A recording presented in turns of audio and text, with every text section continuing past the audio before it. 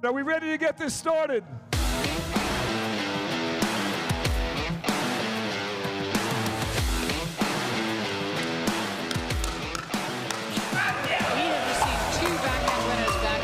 Fire fight at the net, Lee Whitwell.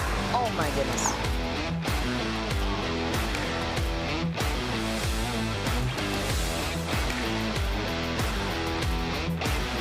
Thomas Wilson is so fast.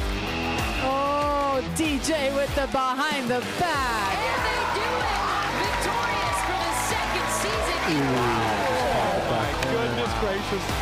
Wow, wow, that was amazing. If he wins this one, his team wins. Great, wow. My goodness, what a battle. The second comeback of the night. Everybody, you got a standing ovation on that shot.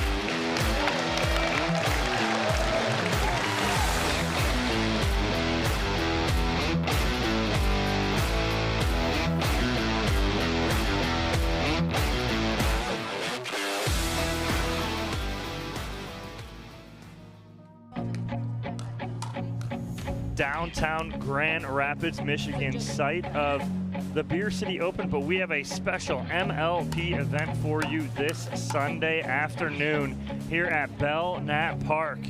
Got a nice overview of Belknap Park right there. Beautiful camera angles as our players begin their warm-ups here on center court. Thank you guys for joining us. We are doing everything we can. We've had a massive storm come through late last night and into the morning, and it knocked our internet out, but we are on a hot spot right now. We're doing everything we can to keep you up and running and in the know with everything here on Championship Court at our MLP event. We are recording everything so that you guys understand. We are recording, and when we do record, we will put that up on the MLP Facebook and YouTube pages. So even if we do go down for some odd reason, we will have that posted on Facebook and YouTube so you can go back and watch that yourself. Again, thank you guys for joining us. We're going to dip right in and take a look at our rules and how we're playing here for MLP and for the Pickleball Night in America. Your team format, which is powered by Duper. Men's, women's, and 2 mixed matches. So 4 matches. Games will be to 21, win by 2. It's modified rally scoring, though. If you guys haven't seen any of the MLP events, it's rally scoring. Once a team gets to 20, they freeze, and it is regular scoring for them. The other team still has rally scoring and does a good job. They can catch up, but a new implemented rule, when they get to 18, they will also freeze. So it could be at 2018. Players remain on their side for serves and returns, so you're playing from the same side pretty much the whole match unless you start stacking. If the serving team wins the point, they continue to serve, but they alternate serves between players. And Mike and Diane, right? Bob between players. Michelle, sorry. No. Whoever starts to serve, the opposing team is determined whether the score of the serving team is an odd or even number. What are they called? And your Dream Breaker rules. One team first discloses its 4-team singles rotation order. Opposing team then will acknowledge and counter designates its singles rotation order. Each team then rotates in 4 singles points. So they'll play 4 points and then they'll sub out until the tiebreaker has a winner. Modified rally scoring in the game to 21, and you win by 2, so same scoring format. So our matchup here, first match of the day here on Championship Court is Team Lager versus Team Amber. So Team Lager here on court, we're going to kick it over to Lee Whitwell, and Lee Whitwell is going to introduce our players. Thank you guys for coming out today. We promise you a fun-filled afternoon. Our first lineup, introducing Team Laga, we have Dylan Fraser. Alongside Dylan Fraser, we've got DJ Young.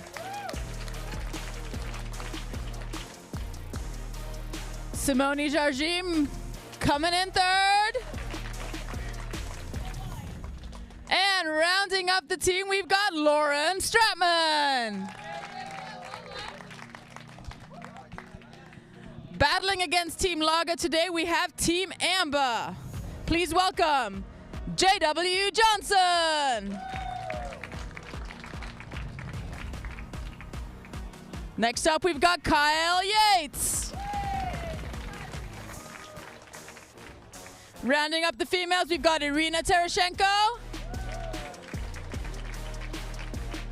and Anna Bright. Joining us today, we've got our head referee, Ron Ponder. Second referee, Mike Baumgartner. And last but definitely not least, our tracking referee, Michelle Baumgartner. Back to you, Dom. All right, thank you, Lee, for those player introductions. We're about ready to get started here. Court still may be a little damp as the players were a little skeptical as we started their warm-ups to it being a little damp, on the damp side still. So we'll see what is going on court as Lee finishes up with her player introductions, and Lee will be joining me here in the booth momentarily. But as you saw, our teams here are ready to go. We have some very good matchups for you throughout the day. And how we are working this is they will play this MLP format. And then what is happening, we'll have 2 MLP format matches. The next matchup will be right after this, and then once that is done, the 2 winners will face off for the championship here at the Beer City Open MLP version on this beautiful Sunday overcast afternoon. And Lee's back. Lee, Hey, Dom, how's it going? thanks for joining me. Thanks for having me. Always fun to share the booth with you. We'll have a fun-filled afternoon here as the players started to warm up, almost looked like they were ready to go, and then a little light mist impeded things, and they're just waiting for the courts to finish drying up. But first and foremost, what do you think? We have a little bit of a rule change as we're continuing to grow with this and the new format and the moving forward with rally scoring and things like that. The new format, when a team gets to 20, they pause and it's regular scoring. It used to be the team would come all the way back rally scoring, but now we're putting a halt when they get to 18. What do you think of the new rule? You know, I think we're trying something new to see how this works.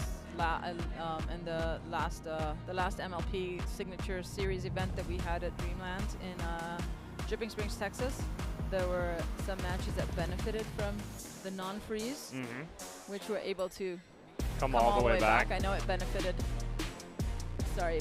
our team, but and then it hurt some teams. So this is maybe a little bit of a compromise, stopping at 18. Yeah.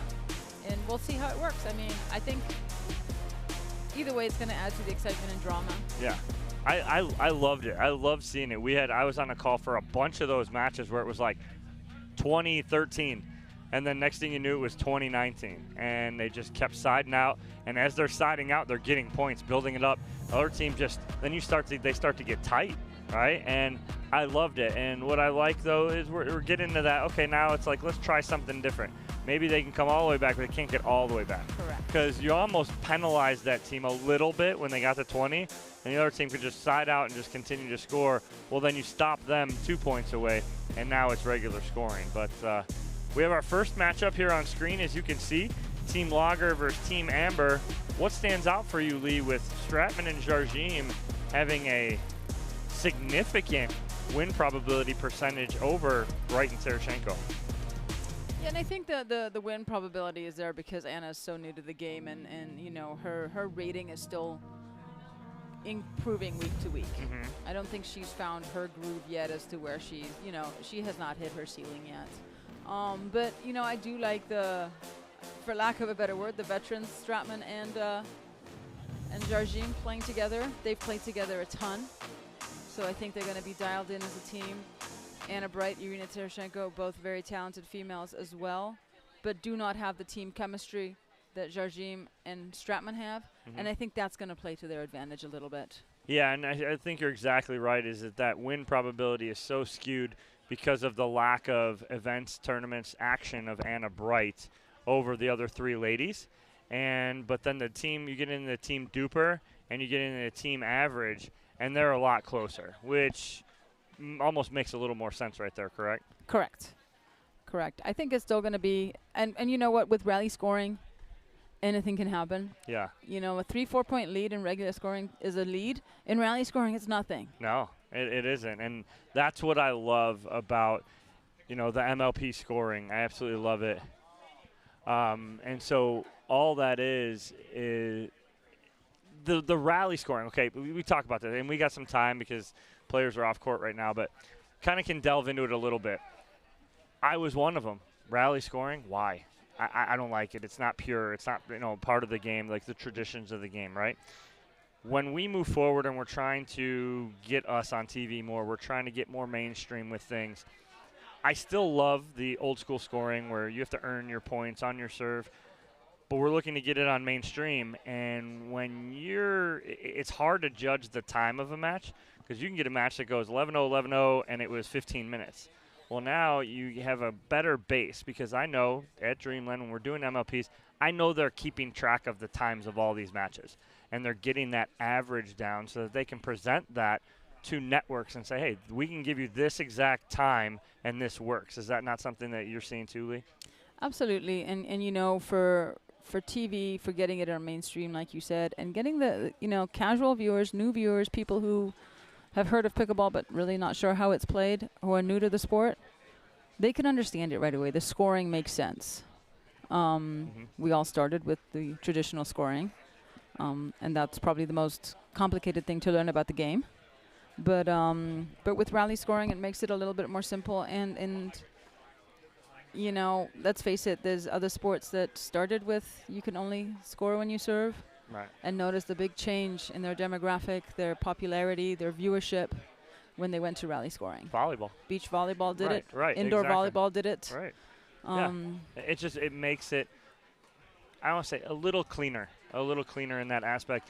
We have Seymour Rifkin is right behind us in the booth. We've had conversations with him. I had conversation with him today, and we talk about that. We talk about when we're introducing players to the game, what is one of the first things you're doing with them? You want to get them, one, on the court. I want them hitting the ball. The last thing I want to do with them is confuse them with any scoring or anything crazy like that. I want them to fall in love with hitting the ball over the net, fall in love with the laughter, the fun of the game. And then last, I want to teach them the scoring and all the intricacies of the rules. I want them to fall in love with getting on this, 44 by 20 court and loving the game, and then we'll get you to the rules. But I think by doing that rally scoring, it does make things a little easier for that brand new player to say, hey, you're going to get a point on every serve. You're going to have a point. Whereas, you're only going to score on your serve. You're switching sides. When can I switch sides? Am I here? Am I there? So it just kind of makes things a little simpler to a point. But you're still going to have those people who are like, no, I don't want that. That's not the purest. 100%. And, pickleball is the fastest growing sport in this country. It's starting to gain popularity overseas. And if we want it to continue in popularity, we want it to continue to grow, then, we've got to be risk takers, innovators, change some stuff to see if it works. It's new enough that we can implement these changes. Right. Exactly. So we're trying to compete with sports that have been around for hundreds of years, right? And pickleball is still so fairly new. 1965. I mean, we're not that old, Lee. There are others out here that are playing that were born before the sport was invented, right? Find me someone that's older than baseball, basketball, football. Like, find me people you can't, right? They've been around for hundreds of years. They've tweaked rules along the way. They've dealt with those ebbs and flows. We're still dealing with that. And so I think that's a good thing, though, for our sport is that we're trying to make it better in ways that down the road it will help our sport. Absolutely. And, we're the transitional players right now. We're the pioneers, if you will. Yeah. The sort of the training ground of like, Mm-hmm. let's see what works, what doesn't work. And I think in 5, 10, 15 years, we're going to have a very different roadmap to the game. Yeah, absolutely. And then let's take a look as we have some great stats up on the board. I mean, the team duper between Lager and Amber, it doesn't get any closer than that. I mean, Well, and they're two beers that are pretty close together. Right, also, right, in right. color and flavor. exactly, right? So why not? So you have your team dupers 24.86 for Team Lager and 24.84 for Amber. And look at the average, exactly the same. So on paper, this should be a close match. But again, the old saying, this is why we play the game, right? Because I could do stuff on paper all day, and I could be like, oh, well, that's the best team in the world. They should beat everybody. But some days it's just not their day. And so, but this is a pretty even matchup, you say so? Absolutely. I mean, Team Duper 24.86 to 24.84. It means that Team Lager has an ever so slight edge against Team Amber.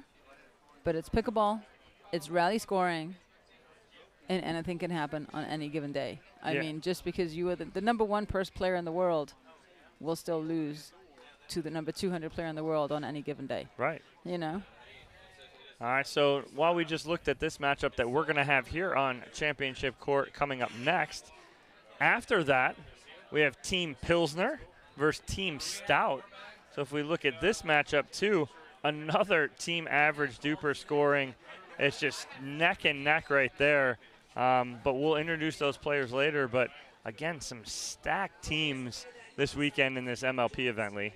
Absolutely, and it's, you know, for the viewers who are watching at home who are you know, excited about MLP, this is just a little teaser event prior to our second stop this year in Newport Beach, California in a couple of weeks, where our second signature series event is going to take place, where the 12 teams that will battle it out again. Yeah, and again, I'm biased because I'm doing all those events, but I love the format. Me not coming from a tennis or racket sports background, I was a baseball and basketball player, so the team aspect of it is what I love. And from the first MLP event, and I was there for it, on the call for it, I left there going, how do we do tournaments again? I know. How do we go back to that? And we had a tournament the very next weekend, and you kind of got back into that ebb and flow of things. But we go to the MLP events, and it's like, wow, the atmosphere, the team camaraderie, you know, you seeing the four players together, the owners are there, the teams have like fans that are following them around. I love that team atmosphere. What do you think of it, Lee? Oh my God, it's, you know, Major League Pickleball. There is nothing else like it. It's a team event. We all come from a team sports background at some point in our lives, whether it was in college, high school, you know, intramural or rec, and we've all been part of a team, and we know what it's like to compete for everybody, not just yourself. Yeah. And your team is there to celebrate the wins and commiserate on the losses. And I think the fans love it because they can get behind a team, they can cheer loud, and the energy is electric.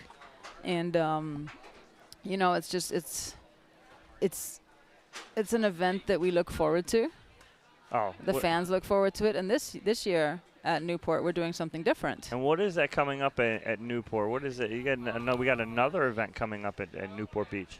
Correct. In conjunction with our second stop, our tour stop, we've got a Duper Waterfall tournament, which is the largest prize pool in amateur prize money history.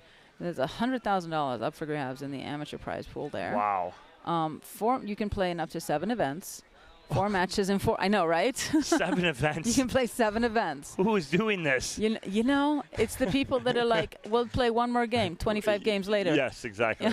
So it's 4 matches in 4 hours, and it is, you're grouped by your duper, and it's a phenomenal event. You know, we are 90% full, so if you're not doing anything first weekend in August, if you're coming out to watch MLP and love pickleball and play pickleball, please sign up. We've got spots for you. Where would you We'll rather take be the end of August than Newport Beach? Well, beginning. California? End of August. End of August, I'll be there with my feet up. Right, okay. Beginning of August. Beginning of August. Beginning of August in Newport. I mean, anytime in Newport Beach, it's beautiful there. The facility's right near the water. I mean, you're a 5-minute drive, if that, to get to the water. It's absolutely beautiful. We love going there. Been there a couple times. Looking forward to going back again for we got 2 more weeks. Less than 2 weeks. Less than 2 weeks. We'll be back there again. And they get to hang out with us. Right, exactly. I mean that's a win-win. Right, exactly. So, play in the waterfall. Yeah, watch Duper. Use your Duper. Play in the waterfall. Watch MLP. Come hang out with Dom and myself. It sounds like that's a week-long event. I mean, to do all that. that's a lot of pickleball, and I love it. I love it. I absolutely love it. So, cameras are still covered. We're still on a delay here. We do have a Vaptor though on site. So as soon as we can get that out here, it'd be pointless to run it while it's raining. But if we get that Vaptor, you guys that don't know what that is a court cleaning and drying. Oh, I thought it was the new machine. The new character in Jurassic Park. Oh, the new Jurassic Park. Nice plug right there. Right? Where's our money for saying like, that, for plugging that? Is that a new dinosaur that I had not heard of? If you guys don't know what the Vaptor is, go ahead, look it up. It's a court cleaning and drying device. First time I saw it was at the U.S. Open this past year. They used them on the courts, and they dry the courts nicely. They're impressive. Yes, they are. And if you think the courts are wet and they don't look too wet and you use the Vaptor on it, it's amazing how much water that thing grabs from the court. Mm-hmm. Absolutely. So, again, still here in a pause. But, again, we've talked about the waterfall event in Newport. What is that going to be like, changing the game there for amateurs and some prize money? What is that like for the amateurs? Because they're seeing the pros out there, winning money, playing for some money. There's always been talk of stuff like that. I run some events in Florida for some amateur prize money, not $100,000, but in getting them something other than a medal or a T-shirt or things like that. How important is that to an amateur? I think it's going to change the way the amateurs maybe look at the sport. And one of the things Duper's doing is cue music. One of the things Duper is doing is using this rating system. It's a dynamic universal pickleball rating, and what it is it's based on your play. The algorithm takes into account who you've played with, who you're playing against, and factors in a lot of math that is way above my ability to understand math, and that's okay. But it comes up with a fairly accurate rating for yourself, and if you're going to put prize money into the amateur pool, we've got to have level-based play. Your top 8 teams are going to battle it out, and there's a top 8 teams. You want to eliminate sandbagging. You want to eliminate somebody, and unfortunately, I might get in trouble for saying this, but unfortunately, it's true. We tend to play up in rec play and down in tournament play as amateurs. And we're trying to eliminate that. We want it level-based, and we want to give everybody an equal opportunity to win prize money, but in your correct bracket. And your rating is yours. It's not my assessment of your ability to play the game. It is your honest, true rating of how you play and perform on the court, which is the only rating there should be. Correct. And that's always been, it's been the age-long debate in pickleball is the rating. And we've still trying, still tweaking as we go with everything with the rating systems and whatnot and where people stand. The only thing and only level that you throw ratings out the window is at the pro level, because you can the pro's not playing down. You want to play pro, you go up to pro, and that's as far as you can go. Correct. If you're at the top of the game right there, there's not much further you can go and you want to try another sport. But again, if you're at the top of the game, you're at the top of the game. So it has always been a debate. You get those players, but as tournament directors, as Duper comes along and pickleball tournaments has theirs, they're all trying to figure it out. But it is that lifelong debate of, what's your rating and are you sandbagging and things like that. But as tournament directors, I don't want to get in trouble here, but you need to do your due diligence as Correct. A tournament director too. If you're going to put yourself out there and run a tournament and you're just going to let people sign up and they can come in and sign up at whatever they want, and you're not going to look into your players that are playing in your tournament, I'm sorry, but that's not right. You need to be doing that. And I've said that, and I've been criticized for that because, oh, well, I have hundreds of players coming in. Okay, well, I do too. Right. But I do that due diligence because it's fair to every player that comes in and plays. You need to do your homework, and you need to look up your players. And if you see someone, because we see players all the time that are out there, and they're playing unsanctioned 4-5, 5-0, 4-5, 5-0, and then they go in and their ranking on pickleballtournaments.com is 3-5. Right. And they go and play a national at 3-5. And it's like, really? But look at your history of unsanctioned events, and you're winning at 4-5, but you're going to go and play. Like, it's not doing your due diligence. Well, but I think also the other issue is that, yes, they're playing on sanctioned events at a, at their true level and doing well. Yep. And then it comes to a sanctioned event, they have to play at their rating because they're not allowed to play up. So it also, impedes that person who may want to play 4-5 and it's like, look, I legitimately am a 4-5, but the rating says 3-5. No, this is where you got to play. Well, it's not fair to anybody in that bracket. Correct. So there's two sides. You've got the sandbaggers who truly will do anything to get that $2 medal. Those $2 medals sometimes are very important to people, and but you also have the other person who's stuck there because they don't get updated as often. They don't, So we're getting into some hot topics we here, are, aren't we? Like we this, are. you and I are going to get in trouble here, maybe. Probably. I think they're taking us off the air shortly. They may be. My phone keeps blowing up. I don't want to look down at it. I'm slightly afraid. All of a sudden, we just got into some hot topics. Right. And we're giving our opinions, and this may be. And please know, it is our opinion. Yeah. This is not fact. Yes. No. This is our opinion, our fact, but I'll go back to Duper because that's we use it for MLP, we're using it for the waterfall event, we use it for a lot of things, and the one thing I like about it gets updated weekly, so you can see your progress. Now I'm not stuck at 3-5 for 6 months or 8 months or however long it is. Right. It could be a week, 2 weeks, 3 Correct. weeks. Right. Exactly, and that's why too. I'm use the term. I use the saying. It's like Novocaine. Just give it some time and it will work. Correct. Right? And there's Novocaine. You get a shot of Novocaine, doesn't work right away, but give it 2, 3, 4 minutes, it starts to work, right? And I think that's where Duper is right now. It's Novocaine. You just got that shot. Duper implemented their system. Okay, well, the more sample sizes we get, the more people we get in the system is going to balance everybody's rating out. At first, people were looking at it going, well, how am I that? Well, just give it time. Right. Give it time. Continue to use it, and then it will show exactly where you're at. And I think that's where Duper is at, and that's why, again, we're talking and we want to bring Duper into our clubs that we're opening in Florida, the Pickleball Club, because we think and we believe in what it's about. And also the transient nature of pickleballers right now.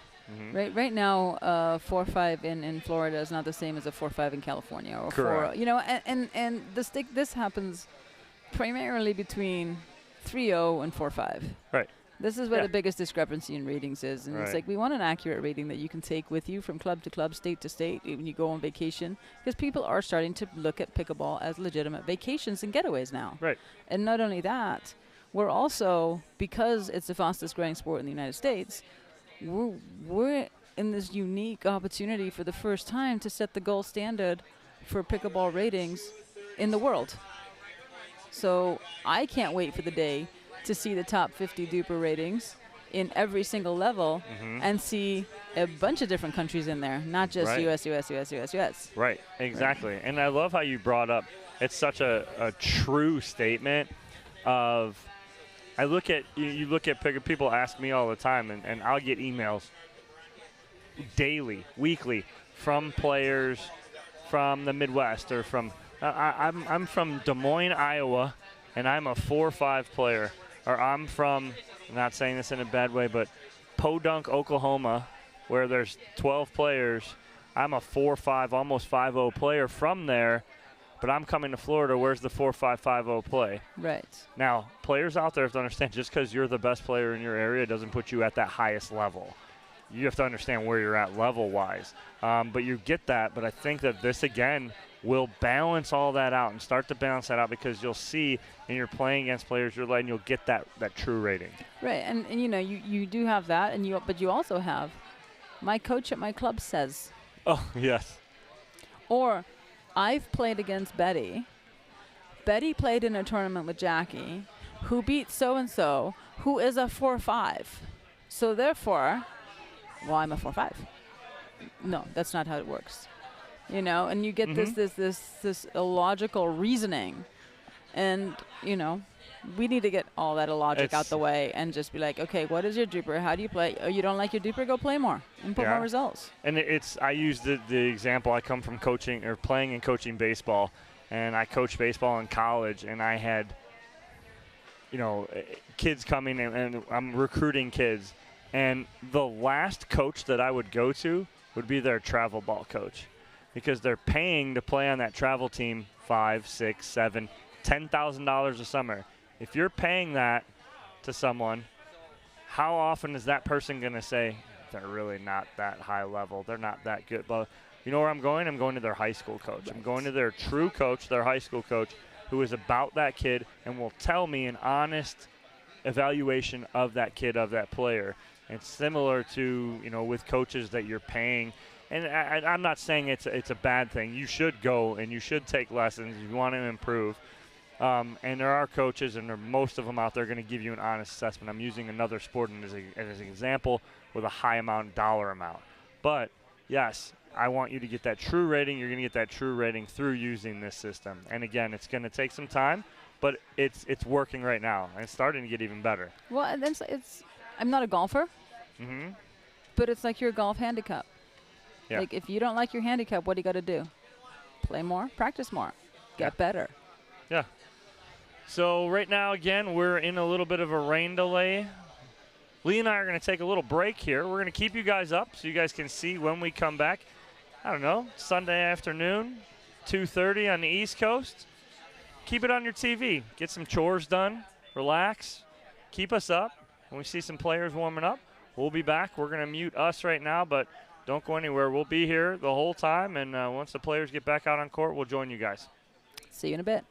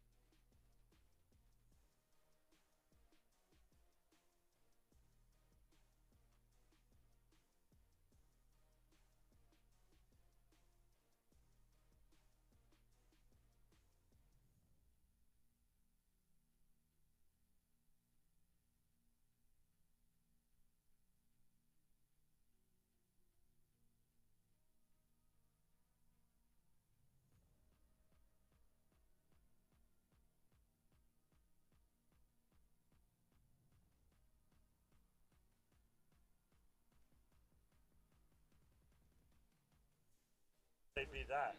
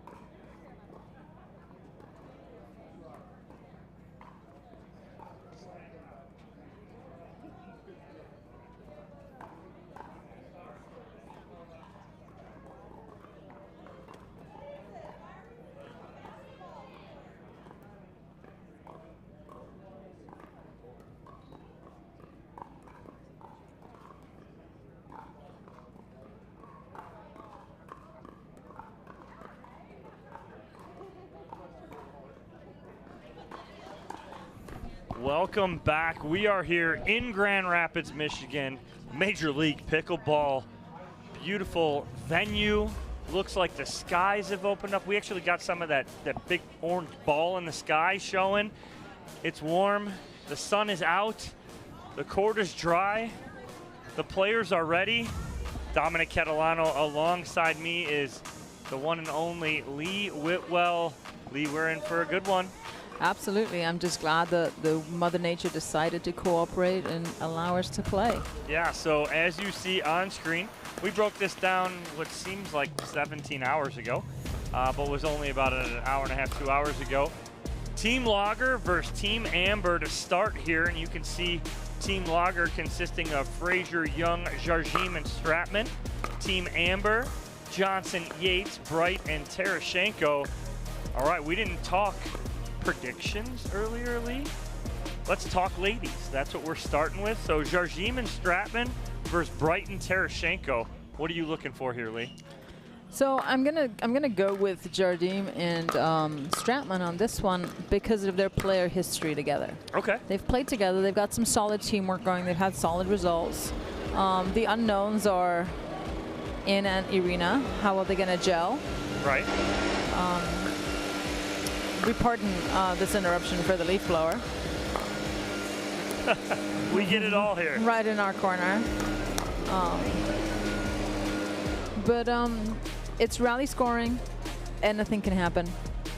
You know, as we talked about earlier, a 5-6 point differential in rally scoring means nothing, especially because the winning team freezes at 20. Catch-up team freezes at 18. Yeah, so again, that's a new rule here thrown in there, is that it used to be rally scoring all the way throughout. Team gets to 20, they stop, traditional scoring. The opposing team still has rally scoring, can catch all the way up. Well, we're not letting them catch all the way up. We're stopping them at 18.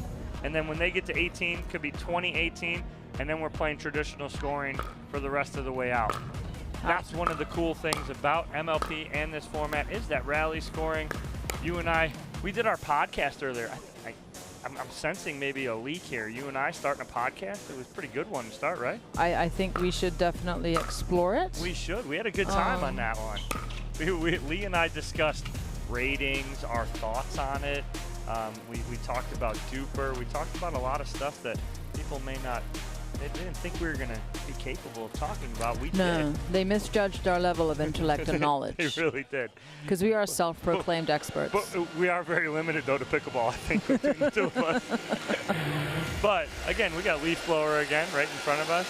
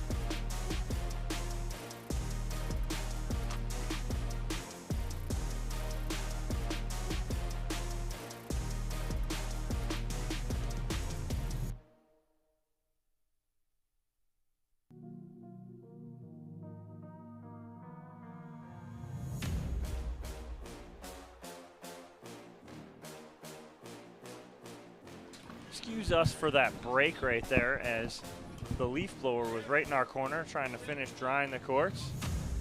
And players look to be ready to go. We're ready to go. Is Ron Ponder ready to go? Ron Ponder, our USA Pickleball certified referee, is ready to go.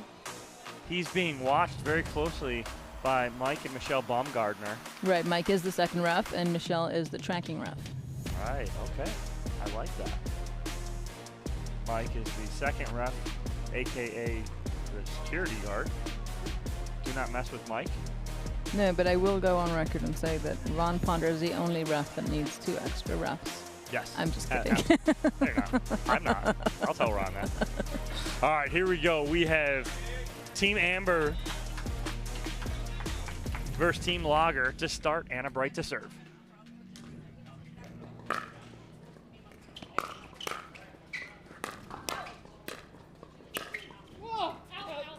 Just out as Tereshchenko backs up into Anna Bright, but all is good. Irina just said we're loud. We gotta be quiet. We gotta be quiet. We'll whisper. It's pickleball. It's a loud sport. And she's joking. I know. If I have you to give her a hard time. Oh, absolutely. And you know she's joking. Yes. Irina's out here having a good time.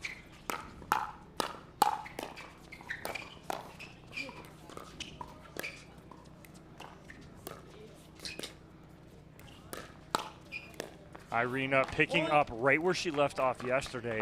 She played with Lauren Stratman. She was so hot in that match. She was on fire, did not miss pretty much anything. Played so well yesterday. And right out the gate, taking the role as the alpha player on the court.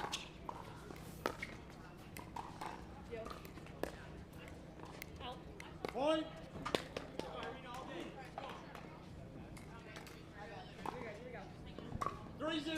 Quick 3-0 lead here for Team Amber.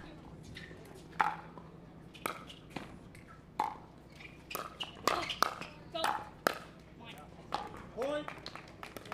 Now, a 4-0 deficit in traditional scoring is a lot right now, but in this rally scoring format, It's one stop. yep.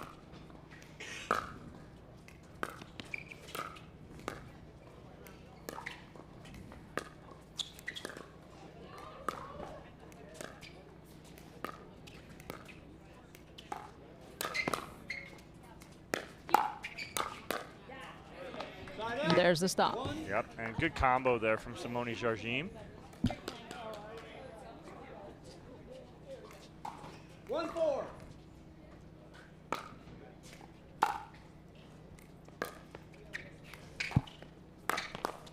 And nice speed up there from Jardim. She goes right at Anna Bright. And like we said, the rally scoring, just like that, they're within 2. Right. And with the rally score, and it is interesting to note that most of the points will be run on return of serve. Right. Yep, exactly. And that's what happens in traditional scoring, too. That's why you get so many side outs. So many points won by the returning team.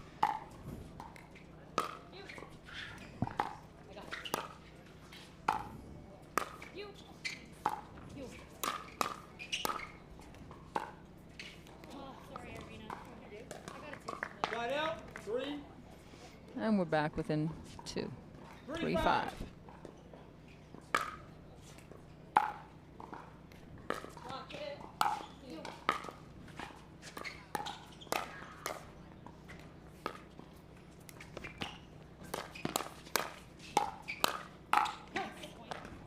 Nice combo there from Lauren Stratman. And talking with Stratman after yesterday, she's using a different paddle today. Her paddle was broken for most of the weekend, she said. She's been hitting the ball super hard.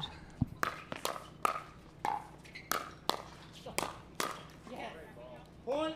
This right here, I was being asked earlier in the weekend, and I get asked this question a lot. 5-5. What is the matchup you like? What do you like to watch more, women's, men's, or mixed? I'll get to that in a second. Let's get.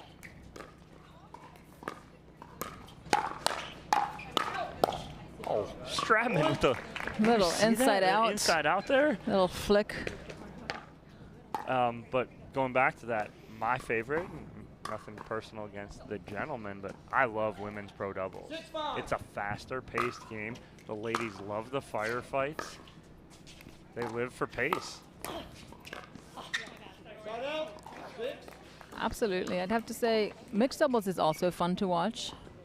Strategy-wise. Strategy-wise. I love it, right. 'cause Absolutely. That's the chess match. It's the ultimate chess match in mixed doubles.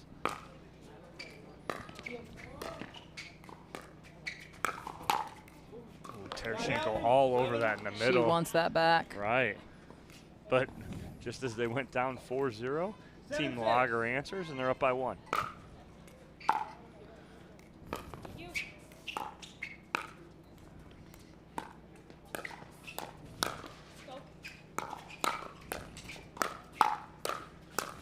Right on cue. The firefight right there. I love it. And Q firefight. Yes. These ladies just such good hands. They make that look so easy right there. Absolutely.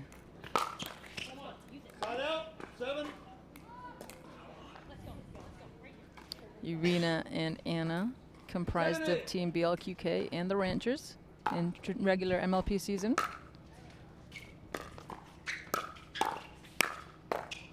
And Laura and Simone, the 5s and the bus. Love how Stratman, if you were able to watch that right there, when Irina hits that ball back to her, she moves her feet, clears some space, and gives herself enough room to hit that two-hander.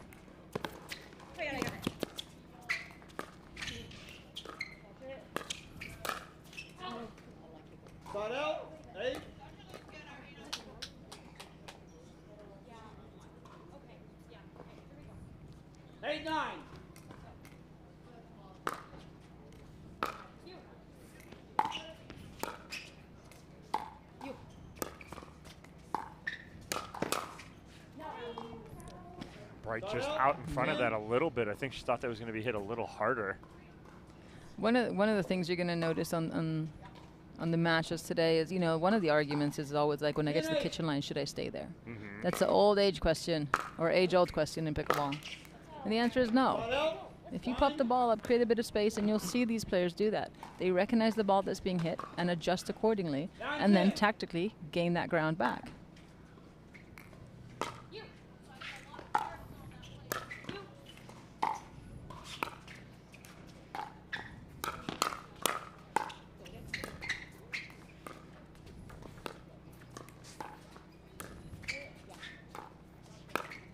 It's so funny you bring that up, because I had that conversation during the rain delay with an up-and-comer 4-5, 5-0 player that's looking to get into pro pickleball, Monica Piekarski from Arizona. Very good player. Get to that in a second of our conversation about that right there. You know, of talking about at the kitchen line. We had a nice discussion. A side out here. Not side out, side out. Side out, end change? End change, 11-10. Team Lager up 11-10. But we were talking strategy. I had a great conversation with her. She's asking me, she's like, you know, where do you think, you know, toe that kitchen line, back up off that kitchen line, you know, talking about that and the women's game especially. And I said, well, look, I'm like, look at, you know, new player, you know, you got Paris Todd, right? Paris does not like to toe the kitchen line. She plays a foot, 2 feet back. Look at the Waters, Annalie and Lee. They like to play off that kitchen line. A lot of the ladies, especially because the game's faster at the women's pro level right there, I like taking that step back. And what it does, it gives you room. If you're athletic enough to be able to get a ball that's up near the net, why not? Clear some space, give yourself some room. Absolutely, and with the introduction of that two-handed backhand swinging volley, you know, taking that step back allows you time to recoil as well. Right.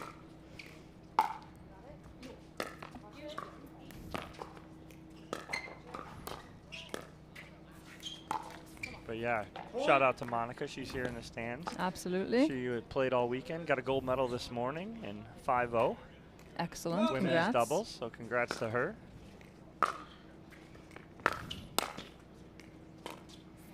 It's a good drive right there from Simone, though, on the third. Just couldn't finish the fifth.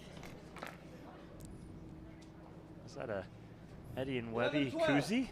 It is an Eddie was Webby, shown yes. right there. Of course, Eddie's on camera, and he's got to go and show the Eddie and Webby koozie. That's a good ball right there from Jardim, right down at the feet. So hard to pick up. And talk about that a little bit too, as you get into those firefights, and those firefights mostly are waist high. The team that comes out on top usually is the team that can get on top of one of those and get it down at your opponent's feet. Absolutely. Finding the ground is key in pickleball. Ooh, right at the right hip of Tarashenko. Just as you were saying, you know, Tarashenko could have rolled that ball a little bit more and found the ground, but she found Lauren's strike zone instead, and Lauren had an answer.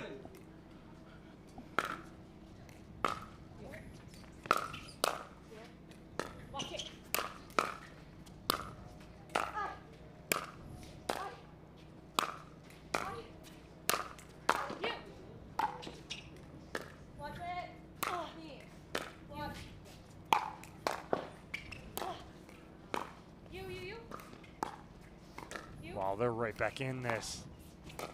Now in control. Yep.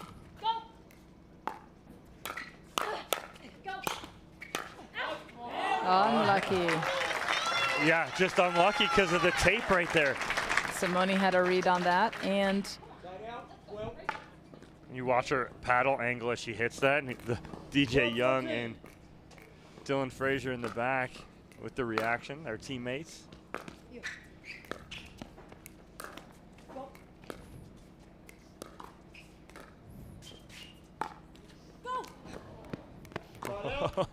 Scrapman yelling at Jardim, go!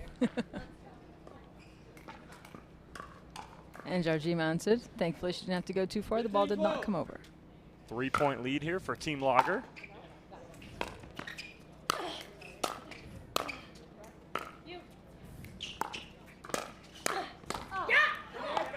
Attack going a little high. Anna Bright able to answer with a two-handed backhand down at Jardim's feet. Fired up Anna Bright. 13-15.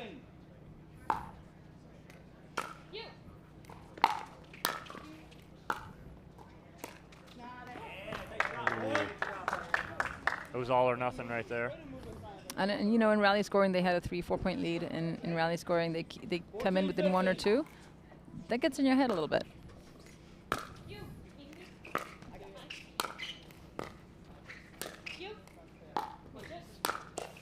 That's a great ball right there from Stratman. She right at that right hip of Anna Bright. Jamming the backhand, making that backhand come across.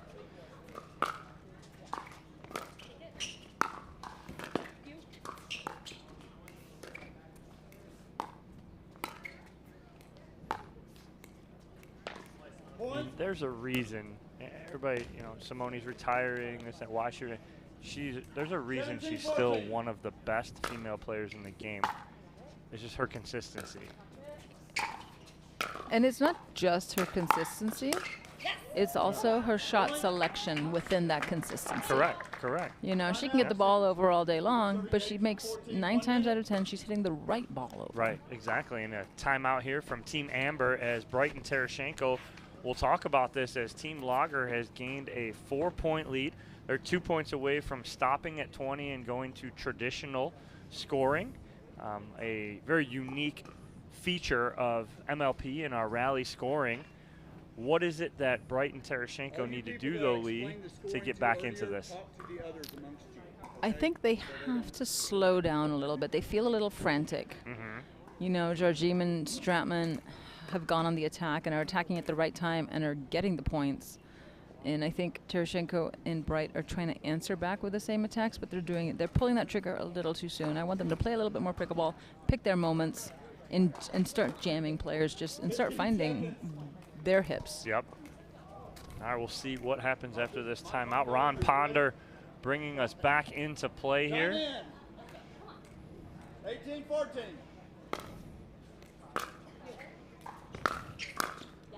Point. That's such a good drive right there from Lauren Stratman. So low, good pace. But again, she didn't hit that 100%. Hit about 80 with some nice dipping motion.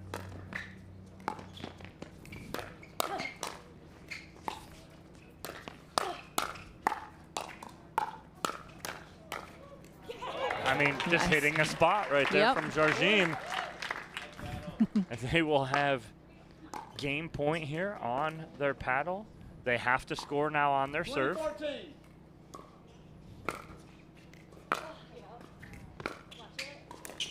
And there it is. Great drop there from Lauren Stratman. Change of pace. And game number 1 here, women's doubles going to Team Lager. They'll be up 1-0 here as we move into men's doubles. Lee will take a quick commercial break.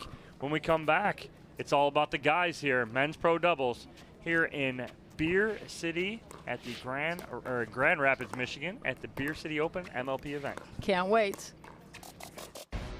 Pickleball Night in America, presented by Major League Pickleball, is sponsored by Franklin.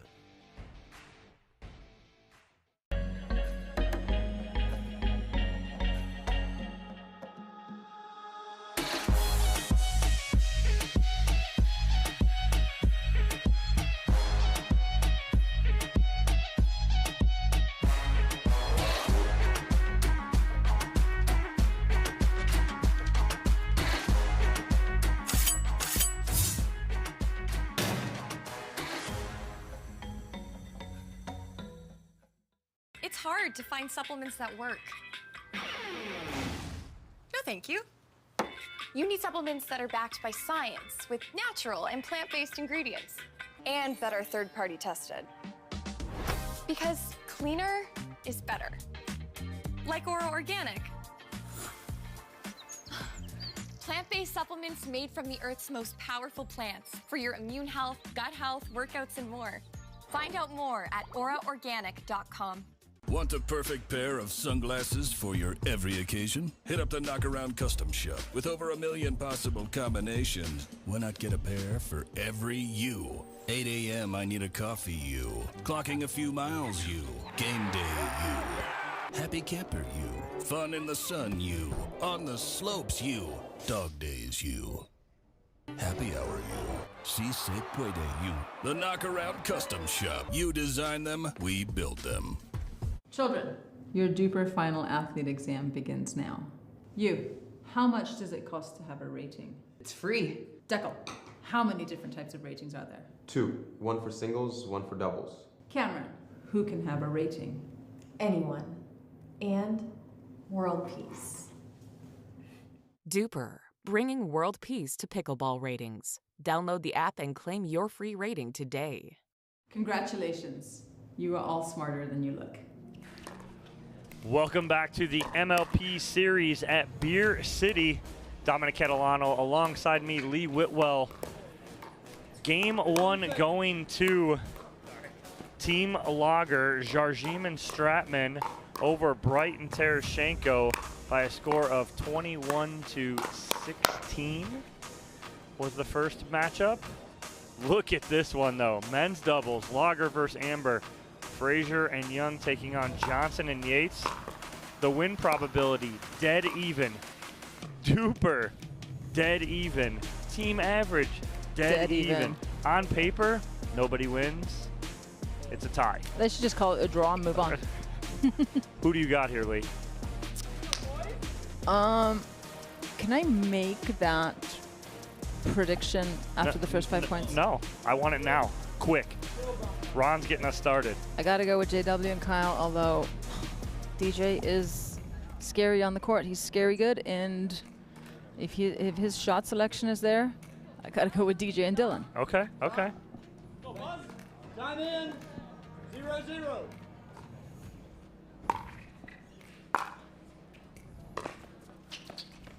Side out, 1.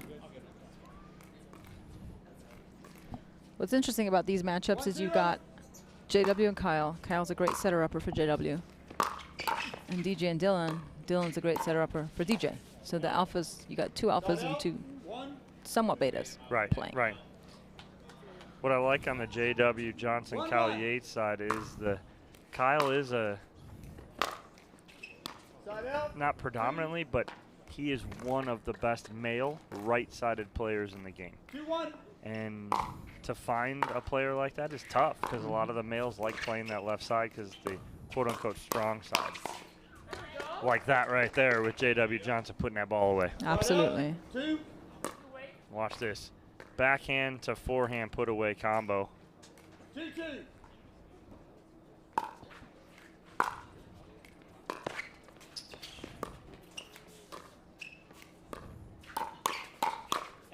Yeah, and you talk about, you know, male right-sided players. I always think of 3 right off the top of my head. It's Kyle, Adam Stone, and Colin Johns. 100%.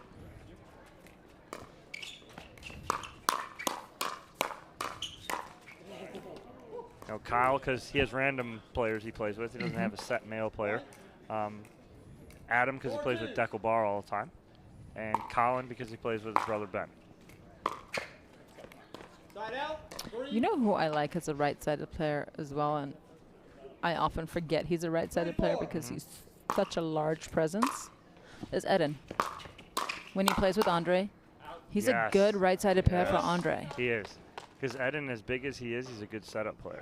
He really is. Got soft hands, good touch, and does set up Andre nicely. So, yes, I will now add Eden to that. I'll grow from 3 to 4.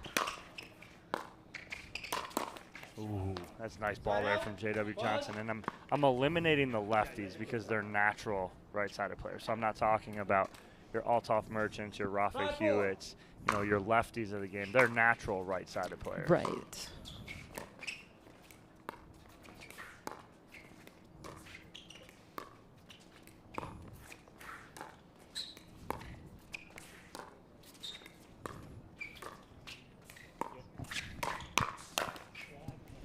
JW's having none of that against his partner, Dylan Frazier. I'm waiting for the 2 of them to kind of exchange a laugh after one of these battles, because they will. They are great friends off the court as well. Oh, wow. I think Frazier's almost trying to get out of the way of that ball so he doesn't get hurt. And you saw what Kyle did right there. He picked on DJ, and the way DJ holds his paddle, his backhand grip is a little bit compromised, and he popped that ball up. Oh, and Yates got back involved as he pulled himself off court. Gets back, but just a little mishit. 5-7.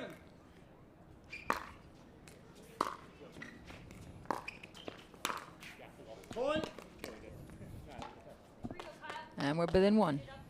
Within 1. 6-7.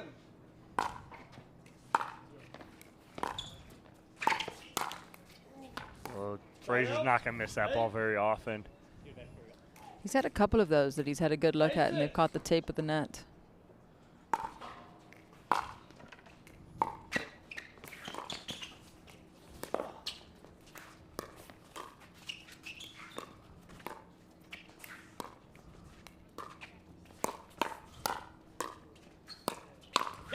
Oh, wow. Big forehand from J.W. Johnson. But into the net, Frazier and Young within 1.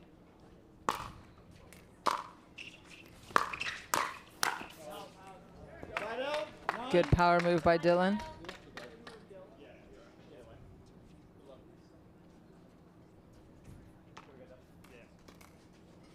Nine, 7.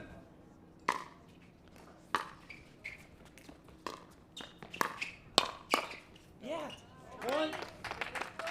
Kyle loves that out of J.W. Johnson. One of the things that a right-sided player is going to do is let that left side run the show. Set you up, and know when that person's coming over, and not sneak in.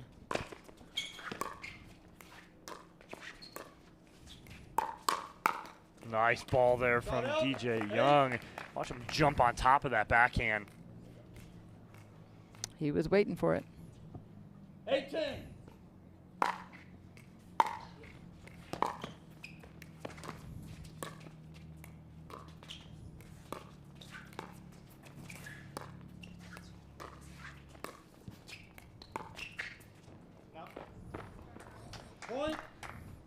Kyle tried to sneak in a lob there. It goes a little bit long.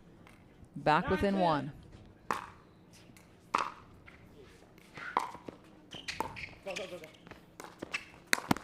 Oh, wow. A big jump by JW. Air J-Dub right there. Watch him jump. Switch ends, 1 minute timeout. That is nice move there from J.W. Johnson. Yates loves it. They'll take a lead here on the end, change up 11-9. We're pretty close here. Frazier and Young not out of this, obviously, with the rally scoring lead. What do they need to do, though, to get back in this, get a lead for themselves? I think DJ's they've done a good job of keeping DJ out of the point and attacking his backhand. DJ hasn't been able to do much with his forehand. If they can find a way to find the ball on DJ's forehand, and even Dylan's forehand too, and you know, do some damage there. What do you think? Yeah, I would like to see, you know, a little more. Again, you get a little erratic with DJ sometimes. That's what you're finding every once in a while here. But when DJ's locked in, like, I've seen him at his best.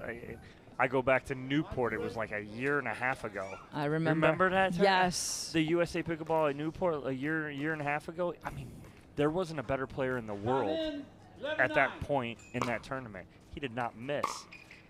And that's the DJ I want to see more often than not. Yeah. Wow, what hands from Frazier and Young, though. He's a high-risk, high-reward player. And in rally scoring, a couple of mistakes can get away from him. And it can sit with him a little bit.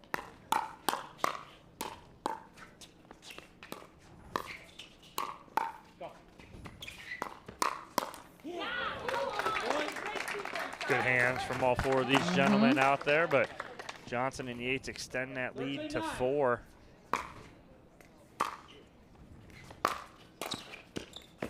Great drop by Young.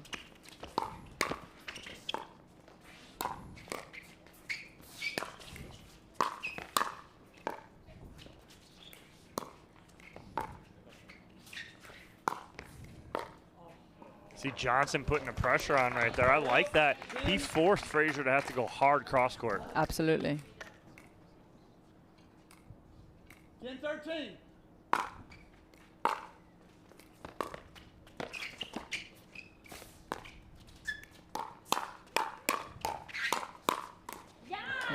They just could not bring that ball down, and it kept sitting chest height on Kyle and JW, and they found the ground. Right. There it is. Right, it was chest, waist, ground. feet.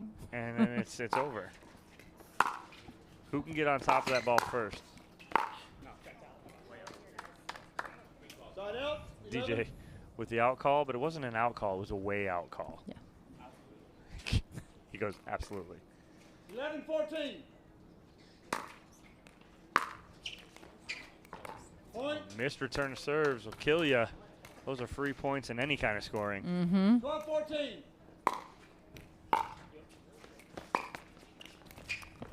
Side out. Yeah, missed thirds, missed serves, missed returns. Serve +1, return +1 in rally scoring, you just don't want to miss. Right. You want to give yourself the best possible chance to score.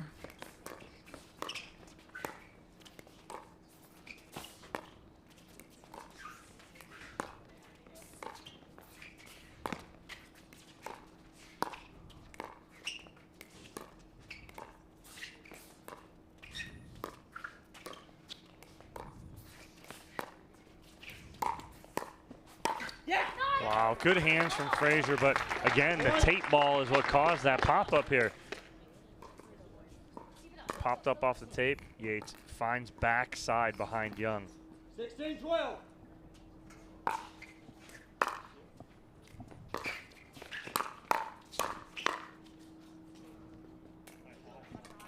Side out. 13. So we talk about it, the team that wins women's to start, always a huge advantage. You don't want to say a must win from your men after the women lose, but it almost is. Yes. Now you have to even this up. If you go down 2-0, now you have to win the next 2 in mixed to force the dream breaker. Absolutely. 17-13. So Yates and Johnson trying to answer here after their ladies lost. Side out. 14. It's almost like Frazier and Young could play a little looser. They have a little less pressure.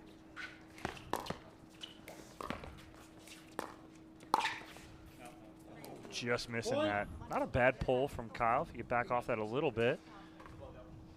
It's a good matrix move from DJ, though. 15-17.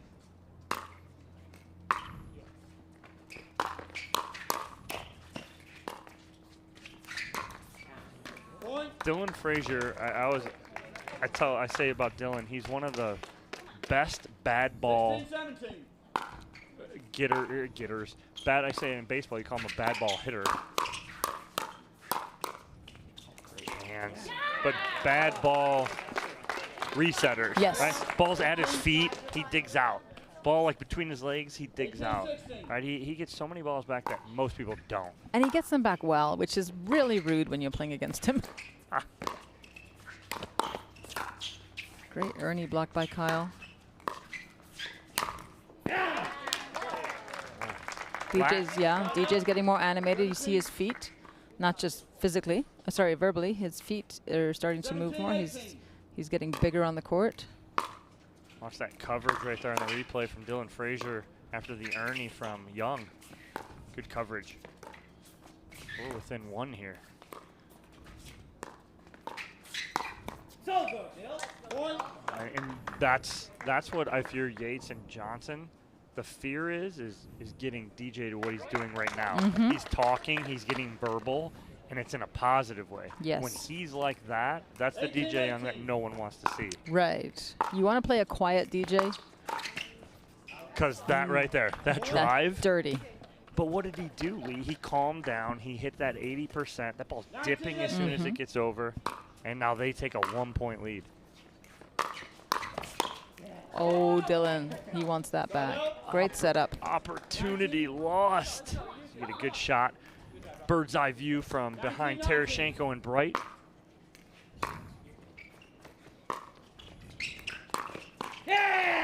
Oh, no. So right now it's 2019. Both teams are frozen. Yes.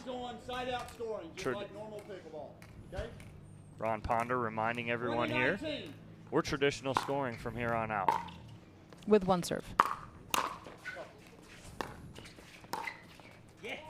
That's a veteran Clutch. move. Yes. Veteran clutch, all the above right there from Kyle Yates. He took so much off that. The one before went out. He's like, not today, sir.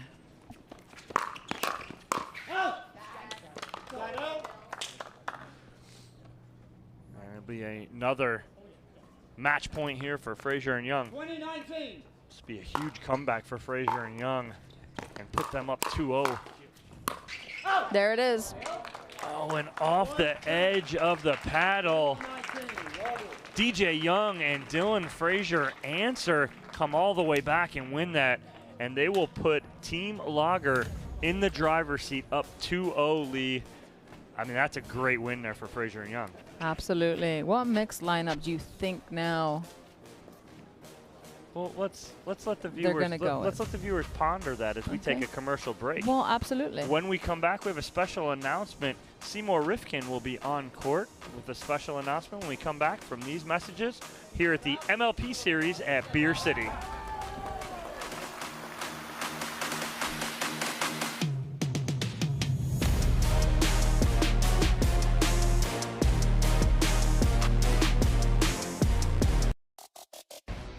Pickleball Night in America, presented by Major League Pickleball, is sponsored by Skechers.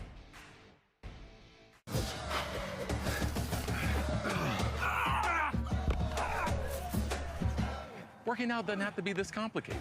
That's why I make walking my workout with Skechers' new Workout Walker. They're loaded with performance and comfort technology, including a carbon-infused plate to add more spring to your step. They're ready for your ultimate walking workout. Just put them on and walk. You guys tired already? I'm still walking. Try Skechers' new Workout Walker. It'd be a lot easier if you just rolled. It's hard to find supplements that work. No, thank you. You need supplements that are backed by science with natural and plant-based ingredients and that are third-party tested. Because cleaner is better. Like Ora Organic. Plant-based supplements made from the Earth's most powerful plants for your immune health, gut health, workouts, and more. Find out more at oraorganic.com. Want the perfect pair of sunglasses for your every occasion? Hit up the Knockaround Custom Shop. With over 1 million possible combinations, why not get a pair for every you? 8 a.m. I need a coffee you. Clocking a few miles you. Game day you. Happy camper you. Fun in the sun you. On the slopes you. Dog days you. Happy hour you. Si se puede you. The Knockaround Custom Shop. You design them, we build them.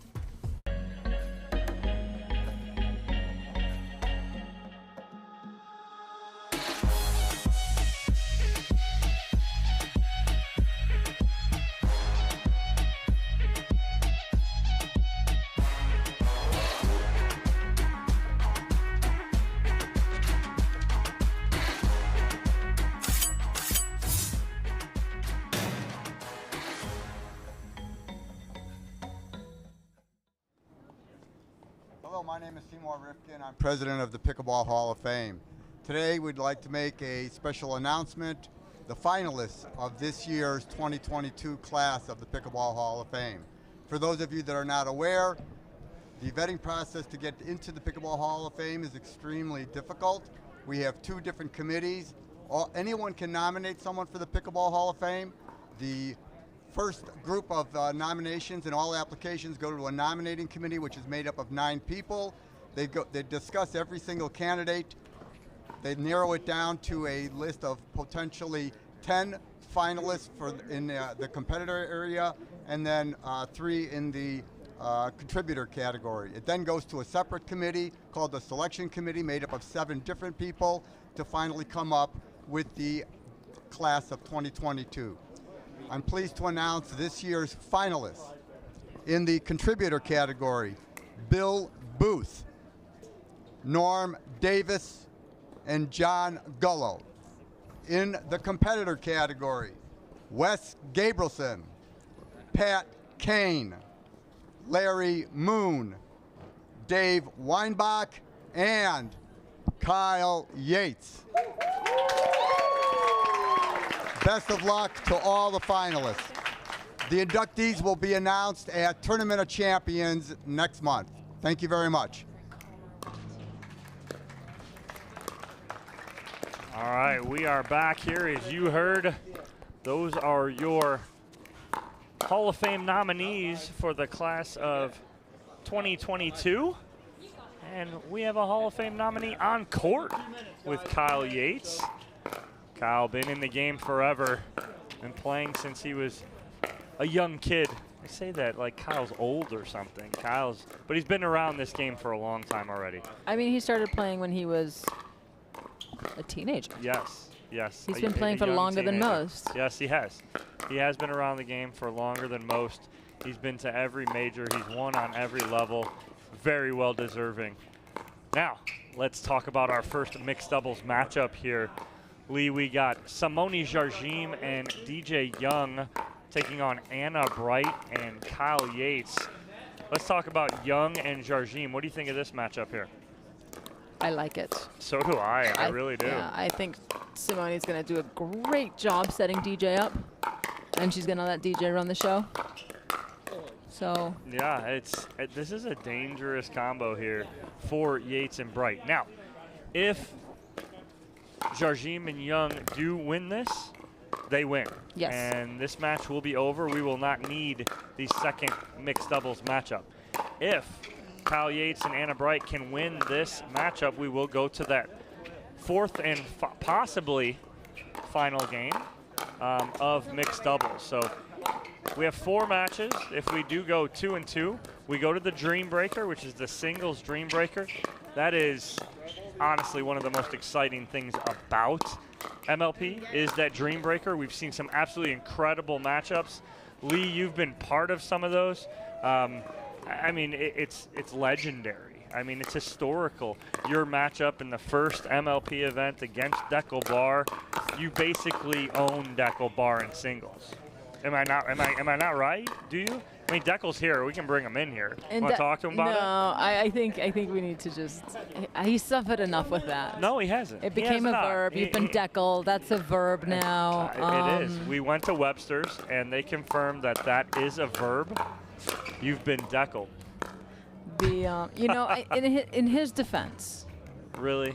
Does he need it? Does he need it? No, the big man? No, he doesn't. He doesn't. No, he doesn't. Never mind. I'm not going to justify his reasoning for letting me own him. Now, the fact of the matter was you played really well. You hit some incredible shots. Deckel could not do much about it. It's not like you're unfamiliar with hitting good shots, though, Lee. You are a tennis background player. You have those shots in your repertoire. It was just the way you do things, the way you're a crowd favorite, the way you get the crowd going. It was just almost about you running into the crowd after you'd hit the winner. So it was all about that too. You love playing to that kind of that emotion of the game, right? 100%. And look, anytime people come out and watch you play, you got to make them feel like they're a part of it. Mm-hmm. You got to make them feel special. The only reason we're out there is because of them. Mm-hmm. So the more we can involve them, the better. Absolutely, and that's why, you know, as a commentator and me being in the booth for, you know, almost 2 years now, I love seeing players like that. Some of my favorite players to call matches are, you know, two of these guys right here, DJ Young and Kyle Yates, very emotional players. I love me some Gabriel Joseph. I love Zane when he is on fire and feeling good. I like those emotional players that I can kind of see and relate to. They're going to look over into the booth, scream at you, look into the crowd. Kyle will end up in the front row if he has to, and he'll high-five the front row. 100%. I want that. I like that. Those are players that you can relate to. Yes. Okay, here we go. Time in, 0-0.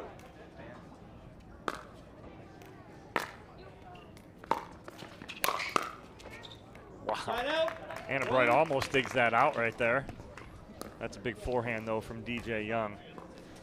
He got to groove those groundies in that last match, so I don't see them going anywhere. Dive. Oh.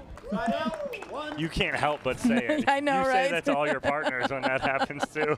You just can't help but say it. 1-1.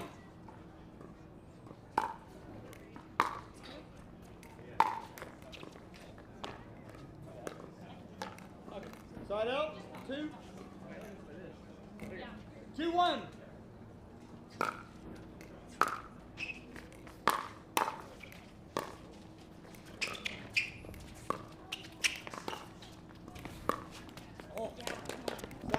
It's tough right there.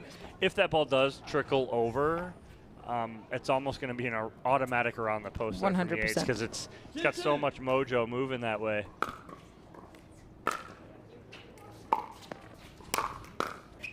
Nice dig from Bright.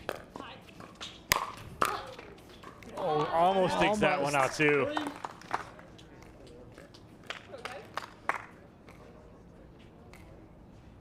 Three, 2.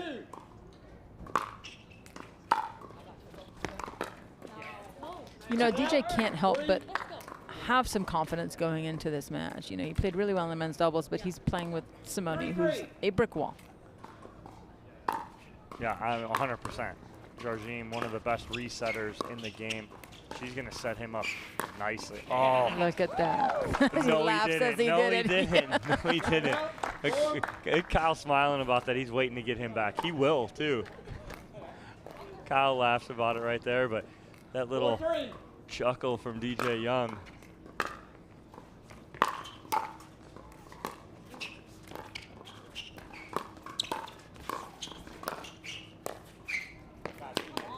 That cordlet there. And Terashenko and Johnson over there hoping they get a chance. But first and foremost, Bright and Yates have to take care of business.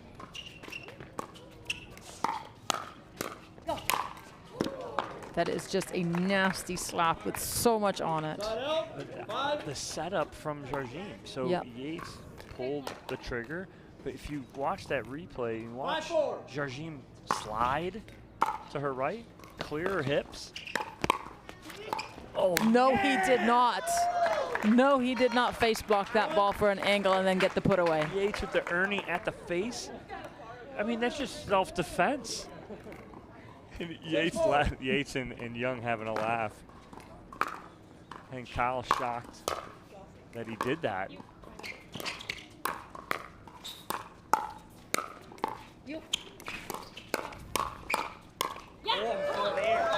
Kyle also an amazing resetter from offense, you know. Yeah. To defense. Well, sorry, he was on defense and he reset that to get the offense.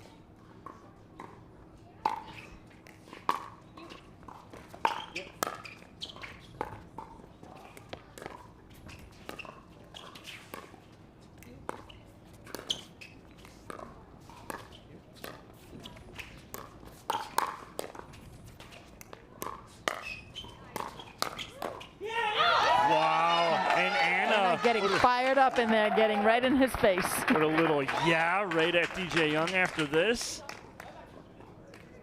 It's a huge out right in his face. All tied at 6.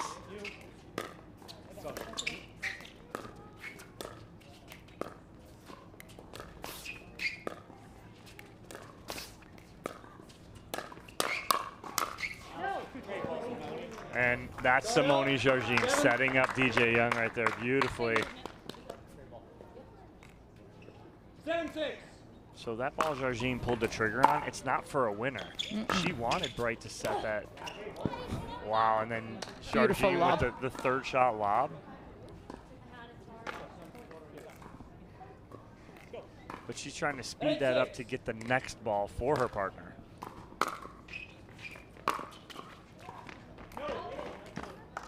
DJ's like, anything you can do, I can attempt. I can attempt. 7-8.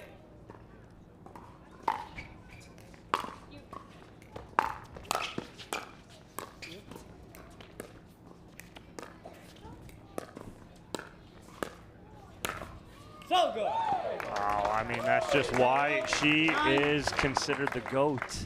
Right there, this shot. I mean, doesn't need to get a lot on it, but needs to hit it in the right spot. But looked as if she was going to pull down Kyle's line. Point. So Jargin and Young pulling away here a little bit. 10-7.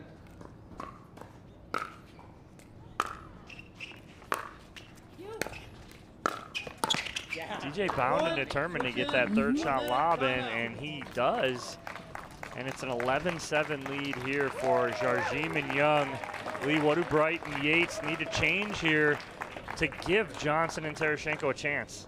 I think they got to go behind DJ a little bit, find his backhand, keep him honest. He's getting very big, coming over in that middle, taking up a lot of real estate on the court.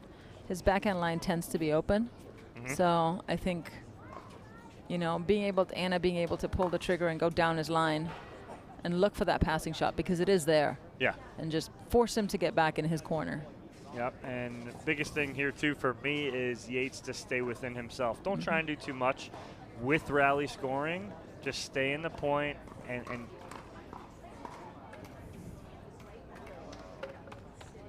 so again, just Yates staying strong. Don't try and do too much. We have the Franklin kitchen shot of the game.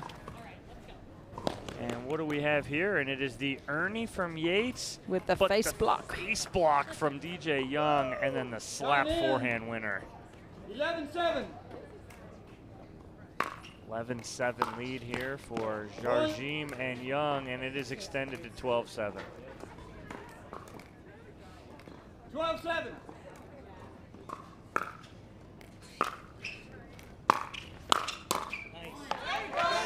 Great job by Anna Bright. Again, clearing space, getting around that two-handed backhand, putting it down at the feet of DJ Young.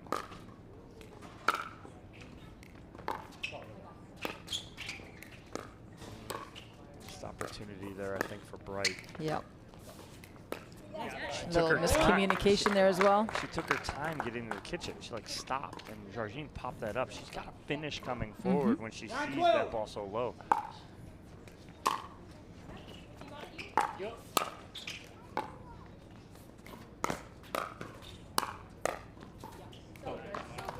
Start out.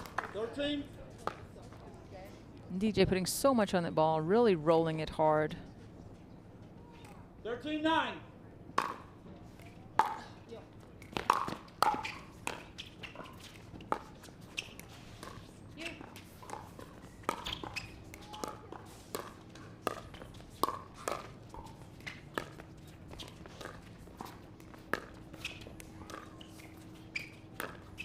There it is, the disguise. I mean, watch how low she gets to hit this shot. Absolutely incredible. Beautiful shot down line. She stays in the squatted position to hit that shot. Way up, DJ says. It's a confident DJ Young right there. 15-9. I wish we could bottle up that confident DJ and give it to him every time he steps on the court. Go, go, go.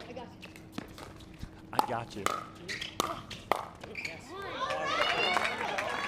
Start out. 10.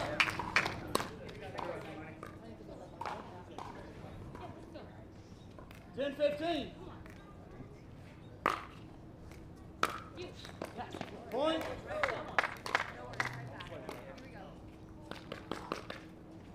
chipping away slowly, back within 4.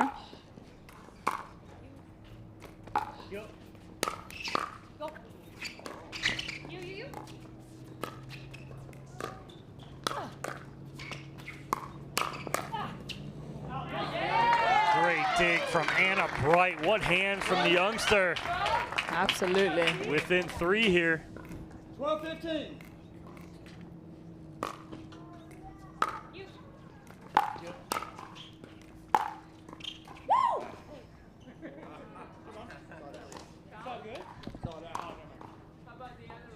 Point 16.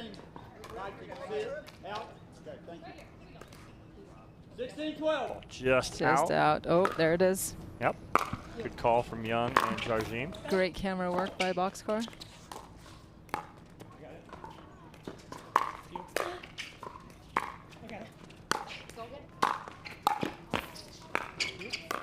Wow, I mean, the fact that Yates stayed out of the kitchen on that. That almost resembled a tennis match, that point.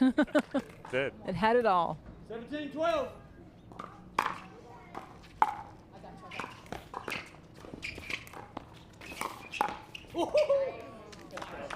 He's confident right now. He is very confident. Timeout receivers.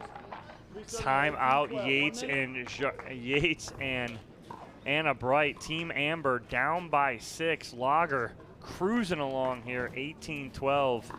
What are you seeing is making the difference here for Jardim and Young, Lee? Honestly, it's DJ's confidence. He is just running the show. He is doing whatever he wants on the court now, and he's not missing.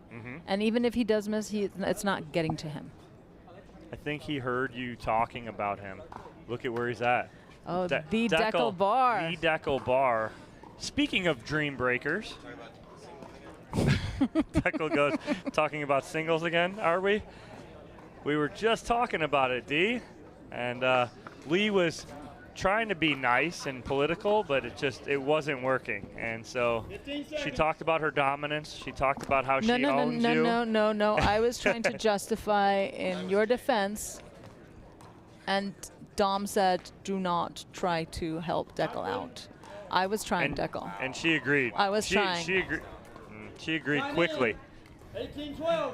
As we come back in here, Jardim and Young looking to end this. Up 18-12. That's a big ball there from Yates. As they get on the board, get the side out. 13. Backhand followed by the forehand put away. 13-18.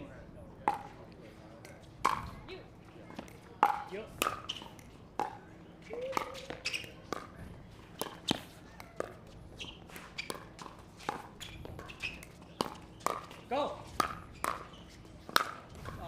Oh, the net court again. Yep, off the tape right there. Nothing Bright can do about that. And Jardim and Young get to 19. 19-13.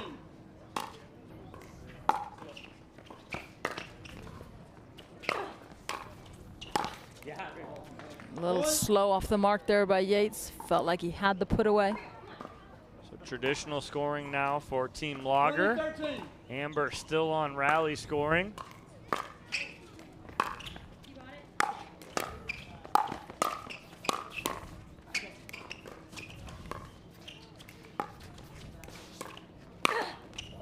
Oh, Bright's going to take that all day long right now.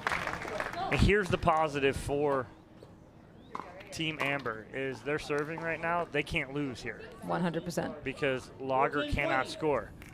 So they're going to be a little aggressive here because they can score and not give anything up. A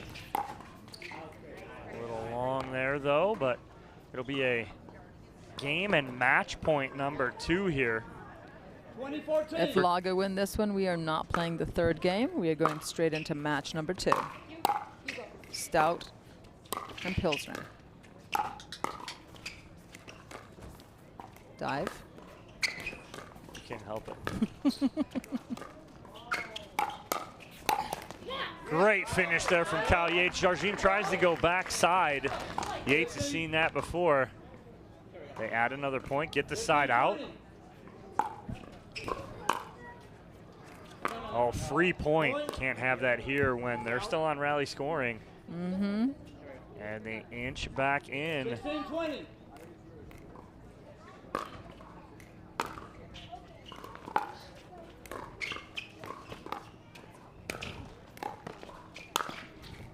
And that ball sails long.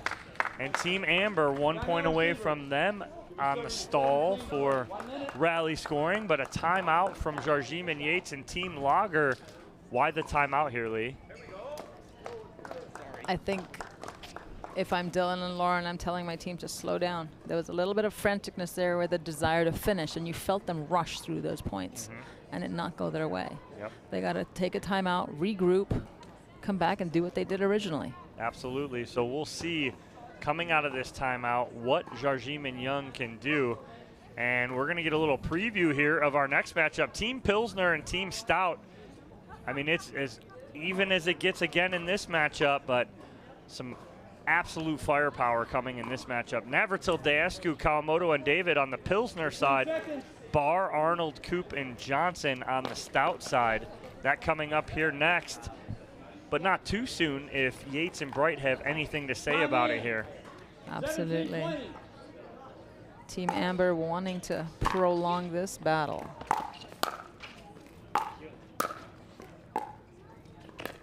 What a combo. Third shot drive, fifth shot drive, seventh shot drop. So great work by Yates. Frozen now. We're all frozen. Side out scoring. Regular scoring here now. 20-18 lead for Jarjim and Young, but Bright and Yates serving.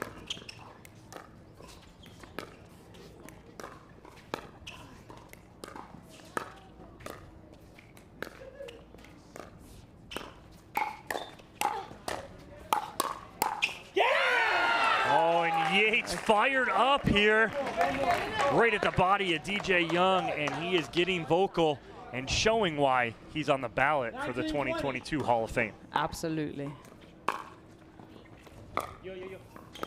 Nice drop from Bright.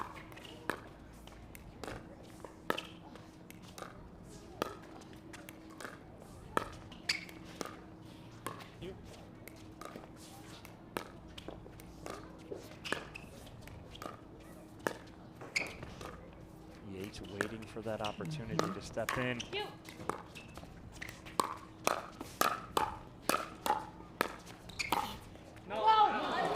Just misses that back baseline. Great hands from all players on that point, but it will be a game and match point number 3 here for Jarjim and Young and Team Lager.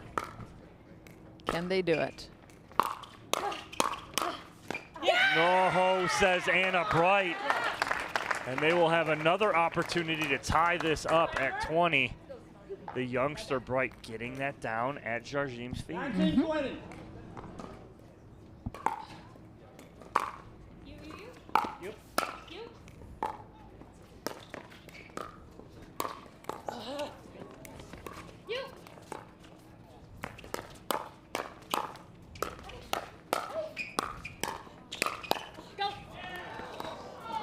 Wow. Don't do too much. Get back in it. There they are.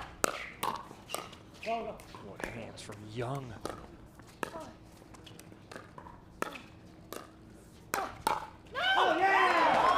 DJ Young saved that point when Bright Several went times behind him. Unbelievable hands. And match point number 4. And that was a right play by Anna Bright going behind DJ, but DJ just being ready. 2019. Number 4 here for Jarjim and Young. Oh, DJ Young with the jump to the sideline. And they're down. And they're down. And they're down. Women and man down. Catching her. What a matchup right there. But Jarjim, if we get a replay of that. Yeah. I mean, Simone, what are you doing? Kyle almost over there holding and making sure she's all right. What a match, though. But it's Team Lager over Team Amber, 3-0 and 21-19 in this last game. When we come back? Yep, we'll be on court. We'll grab Simone and see what happened there at the end. And we'll talk about their victory. And now they are in the championship round coming up later on this afternoon. Don't go anywhere.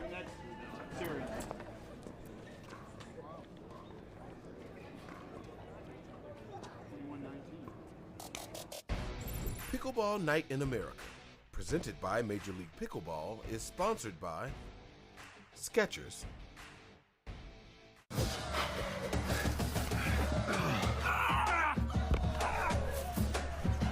Working out doesn't have to be this complicated. That's why I make walking my workout with Skechers' new Workout Walker. They're loaded with performance and comfort technology, including a carbon-infused plate to add more spring to your step. They're ready for your ultimate walking workout. Just put them on and walk. You guys tired already? I'm still walking. Try Skechers' new Workout Walker. It'd be a lot easier if you just rolled. It's hard to find supplements that work. No, thank you. You need supplements that are backed by science with natural and plant-based ingredients and that are third-party tested. Because cleaner is better. Like Oro Organic. Plant-based supplements made from the Earth's most powerful plants for your immune health, gut health, workouts, and more. Find out more at oraorganic.com. Want a perfect pair of sunglasses for your every occasion? Hit up the Knockaround Custom Shop. With over 1 million possible combinations, why not get a pair for every you? 8 a.m. I need a coffee you. Clocking a few miles you. Game day you. Happy camper you. Fun in the sun you. On the slopes you. Dog days you. Happy hour you. Si se puede you. The Knockaround Custom Shop. You design them, we build them.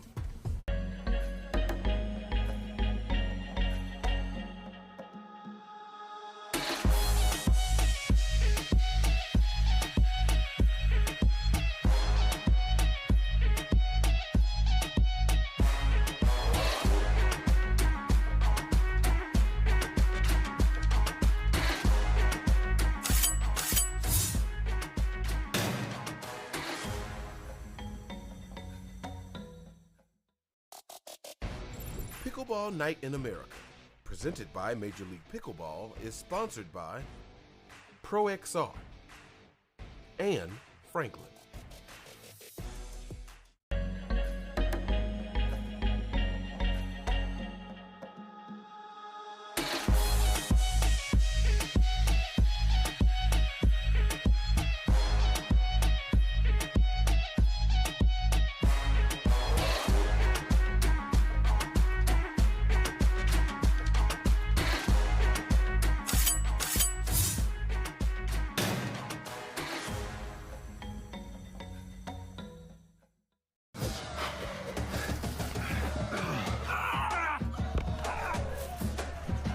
Working out doesn't have to be this complicated. That's why I make walking my workout with Skechers' new Workout Walker. They're loaded with performance and comfort technology, including a carbon-infused plate to add more spring to your step. They're ready for your ultimate walking workout. Just put them on and walk. You guys tired already? I'm still walking. Try Skechers' new Workout Walker. It'd be a lot easier if you just rolled. I am here on championship court with Team Loggers, Simone Jardim and DJ Young. Guys, coming into this matchup, again, how important is, start with women's doubles, Simone, how important is that first win to get you off on the right foot? I think in a way, the same way I felt the first time around, I feel like winning the women's doubles, it kind of sets it off for the guys also to feel a little freer going into men's doubles. So then I feel like, okay, we got 1 point. Let's see what happens in this. And then mixed doubles, I always feel like we're strong no matter what. So I think that played out to our advantage, always does. And then coming back, DJ, for men's doubles, you guys got down early but then came back and end up winning that match. Then coming into mixed doubles, playing with Simone, how fun is that to play with her and then, you know, have her setting you up beautifully? It was very fun. I was really looking forward to do that, and it was really easy, just based off how easy she makes it for me. So it was nice. And then we have to talk about it, Simone. I'm sorry, but what were you trying to do there at the end with DJ? Because you end up going right into the camera, basically. DJ saves you a little bit. What was going on there? First of all, let's talk about the point. Let's go back to the point at when we are down 19-20. You want to change the subject? No. Wait a second. I don't get excited very often, but at 19-20, the kid saves a ball. I don't even know where he hit it. So he's sideways, hits it with the side of the paddle. I'm already psyched. Like, I mean, if we win this point, we're winning this thing. So he hits it like for a winner. Like, where did you hit it in the paddle? Like on the. Sure. Anyways, so we're excited going into the 2019, and then of course it finishes with an Ernie. So I come in like I'm already pumped from the point before. I come in for a chest bump. He's like, heck no, gives me the side, and I just. You end up in the well over here. There you go. He's like, not today. Boom, gone. Simone's bye-bye. Well, hey, you guys got a break. Now you guys are on to the championship match. Congratulations, guys. They're moving on. We're going to take a quick commercial break. When we come back, our next matchup here on Championship Court at the MLP Series at Beer City. Pickleball Night in America, presented by Major League Pickleball, is sponsored by Franklin.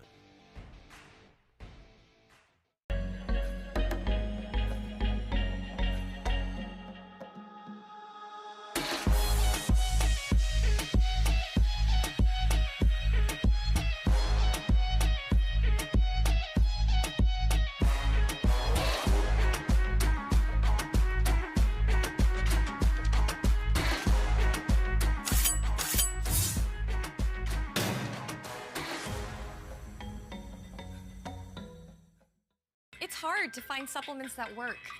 No, thank you. You need supplements that are backed by science with natural and plant-based ingredients and that are third-party tested. Because cleaner is better. Like Ora Organic. Plant-based supplements made from the Earth's most powerful plants for your immune health, gut health, workouts, and more. Find out more at oraorganic.com. Want the perfect pair of sunglasses for your every occasion? Hit up the Knockaround Custom Shop. With over 1 million possible combinations, why not get a pair for every you? 8 a.m. I need a coffee you. Clocking a few miles you. Game day you. Happy camper you. Fun in the sun you. On the slopes you. Dog days you. Happy hour you. Si se puede you. The Knockaround Custom Shop. You design them, we build them. Children, your Duper final athlete exam begins now.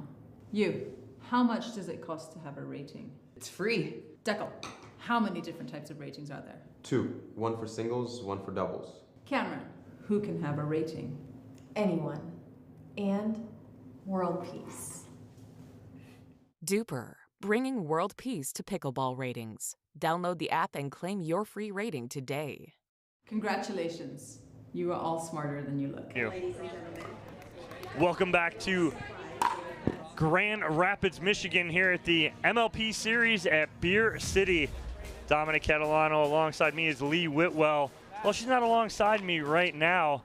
Lee Whitwell is going to be on court shortly for our player introductions, but we thank you guys for joining us here. Our second matchup here on Championship Court at Belknap Park is Team Stout versus Team Pilsner.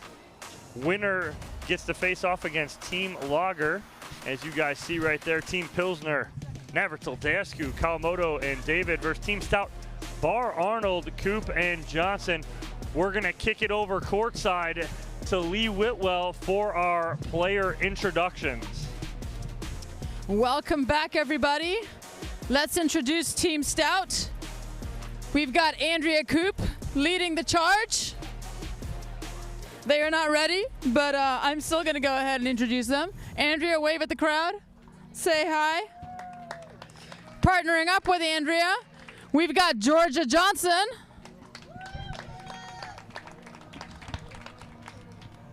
We've got the man that needs no introduction himself, Deckel Barr. And rounding out Team Stout, we've got Julian Andiamo Arnold.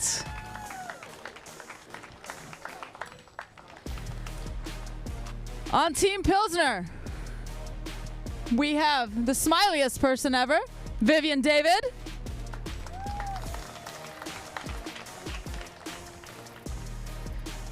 Jade Kawamoto's body double. We got Jackie Kawamoto. I had to. Zay Navratil.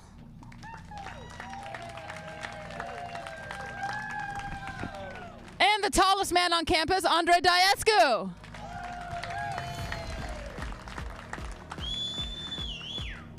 Lead referee for this match would be Michelle Baumgartner. Second referee will be Bob Swisshelm. And tracking referee will be Mike Baumgartner. Back to you, Dom. Lee, thank you very much for that introduction. Team Stout versus Team Pilsner. Coming up first will be women's doubles. It'll all be about the ladies to start. And we talk about that very often, about how important it is for the ladies to get started off quickly and get that first victory. As you check out the win probability here for Stout versus Pilsner, your win probability in favor of Coop and Johnson at 56% over 44% for Kawamoto and David. The Dupers very close percentage, like less than 1% between the two teams. And your team average, same thing, less than 1% difference. So Team Stout on paper has the advantage. And we'll see how that plays out because, again, like I said, it's not about what happens or what it looks like on paper. It's about what you can do on court. And with this rally scoring, anything can happen. So Lee back after her courtside duties. She's back in booth, and we're just checking out the win probabilities here. Lee, who's your pick here in women's doubles? Do you agree with the win probability? I do agree with the win probability. Coop and Johnson had some success. They played a couple of tournaments together. I think this is the first time partnership for Jackie and Vivian. But they're a dangerous combo. They are. They really are. Vivian David, I always I compliment her. I'd say maybe about 2 years ago, Vivian David was a very, I don't want to say slow player, but she reset everything. There was but there wasn't much offense to her game. She's totally flipped the script on that and turned into reset, I'm coming at you now. So she will look to attack a lot sooner than she did a year, 2 years ago, which has helped her out with her game. She has one of the most dangerous backhands in the game, I think. And she's starting to create some stuff off the balance in those kitchen rallies and not afraid to pull that trigger. And it's, when she's on, I would go with Kawamoto and David. But, I mean, Coop has had a phenomenal weekend. And Coop's hands are phenomenal, so. Coop's going to keep everything in play.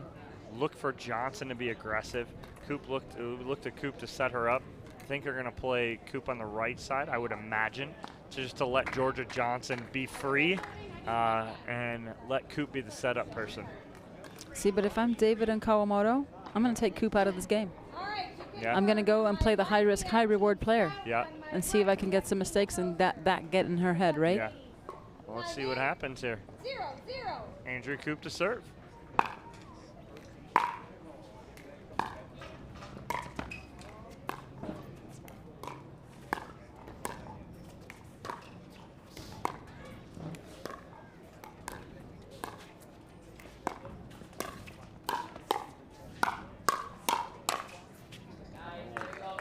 Good start there for David and Kawamoto.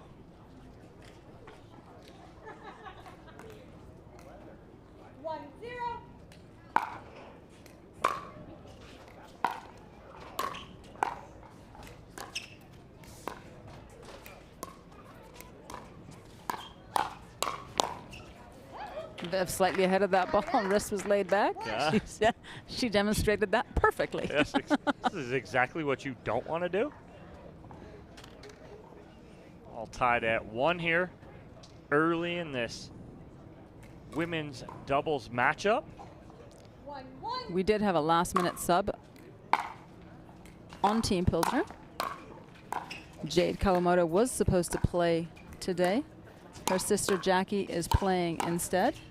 Jade got injured yesterday in doubles. And we wish her a speedy recovery. There was a miscommunication in the middle between the two ladies, Jade and Jackie. And last second, both of them went to go hit that, and Jackie clipped the wrist of sister Jade, and they end up retiring yesterday. She attempted to come back, but was in a lot of pain, and they had to retire. Jade did hint and say to me earlier during the rain delay that Jackie really wanted to play today. Just kidding. Nice dig from Viv. Unlucky. Oh. Great pickup. Yeah, David almost digs that out and drops that in. 2, 3.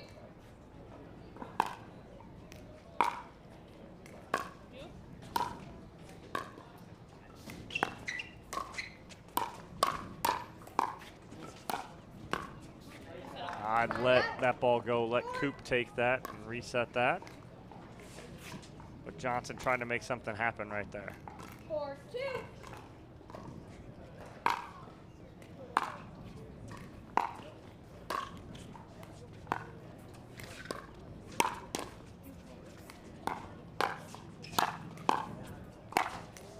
Oh, what an Nice angle there angle. from Jackie Kawamoto. To the forehand of Coop, and then just nice, easy angle right there. Doesn't have to hit it too hard. 5, 2.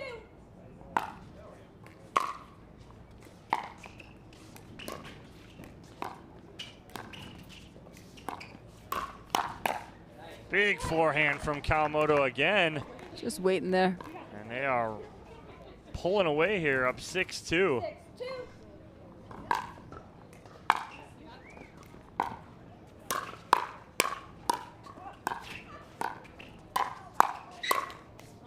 Kawamoto feeling it right now. Andrea's calling a switch here. Putting her on the right. Sorry, on the left.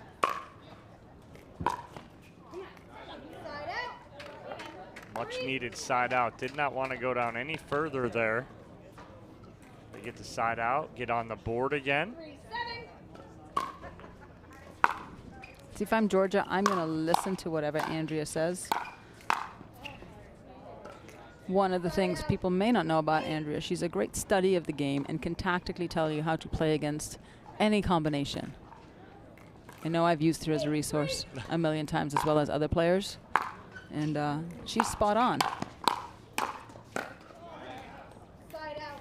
You know, and coming from a tennis background as Andrea, you don't play on a team that wins a national championship at UCLA without being a good student of the game, and that transfers over into pickleball for her.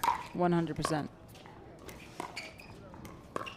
Didn't happen by accident.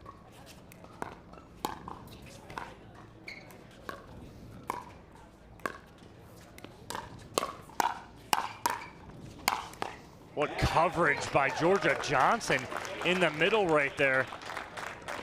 Covers that speed up from David and then allows Coop the put away. 5,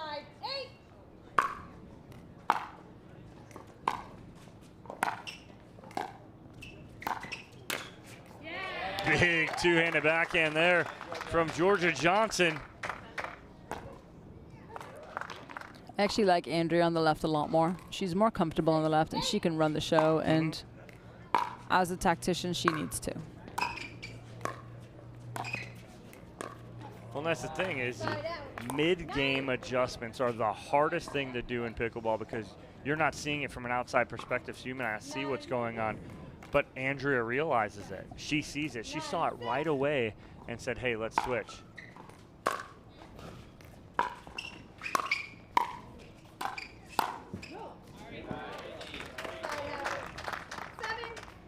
She is. She's like having a coach on the court. Absolutely.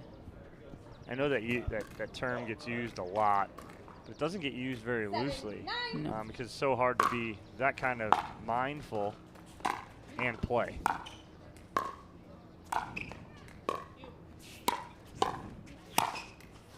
And she's okay taking the risk and saying, okay, if you feel like you're the stronger player, we'll start with you on the left. But she'll very quickly be like, okay, now it's time to switch. Right. Let's stop this bleeding right now. Yes.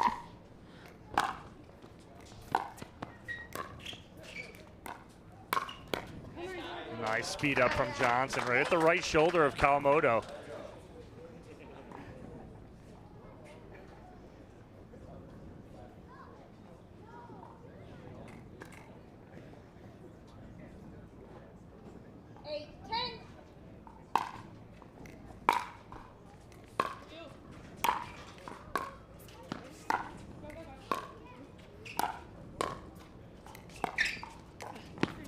What a shot from Kawamoto. That's a pressure dink if I've ever seen one, Lee. Absolutely. Andrea was looking to squeeze middle.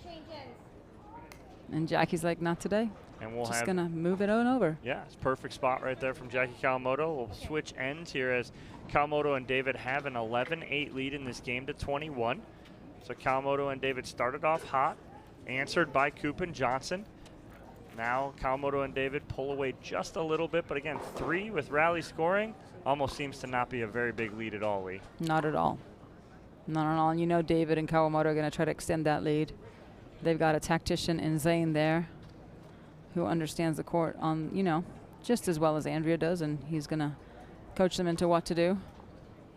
And how much is it right there is coaching, or at this point you've got an 11-8 lead, looks like they're doing things well, as more as if you're a coach and you have a team that's playing well and doing things well, not so much coaching, but reminding. And reassuring, right? And hey, reassuring. it's working, keep going. Right, exactly. Reminding, telling, you know, reassuring like you're saying, and just pointing out the obvious, saying, hey, keep it up, let's go. Absolutely. That foot needs to stay on the gas because a 3-point lead is nothing. So. Oh, and here comes Zane. He's eavesdropping. He's going to go sit right between Deckelbar and Julian Arnold. It's a power move right there. I wish we had this on camera right now. It's like Larry, Curly, and Mo. It is. But Zane coming to this side to coach up his team. And you do see that at MLP when we're at an actual event and we're in Austin, when we'll be in Newport in a week and a half. You'll see that the teams, the guys, or whoever's on the sideline, they'll switch sides, switch benches.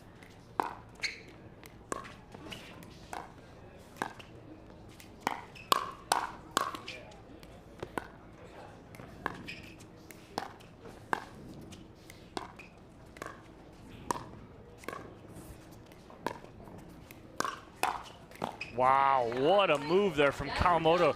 Watch her clear herself, get on top of that ball. And pound it. Right, and you hear Navratil cheering very loudly between Barr and Arnold right now.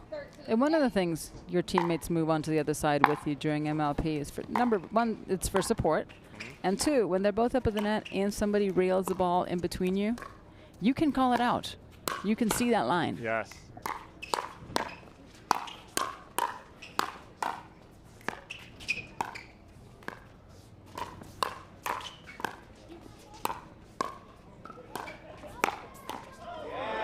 Wow.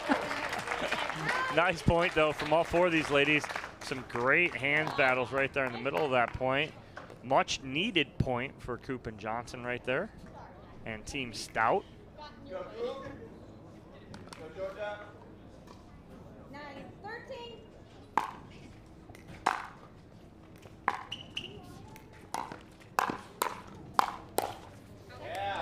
Andrea Coop on her toes, moving forward.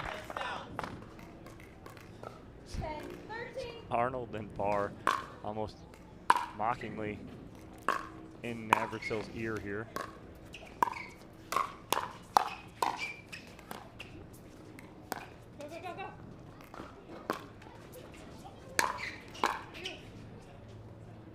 Let the tennis player Viv take that overhead with that grip. 100%.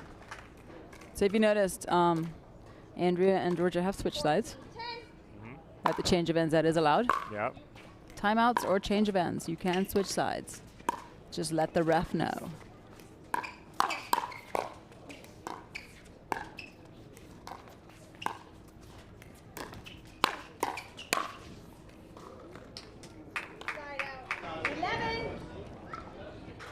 Look at Zane to make that call. What do you think? Challenge on the replay. Nice What do we think? This is Vivian. Is a nice shot. Yeah. So Vivian's calling it in. She's asking for help from Navratil. Navratil goes, what do you think?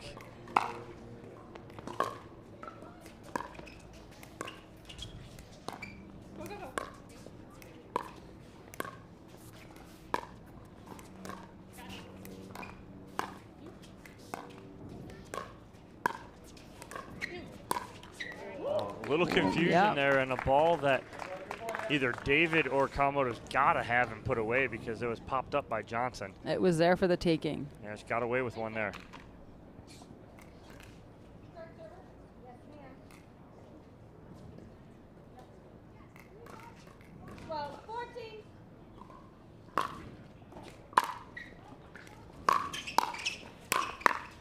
Wow, front foot for Georgia Johnson.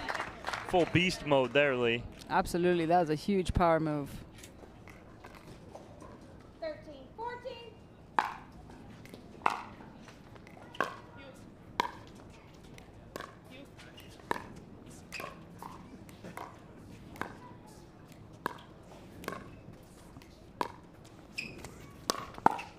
Oh, Nice nice. ATP. Beautiful ATP there from Georgia Johnson. And all of a sudden, it is a new ball game here, Lee. And we're back level. 14, 14. Let's see what happens.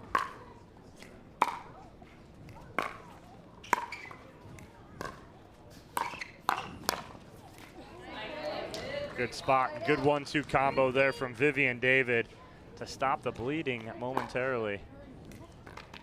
I would have, if I were a betting woman, I would have bet that Vivian would have sped up a little bit more on in those dink rallies.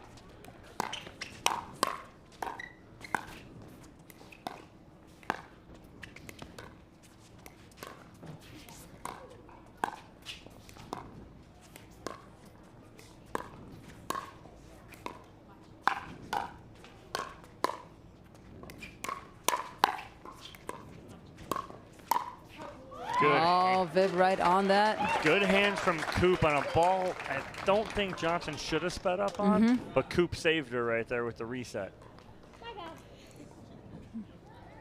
15, 15. Oh, wow. Coop with the moon ball.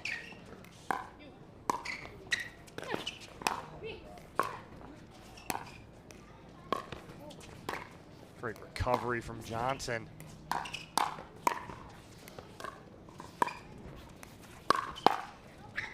Oh, what an ATP coverage there from Kawamoto. Johnson was all over the court. Kawamoto just hitting the open space. Read it perfectly. You have 16. 1 point lead here for Team Pilsner 16, 15.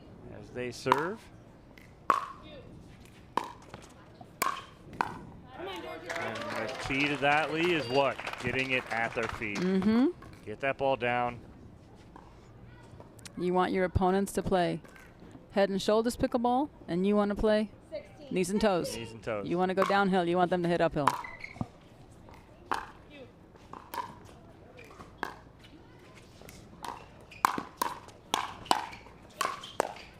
Wow. I mean, Pilsner was in control for most of this match. But now Stout taking a 17, 16. brief 1 point lead. And Andrea's getting vocal, so now she is dialed in. Ooh, that's a great counter from Vivian David. 17. Watch her get low, get on top of this ball. And the fact that she does get low, she's allowed to make, it allows her to turn that counter into an offensive block.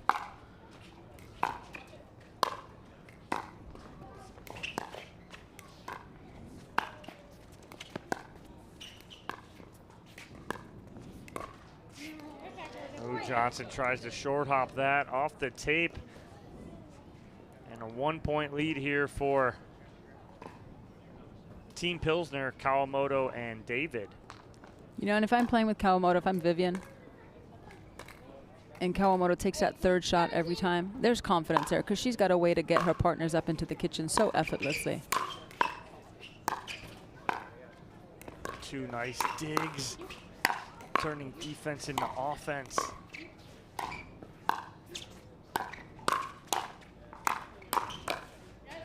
Tough to speed up at the forehand of Vivian David right there from Andrea Coop.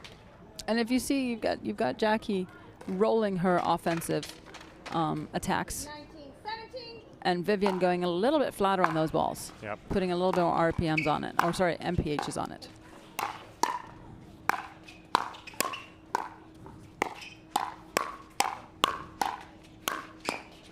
No.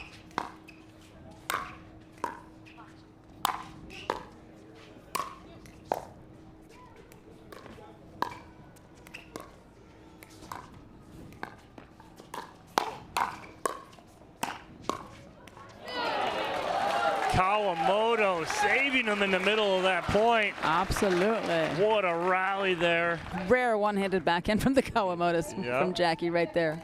And it is game point here on the paddle of Vivian David. But if Stout win this point, they're frozen too. Yep.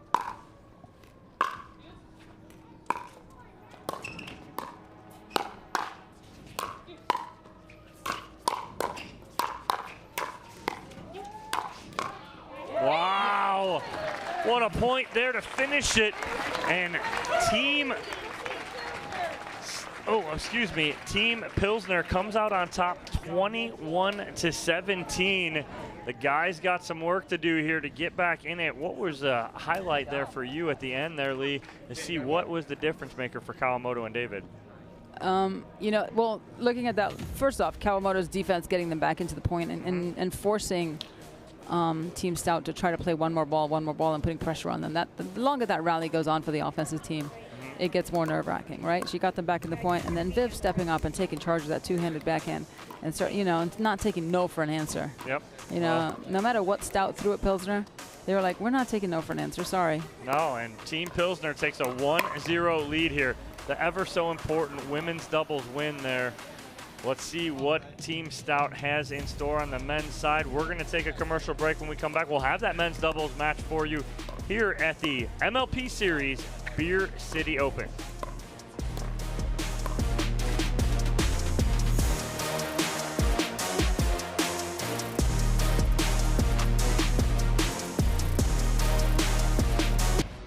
Pickleball Night in America, presented by Major League Pickleball, is sponsored by Franklin.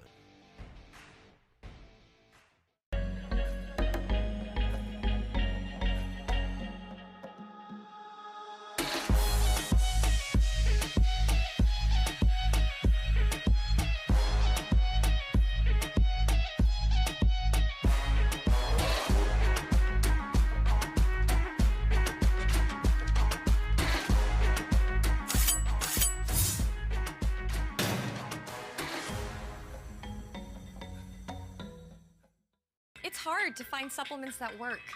No, thank you. You need supplements that are backed by science with natural and plant-based ingredients and that are third-party tested. Because cleaner is better. Like Ora Organic. Plant-based supplements made from the Earth's most powerful plants for your immune health, gut health, workouts, and more. Find out more at oraorganic.com. Want a perfect pair of sunglasses for your every occasion? Hit up the Knockaround Custom Shop. With over 1 million possible combinations, why not get a pair for every you? 8 a.m. I need a coffee you. Clocking a few miles you. Game day you. Happy camper you. Fun in the sun you. On the slopes you. Dog days you. Happy hour you. Si se puede you. The Knockaround Custom Shop. You design them, we build them. Children, your Duper final athlete exam begins now. You, how much does it cost to have a rating? It's free. Deckel, how many different types of ratings are there? 2. 1 for singles, 1 for doubles. Cameron, who can have a rating? Anyone. And world peace. Duper, bringing world peace to pickleball ratings. Download the app and claim your free rating today. Congratulations. You are all smarter than you look. Back here in Grand Rapids at the MLP series at Beer City. Dominic Catalano alongside me, Lee Whitwell. Team Stout versus Team Pilsner. Pilsner coming out on top in women's doubles, taking that ever so important first win. Lee, talk about it real quick. The men's doubles matchup. Julian Arnold and Deckel Bar taking on Zane Navratil, Andre Deescu. On paper, Navratil and Deescu. 100%. And the way they both have been playing, you know, solid. Zane will be a great right-sided player for Andre. Yep. Deckel and Julian could have a little bit of a little struggle over the middle there. But, you know, Julian is another DJ Young. When he gets his confidence going, he just does amazing things on the court. So, but I'm going with the light beers. You're going light beer here, okay. The light beers have been winning so far. Okay, all right. We're seeing a pattern here, okay.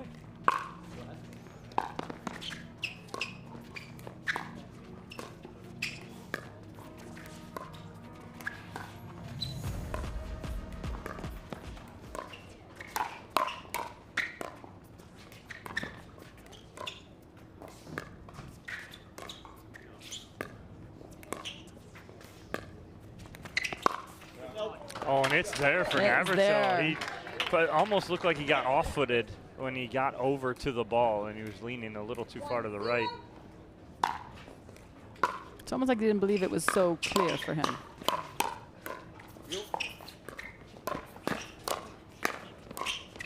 Wow. Great resetting. I mean, the athleticism at that point right there. That's why these guys are here. Wow, what a point there. Deckel Bar finishing it with authority. Reaching in to 2 inches from the net with his long arms. So big. Him and Andre Deescu, every bit of 6'4" frame.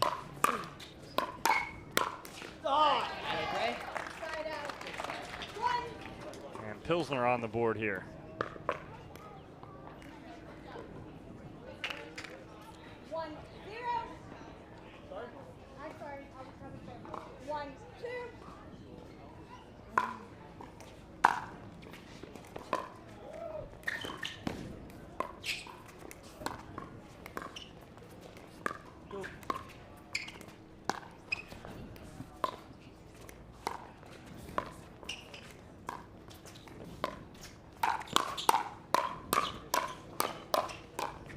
Wow, that's a very spicy hands battle there, Lee. Yes. I mean, these guys just bringing it.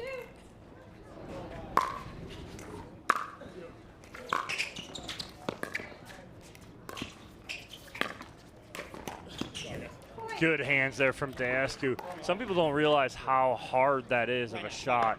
You're expecting that speed, and then it slows up. And now you have to change your mindset so fast. It does help with his exceptionally long arms, too. That there wasn't a lot of movement behind that ball. He didn't have to chase it, right? No. But yeah, you're right. It's a hard shot. Yay! Beautiful shot backdoor there from Julian Arnold. Watch him hold this on his paddle. Andre set up for the attack there, ready to block that attack, and Julian's like, I'm just gonna roll this casually behind you.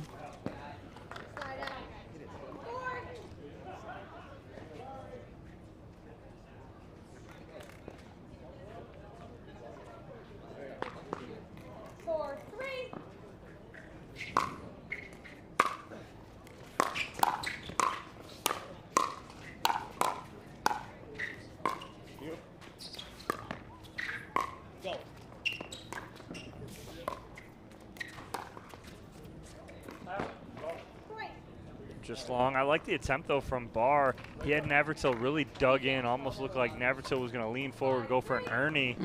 Flipped up and over, just went a little long.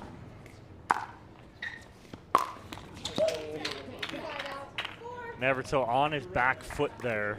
So it's tough when you're on your back foot like that, Lee, to be able to control that ball and get everything you need on that. Absolutely.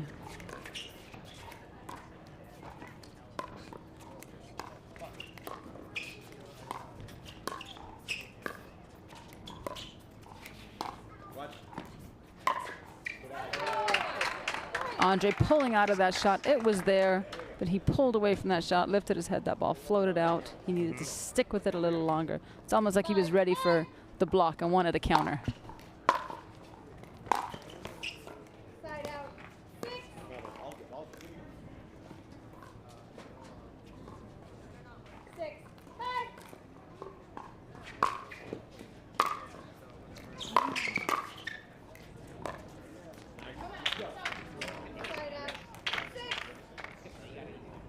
So very even match here to start at 6-6. Hold on, what do we have? 6-6. Here you go.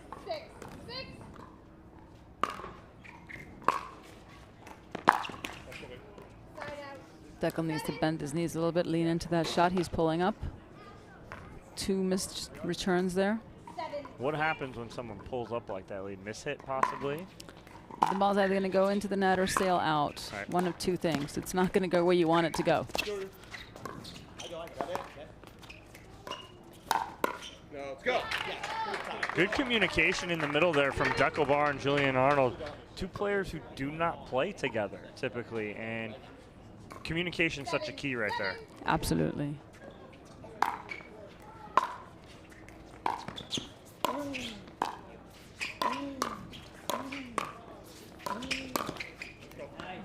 I like the attempt right there. Arnold did a great job on a couple resets and then coming forward on that attack backhand.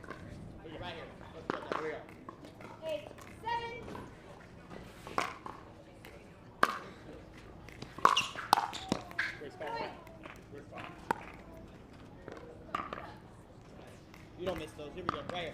Right here. 9-7. Julian, the consummate partner and cheerleader for his partners always.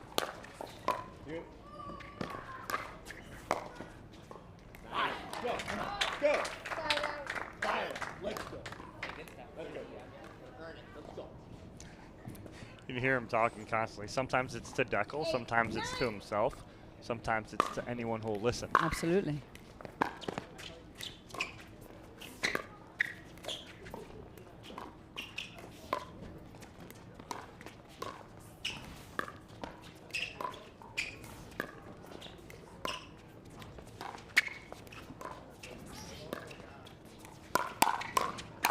Wow, Deckelbar all over that speed up right there. I mean, just what how he keeps that ball out in front, paddle out in front. No big backswing, No. just snap that wrist Shuts down. it down.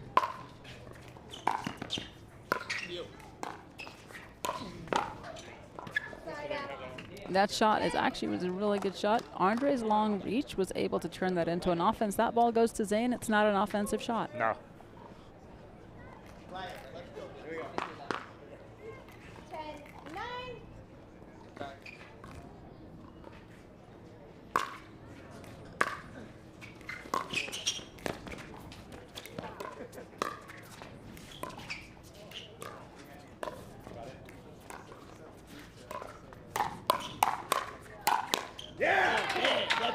So big, so strong.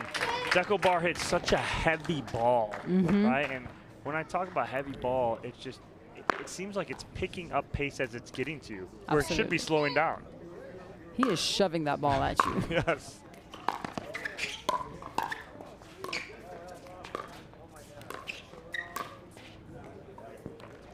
Arnold just misses it. That'll switch ends here as Navratil and Daescu up in the score here. The change ends here halfway through at 11 with a very slight 1-point lead here. It's been that way throughout. 1-2 points leads, no big leads here for either team. What's the difference maker in the second half of this game for both teams, Lee? You know, if Deckel still stays as offensive as he is and keeps shutting things down, it's going to put pressure on Zane and Andre. But the inverse is also true. Andre needs to keep reaching in and taking what balls he can and keep speeding it up. So I think it's going to be a battle of who's going to set up their partner better. Is it going to be Zane or is it going to be Julian? Yeah. And right now, slight advantage to Navratil. Again, Pilsner with a 1-0 lead as the Pilsner ladies Kawamoto and David won 21-17. They've come joined us on this side. Wow, two very happy ladies as they got the victory. Time in. 11, 10.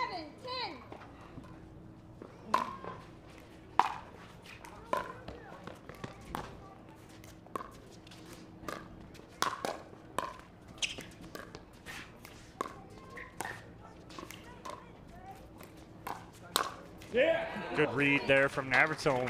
You watch him as Barr goes to speed this up. Watch him take a drop step. Yep. Off the line, create space, distance, give him more time, and shut it down. Again, Monica Piekarski, if you're watching, right there. It's what we talked about earlier. Out, out. I didn't see it clearly. Right out. 11. Miss serve from Zane, giving them a free point. 11, 12. Again, we stay within one here. Ooh. Just on the back side of that line.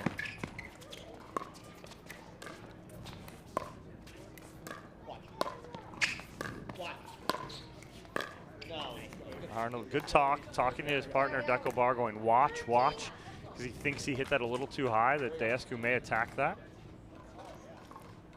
You know, as this sport evolves and grows, and it's going to get faster and faster, people are going to be able to do more and more with the ball. The video challenges are going to have to come into play because you don't want points won or lost on an incorrect call. And there's Randy Coleman, Kyle Solenko, Ariel Butler in the truck, man and everything. And the brains of this operation. Well, you use that term loosely. Oh, great reset from Arnold. Another. Nice. I was calling the truck the brains of the operation, not the people in there. Yeah, the truck is a heartbeat, the brains, the central nervous system, if you will. We got that. But no, we appreciate all the work. They've been in there all weekend long. Long hours taking care of everything for us. The Beer City Open now at the MLP Series at the Beer City Open. 3-point lead here for 15, 12. Team Pilsner.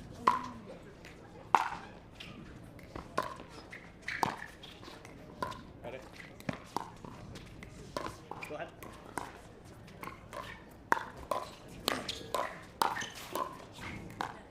Left-handed Deckel. Yeah. Oh, and then speed up right at the body of Jillian Arnold. Upset with himself so he doesn't get that reset and that block back over.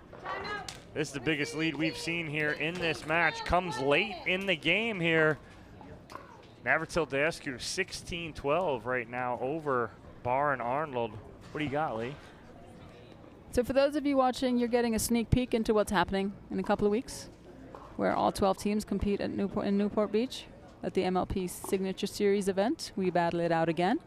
BLQK beat, well, the victors last time. Oh, you against Florida Smash. You said beat. And then I stopped and I was like, listen, you didn't want to say beat because you don't like being beat. No. Because you're on the Florida Smash. I was, you guys came up my just team short. was a bridesmaid again. Yeah, but just short. We get to run it back. There's been some trades, some drops. There's been some fun action. But piggybacking on this event, we also have the largest amateur tournament with the largest prize pool in the history of amateur tournaments. $100,000 are up for grabs. You could play in 7 events, 4 matches in 4 hours. You will be grouped by duper rating, and it should be a lot of fun. It is 90% full. Yeah. Nice backhand there from Zane. Sorry, Zane's backhand interrupted my waterfall description, but it was well worth the interruption. Look at that beauty. He changed his mind, too, because he was about to reach in and take it with one hand. Let it bounce, two-hander, winner.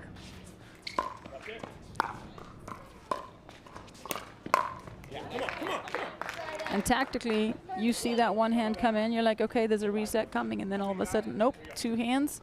So it's a very hard adjustment on the opponent's side as well. Are frustrated right there because, again, on that serve, if you miss, it is a point. And I did see that and notice that in the last event, that Deco Barr did not go for his serve as much because he's conscious of if he misses, it's a free point. Yeah, so good. Come on. And in rally scoring, the last thing you want to do is give away free points. They'll stick with you for a couple more points after that. Here you go. Let's go. Neverton almost getting there. Oh, and he gets it back with a little smile. 19. Here we go. Here we go. 19, 14. Yeah, come on. Side out. Trading some side outs here. 15-19. Barn Arnold need to get a couple here in a row to get this a little closer.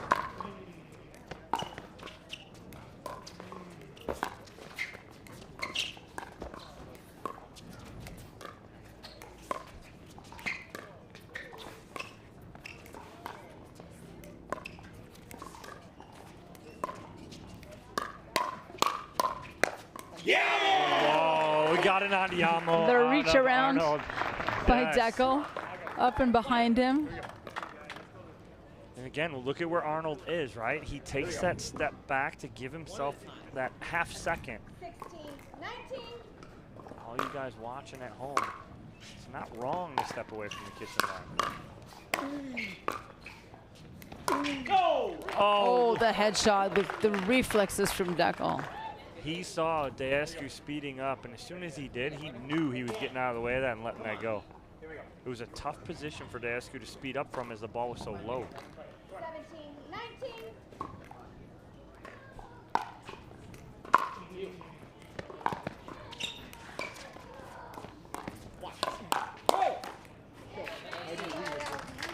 Team Pilsner are frozen.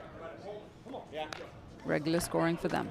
Gentlemen, you have 20 points. Team Stout have 1 point before they freeze. All right, so big point here as Pilsner looking to go up 2-0. You there.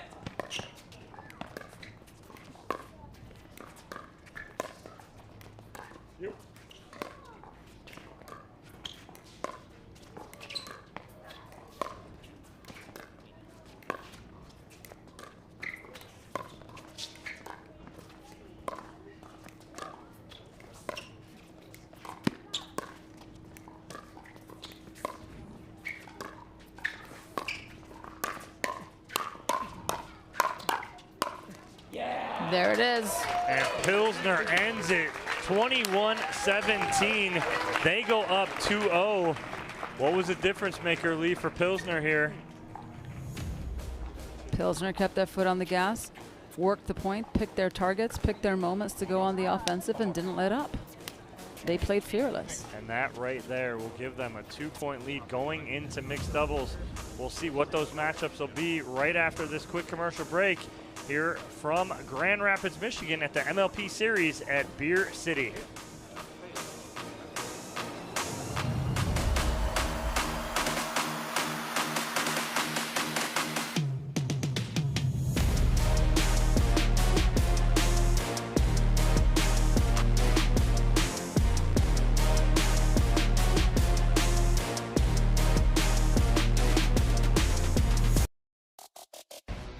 Pickleball Night in America, presented by Major League Pickleball, is sponsored by Skechers.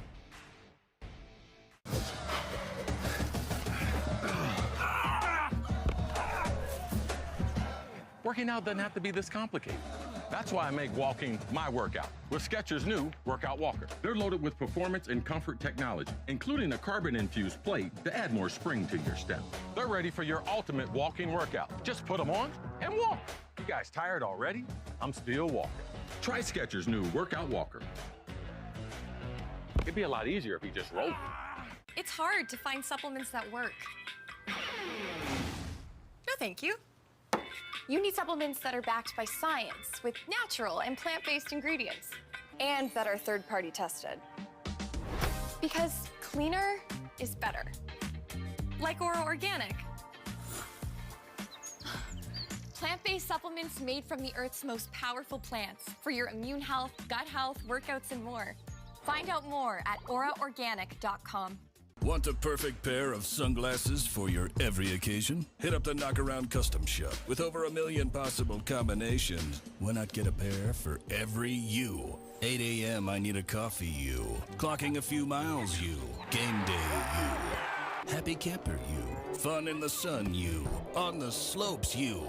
Dog days you. Happy hour you. Si se puede you. The Knockaround Custom Shop. You design them, we build them.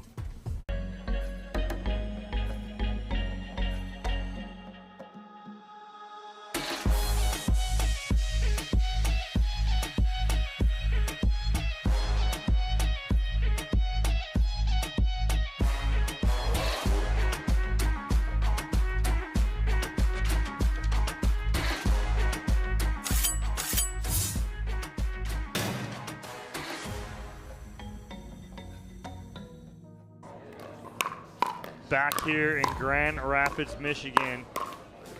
The MLP series at Beer City Open. Team Pilsner versus Team Stout. Matchups on court right now. Navratil and David taking on Arnold and Johnson. Again, Pilsner with David and Navratil. They get this victory, it is all over. Stout, Johnson, and Arnold need an answer here to prolong this and move to that 4th and possibly final mixed doubles matchup. Dominic Catalano alongside me, Lee Whitwell. Lee, we got this MLP event we're doing. We got another one in a week and a half in Newport Beach. And then, what else do we have coming up? Sorry, my mic was off there for a minute. I just talked to myself. Gave a great explanation of what was happening. It's beautiful. Yeah. We also have the opportunity for people to hang out with you and me. Well, that's true too. That's a given. We have a phenomenal. Well, Bryn will be there too. Bryn will be there. We can hang out with her. All of us will be there. We can all hang out.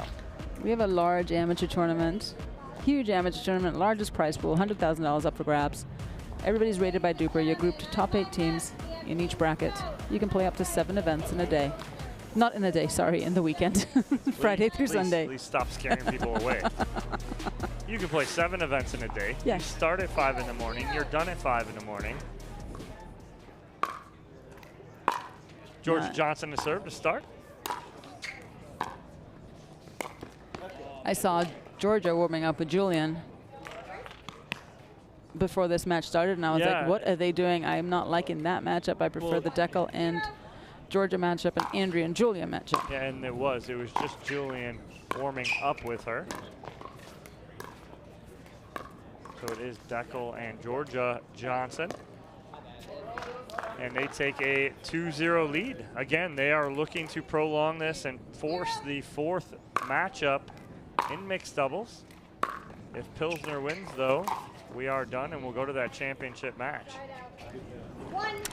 One of the things that I'm looking to see in this match is Zane making the transition from being that beta setter up player for Andre to being the alpha now for Viv.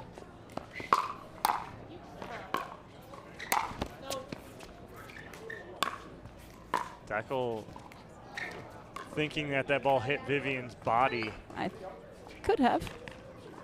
Possibly.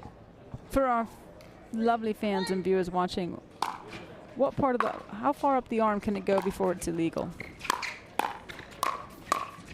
You wanted me to answer that? I know the answer. Yeah, I did want you to answer that. For me? Yeah. So it can hit your hand as high as your wrist. Above your wrist, forearm, no good. Okay.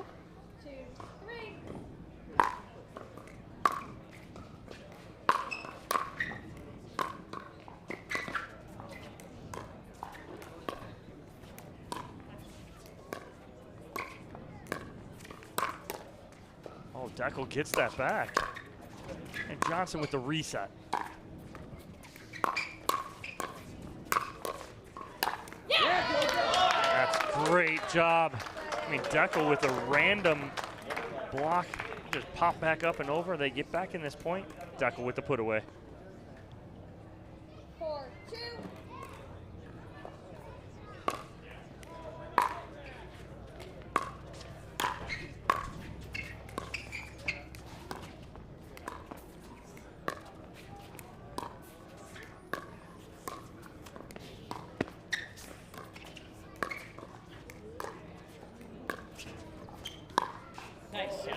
good ball from Vivian David right there. She goes down the line on Deckel Barr. Nice hold by her. He was not expecting that at all.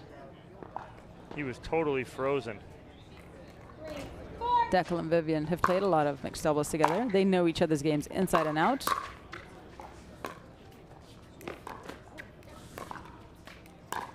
Yeah.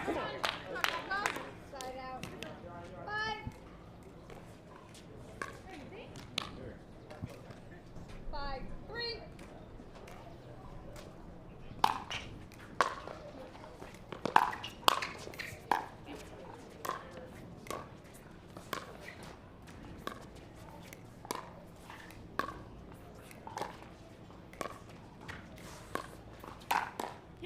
Oh, Vivian trying to get low and get on top of that with the forehand, but Deckel with a good attack here.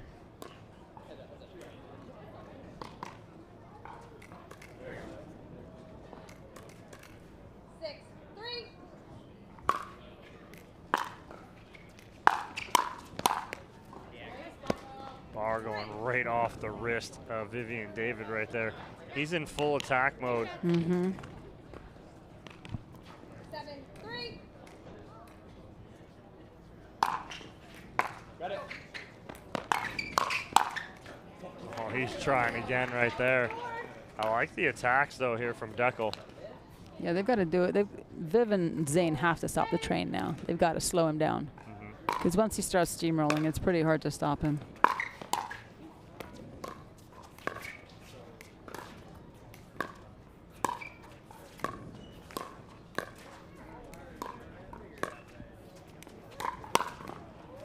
Oh, wow. Viv knew she got away with something See there. her face right there? I think she saw her life flash before her.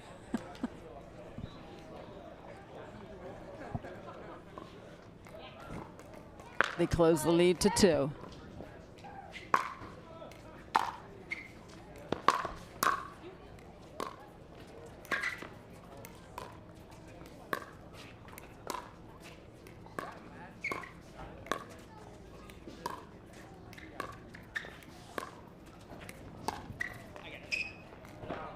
Just long on the lob. Again, great shot selection. Just a little terrible execution. Let's just go there. It's just, that lob has to land in. It was just. Yes. The thought was there. It was the wind. It was the wind. Oh, Viv. Viv is so kind. She gave him the serve thinking, you know what? That lob was a good lob. It was the right shot. Have my serve. Have the point. Take it back. Take it back.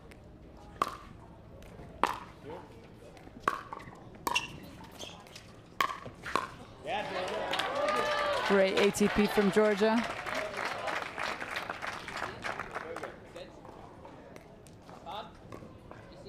You know, it does have to be said, the weather was terrible today. We had a 124-hour delay, it felt like. But the fans stayed true. They're here. They're supporting pickleball. Andrea's done such a great job of building this pickleball community and being instrumental in the pickleball community in Grand Rapids, Michigan, here at Belknap Park. So we are thankful they're staying.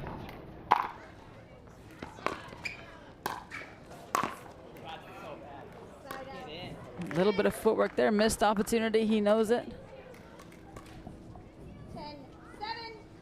10-7 lead here for Team Stout. Zane taking over.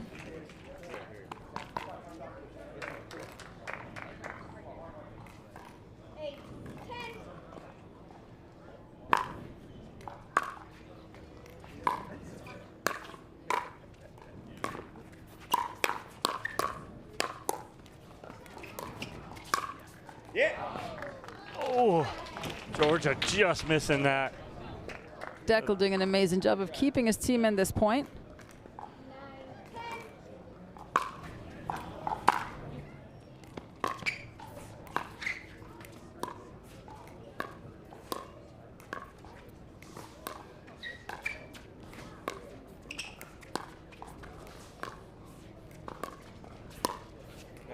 Oh, it was there, yes. And Navratil all over Vivian going, oh, you got that right there. But it is a She just hit it too hard. She doesn't need to hit it that hard. She can literally just push that there. 1 minute. But it is a slight 2-point lead here for Team Stout over Team Pilsner. Johnson and Barr need this game. What does Stout need to do just to continue this pressure here, Lee? I think Declan's got to keep doing what he's doing. You know, he's controlling the point. He's in the driver's seat right now. You know, Georgia's doing a good job of keeping him in that point, and he's able to run the show. And I think Viv's got to take a few more risks, go behind him, keep him honest, so that middle maybe opens up a little bit for them. All right, don't forget MLP Newport Beach, August 5th through the 7th. Coming up less than 2 weeks, Lee. Finals will be live on CBS Sports on that Sunday, August 7th. So be sure to tune in a week and a half, a little less than 2 weeks, on Friday, Saturday, Sunday, August 5th through the 7th. And we promise a good time. It's going to be a party. It'll be fun. It's going to be electric. It's going to be loud. There'll be cheers. There'll be tears. There'll be everything. Every emotion is going to be seen and felt this whole weekend. Yes, it will. We resume here, MLP series at Beer City. 11-9 lead for Team Stout.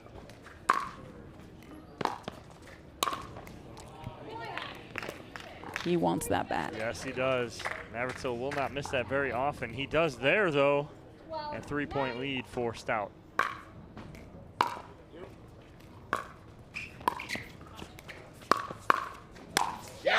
Ooh, Georgia Johnson with the around the post. Navratil with the dig. And Deco with the finish. Just too high.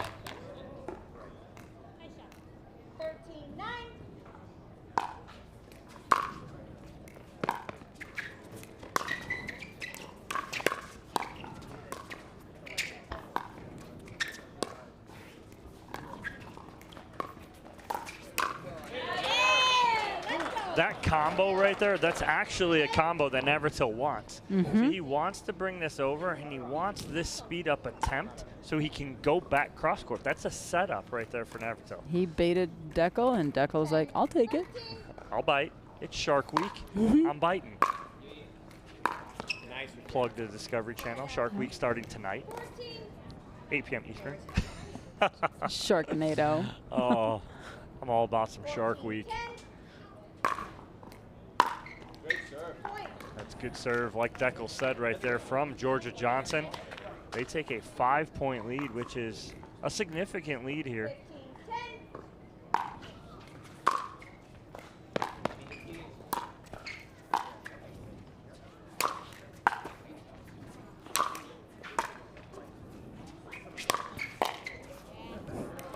Bringing the heat on that third one. Yep. Finally able to get that put away.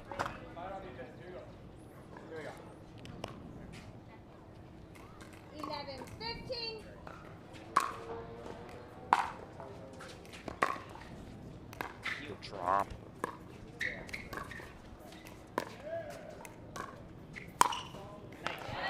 So because Vivian David had gone backside on Barr, he was leaning, thinking she was going to go backside, and she pulls middle here. See how he was set up for the backhand.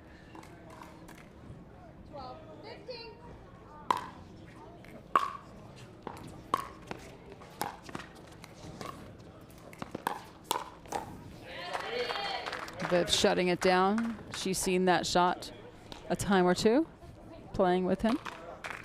Nice run here from Pilsner. We're just down 15-10, now within 2.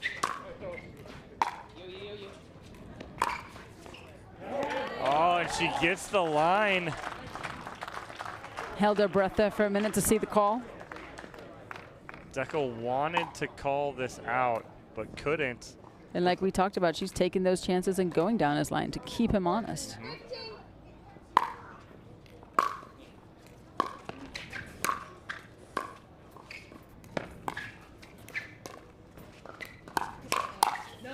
Wow, Navratil ready for the speed up counter from Deco Barr. Oh, look at how close that ball was. So 15-10 lead. 4 Team Stout disappears. Team Pilsner answers as Zane Navratil and Vivian David tie this up at 15. What was the difference maker right there for David and Navratil as they were down 15-10, Lee? They cleaned up their unforced errors. I mean, Viv had a couple of silly points into the net that she rarely misses, and, you know, they regrouped. Viv kept Deckel honest, was willing to go down his line, was willing to see him lean, rail the middle, you know, and take the chances, and just they played with high pickleball intellect on the court. And look at this conversation. This is what I loved about our first MLP when we had players mic'd up. I love this. Those conversations right there, those are priceless. People need to be in those huddles to hear the discussion between 4 players like that and that kind of, you know, strategy and what they're talking about. Definitely. It's some unique insight into what goes on in players' minds.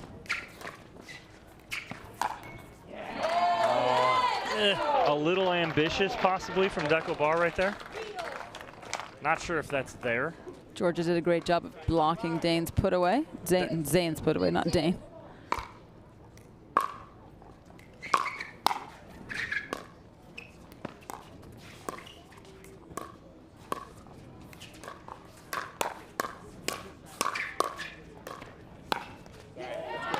They needed that. I don't care if they hit the tape. Deckel does not care either. No apology. No.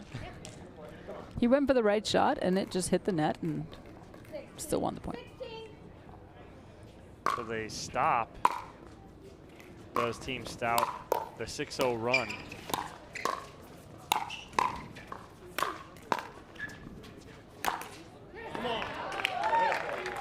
Check that ball, because it may be damaged after this overhead from Deckel Bar.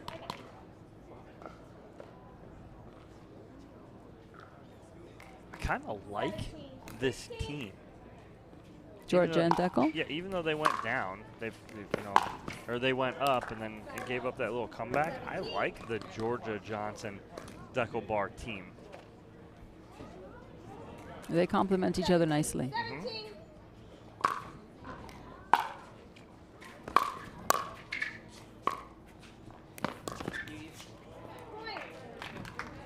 They don't play with each other in MLP. Georgia Johnson on the hard 8s with Andre Deescu, who she's going against today. And Johnson Cola. And Johnson the other Cola guy. And Susanna Barr. Oh, that ball sat on top of the tape. I think Deckel blew. Watch him. There he did. Look, see? Yeah. Stay over there.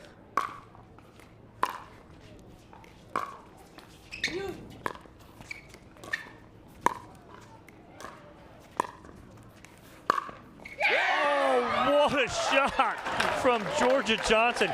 Even Andre Deescu on this side is clapping. He's like, much appreciation right there. Yep. Wow. That's a big shot at a big time in this match. 19-19. Whatever happens here, one team will freeze. Actually, both teams freeze after this point. Yes.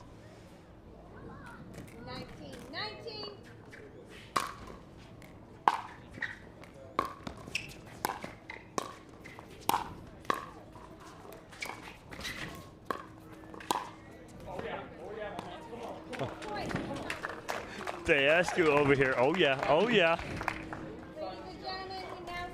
That ball was just out. The right shot again, just slightly wide. And here it is. If Pilsner wins this point, it's all over. Mm-hmm.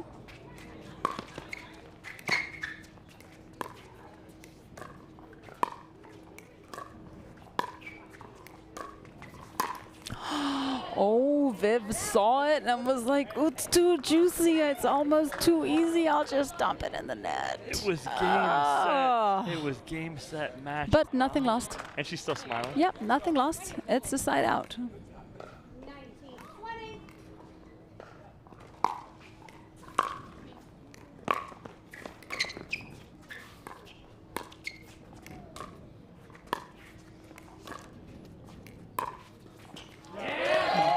Vivian David catching bar again. Well, not again, but the last time she went middle because he was sitting backhand. Now he doesn't know which way to go. She catches him leaning middle, goes down the line.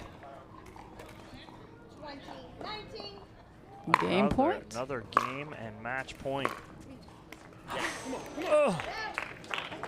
Gotta get it up. High is better than low. Always. Yep. Net has never lost. The net is undefeated. Got it. You. Oh, yeah! What a speed up from Georgia Johnson right there. It's a new game here now, 20-20, Lee. Win by 2 on serve. Sit down. This could take a while. 20.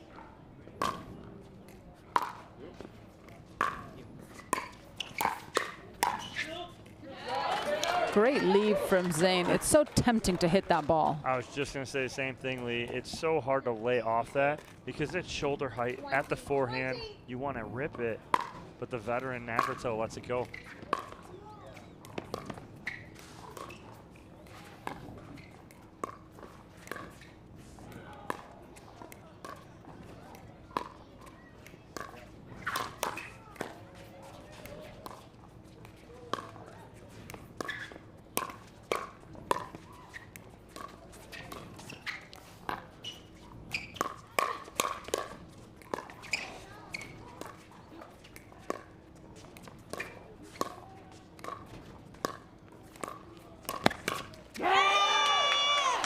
Great pressure move by Zane.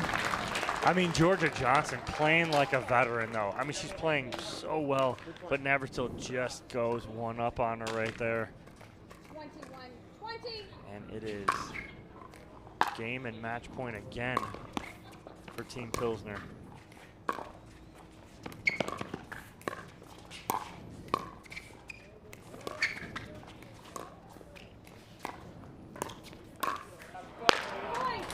And there it is. Game set. Pilsner will win 22-20, and they will move on to the finals.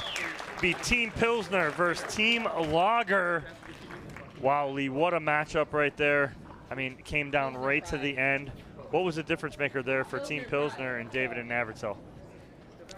You know, I think Pilsner chose their moments to take the risks. And I think Stout took risks a little too early. All right, well, we're going to take a quick commercial break. We'll come back. Lee, you're going to jump out and let's talk to Team Pilsner and see what's going on and what their thoughts are with the matchup against Team Lager. Don't go anywhere. Pickleball Night in America, presented by Major League Pickleball, is sponsored by Franklin.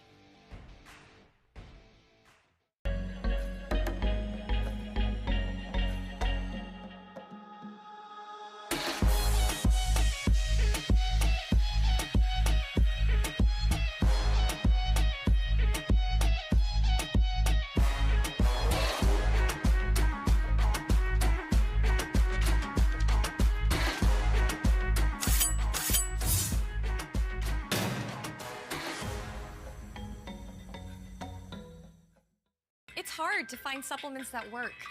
No, thank you.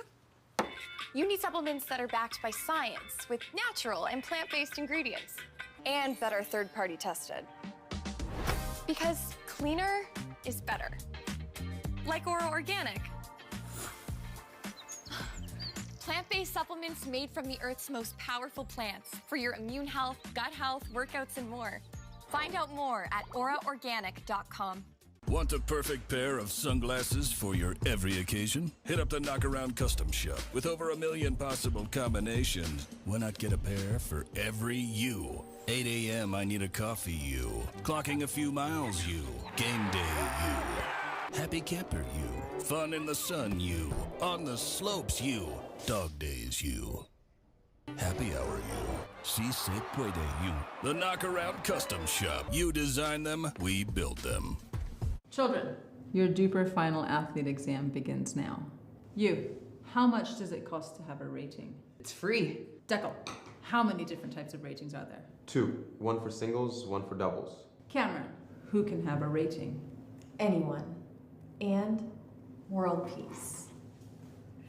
Duper, bringing world peace to pickleball ratings. Download the app and claim your free rating today. Congratulations. You are all smarter than you look.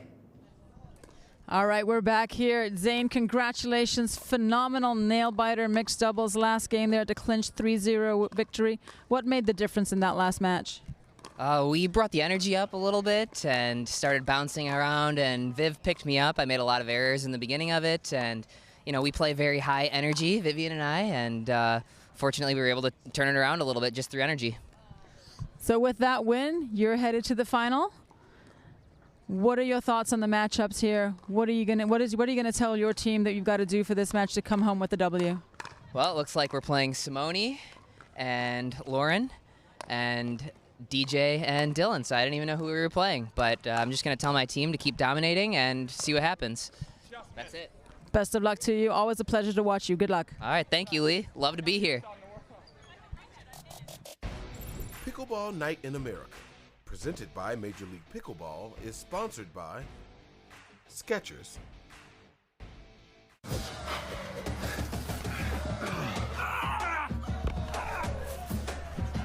Working out doesn't have to be this complicated. That's why I make walking my workout with Skechers' new Workout Walker. They're loaded with performance and comfort technology, including a carbon-infused plate to add more spring to your step. They're ready for your ultimate walking workout. Just put them on and walk. You guys tired already? I'm still walking. Try Skechers' new Workout Walker. It'd be a lot easier if you just rolled. It's hard to find supplements that work. No, thank you. You need supplements that are backed by science with natural and plant-based ingredients and that are third-party tested. Because cleaner is better. Like Ora Organic. Plant-based supplements made from the Earth's most powerful plants for your immune health, gut health, workouts, and more.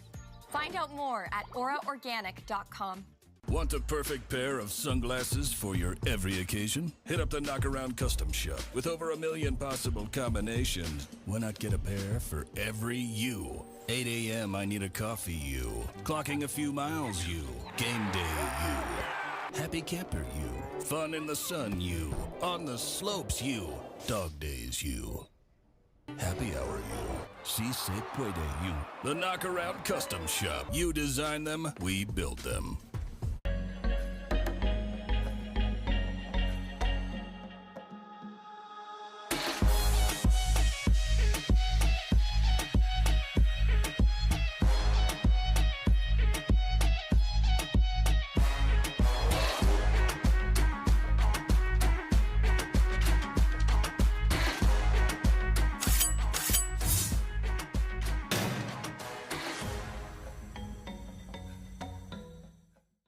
Newport is one of those venues that everybody dreams of getting to play at because the courts are pretty close together and the crowd is right next to you. So you really get to feel that energy. I'm so excited about Newport. How I'm preparing is I'm just playing a lot of rec, drilling a lot, getting ready to play with my team, the Bus. Well, for me, the road to Newport Beach is a little bit different. I'm going to be playing on a new team this time, and I have to get a little bit used to my teammates. MLP is just a little different because you've got other team members who you're responsible for, or you've got to perform for.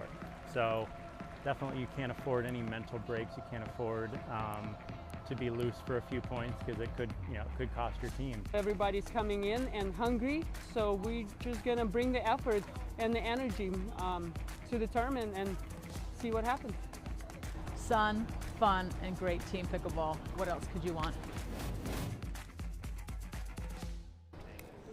Welcome back here to Grand Rapids, Michigan, the MLP Series at Beer City Open. We're back here on Championship Court. You just saw Lee Whitwell in that commercial, and we're promoting the Newport Beach MLP event, which is coming up in less than 2 weeks, August 5th through the 7th. All 12 teams will be there. We're looking forward to that. Lee, what's so special about us going to Newport Beach with MLP And then also tell us about what else we got coming up in Newport Beach. Absolutely. You know, it's MLP quickly became everyone's fun event of the year to watch because it was the first team format ever in pickleball, the only team format in pickleball, and you saw matchups you never got to see. You saw, you know, the dream breaker, which everyone loves. I think players hate it. People love it. I want one here. I'm Yes. selfish. I want it here right now. I want a dream breaker, Lee. Okay. But go ahead. But, you know, and that's a matchup where you get girl against girl against guy against girl. It doesn't matter. It depends. You know, Lee one against- team answers. Lee against Deckel. Lee against Deckel. Yeah. We'll just throw that in. I know, right? We'll just keep it. Poor guy. But piggybacking off of our MLP event, we also have the Jupiter Waterfall at Newport Beach, which is an amateur tournament, $100,000 up for grabs, and each bracket you can win money. Each bracket is based on your Duper rating. So the highest 8 teams will go into one bracket, then the next 8 teams, and so on and so forth. You play 4 matches in 4 hours. You can play multiple events. But you play 7 events, but not 7 in a day, right? Correct. Not Okay. 7 in a All day, right. All right. 7 throughout the weekend, if you so choose. You know, the event is pretty full, but we still have some spots available. So if you were thinking of coming down to Newport to watch MLP, why not throw your name in the hat and play an event or two? All right, well, those are the next couple events we got coming up for MLP. But right here, it's all about Team Lager and Team Pilsner. First up, women's doubles. Simone Jargim, Lauren Stratman, taking on Jackie Kawamoto and Vivian David. Lee, why is the women's doubles so important? 15 seconds, It gives the men's doubles that edge of confidence going into it. It gives them the ability to play a little freer, take a few more risks, and try to capitalize on that lead to a 2-0 lead. Yep, it does, and it's why women's doubles so important here to start. Vivian David to serve.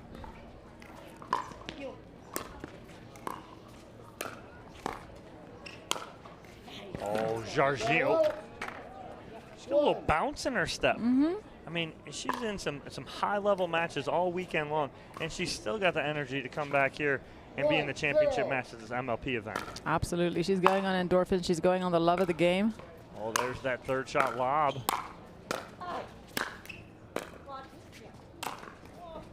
So who are you picking in this matchup? Oh, you beat me to it, darn I you, know. Lee. You know, you get to ask all the questions every once in a while. I'm going to ask a question of you. I'm going to go with the front runner right now, Jargim and Stratman. And I would have picked them to begin with anyway. I just like how Jargim is playing right now. She's playing very well. She's been playing well all weekend. And I think she's a good complement for Lauren Stratman to get her involved and let her play freely.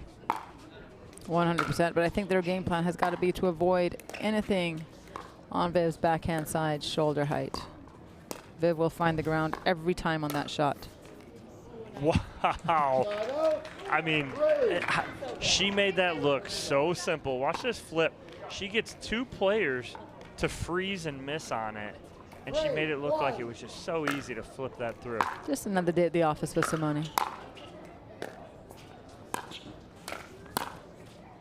That's a good ball right there from Jackie Kawamoto, who is taking sister Jade Kawamoto's place. As Jade is injured, got injured yesterday, women's doubles, a little accident between the 2 sisters. I did talk to her today. Her wrist is much better. She thinks it's just a sprain, so fingers crossed, because we can't wait to see her at Newport. No, super good news that nothing was broken. It was a bad bruise. She was in a lot of pain. She tried to play after it, but then had to retire.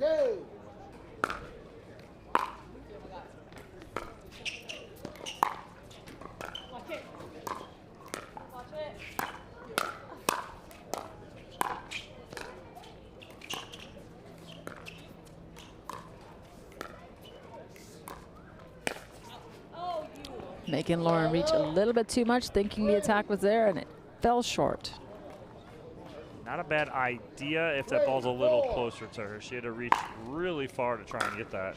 Now, if I'm Andre's height or Deckel's height, I'll take that risk. Yeah, absolutely. All right, so now Stratman with 2 errors in a row. You're David and Kawamoto. Who are you hitting the ball to? Let me guess. Not Simone. No, see that right there. I just don't. Decision-making process is kind of fool me sometimes. Flabbergast me. 100%. And, you know, it's in pickleball, if you've made a couple of mistakes, you want to go back to that person because you want to get in their head. Yeah. Because at this level, mental is going to win a lot more matches.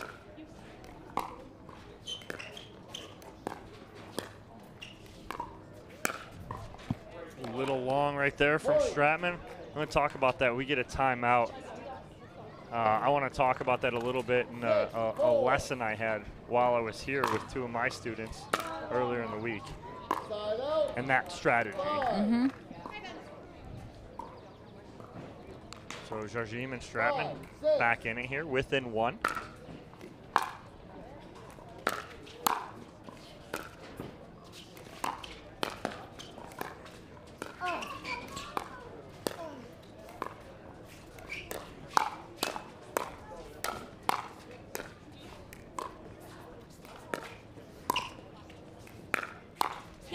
That's a confidence builder point for Lauren Stratman. Right. She played that point so clean, so well, and now they're tied up and Stratman's got some confidence.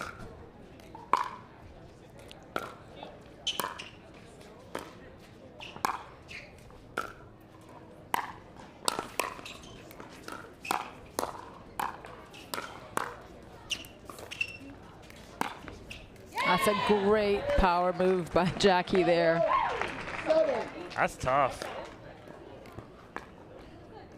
You know, just because there's 4 players on the pickleball court, Don, it doesn't mean that all 4 should get to play. You know, you want 2 people picking on one of them and really pressuring one person, see if they can. Yeah.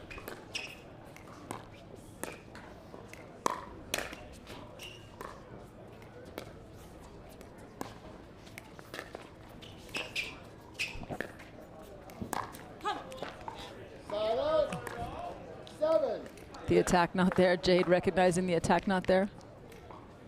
7. Tied up at 7.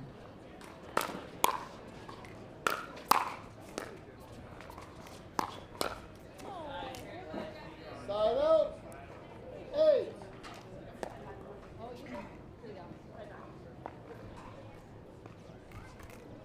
8, 7.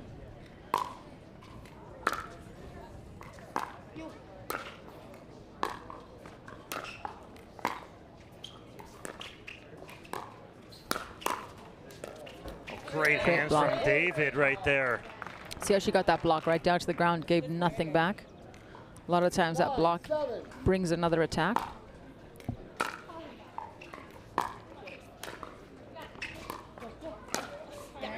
I formation. Perfect spot right there from Lauren Stratman.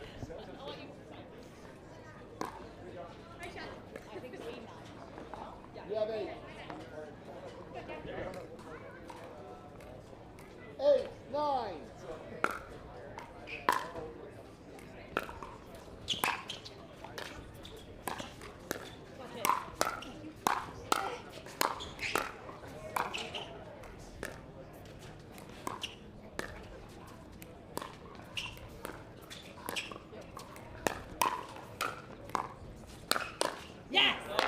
Nice attack there.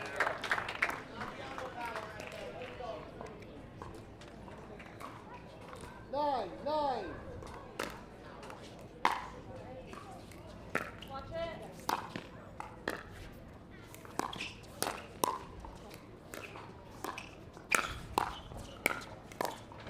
Yeah, Simone down at the feet of David right there. Doing a great job of finding the ground. 10, 9.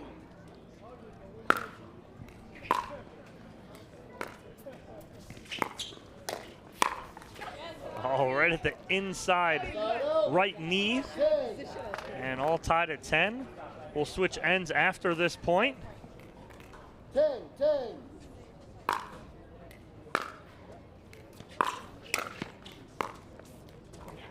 All right, so let's talk about some giving a lesson to my students on Wednesday. Okay, here, right as I got here. and I needed a fourth. Susanna Barr jumps in with me. We're giving a playing lesson with 2 of my students. So we're talking about strategy, okay? So they return our serve to her. She hits a perfect third. Return a serve, hit back to her again. She hits a perfect third. Third time back to her, she hits a perfect third. We continue to score. They go to me. I hit a terrible third, right? Dump it in the net. Next point, they go back to her. She hits another perfect third. She stops play. She goes, why would you hit to me again? I've hit 3 to 4 perfect third shot drops, and Dominic hit a terrible third shot drop. Why didn't you hit it to him again? It's strategy, right? It was a joke at the time because she was hitting perfectly and I hit a terrible one. But it's that strategy, right? If you see a player messing up and you see a player struggling, you want to hit to that player. Absolutely. Continue to dig them in a hole and put them in a hole. It's nothing personal. You paid to play in this tournament. You're trying to win. If that person can't figure it out, you need to keep hitting to them, correct? Absolutely, and it is personal. You're picking on them. Right. It is personal. Exactly. Tactically, you've decided this is who we're going after. Right.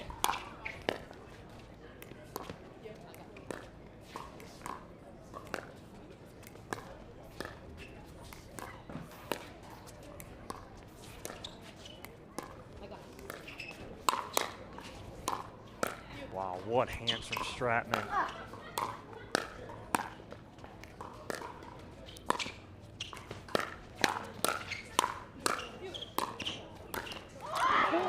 Oh, Simone misses. Simone sees the opportunity right there. Wow. I thought Stratman had an advantage too because she had a block that went down at the feet. But David did a good job.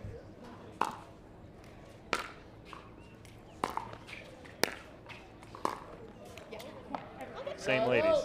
Same ladies. 12. 12, 11.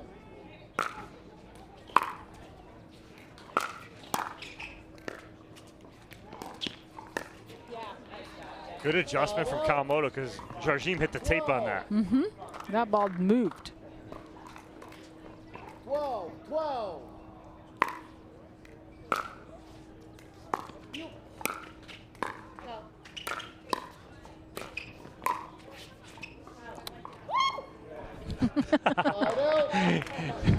Just in case you heard that squeal, that was Vivian David because she had an opportunity if she can just take a little off that right there. But again, that's what Jarjim does. She puts the pressure on you to try and hit a perfect shot. Absolutely. She makes you think the opportunity's there. Wow, inside out. And the ball That ball's gone to pickleball heaven. Steve Taylor, a.k.a. Gigantor, can't get under the bleachers, so that ball is lost. And Jarjim and Stratman take a 2-point lead here, 14-12. 14-12. In the ever so important men or women's doubles matchup, which is always the first matchup in MLP. Ladies first.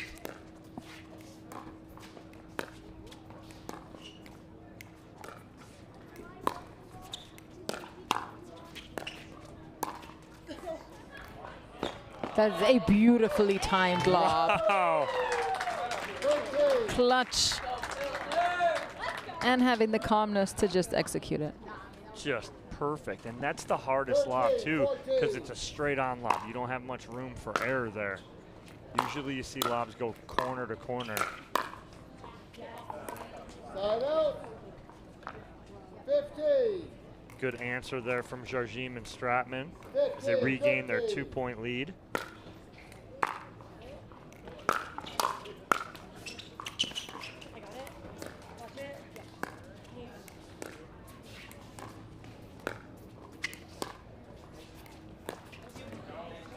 Jarjim got in between. She wanted to reach to take that out of the air. She didn't, and then couldn't reset fast enough. 14, 15.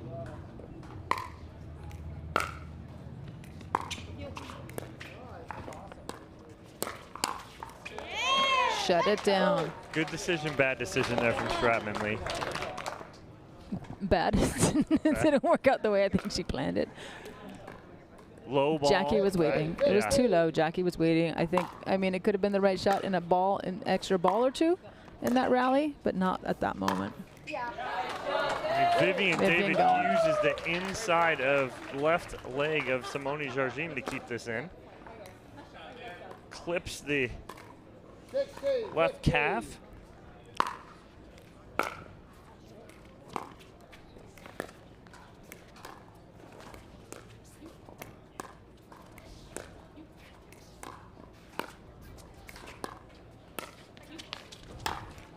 Oh, Jardim.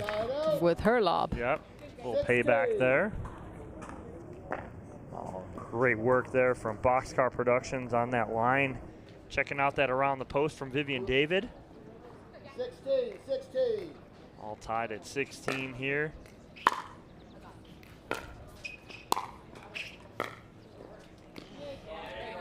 out. 17. 1 point lead for Pilsner.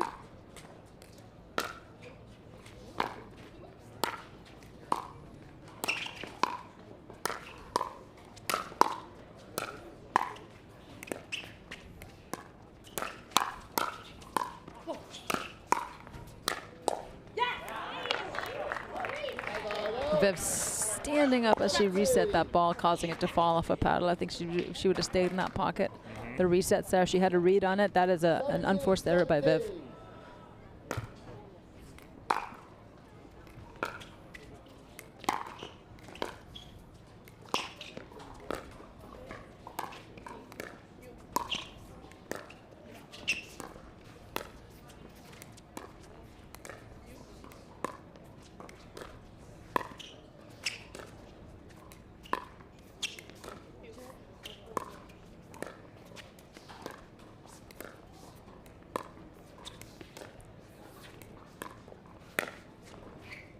Wow. Finds the line.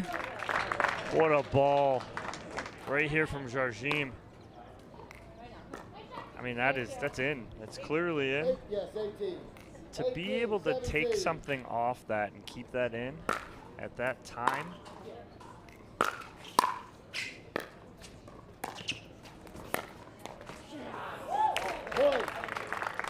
Extending their lead to 2. Lager up 19-17. Timeout. Receivers. 1 minute. 19-17. Timeout's been called. What do you think David and Kawamoto are going to do now to change things around here, Dom?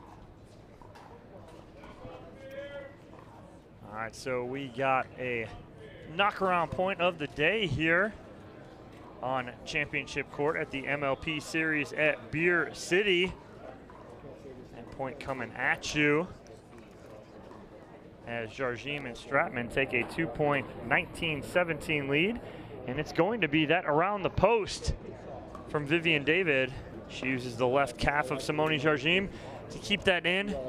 Beautiful shot from Vivian David. But nonetheless, it's a 19-17 lead here for Simone Jardim and Lauren Stratman, trying to put Team Lager up 1-0. What do Kawamoto and David got to do now? 19-17. I mean, it's play their game. I'd like to see Vivian maybe attack a little bit.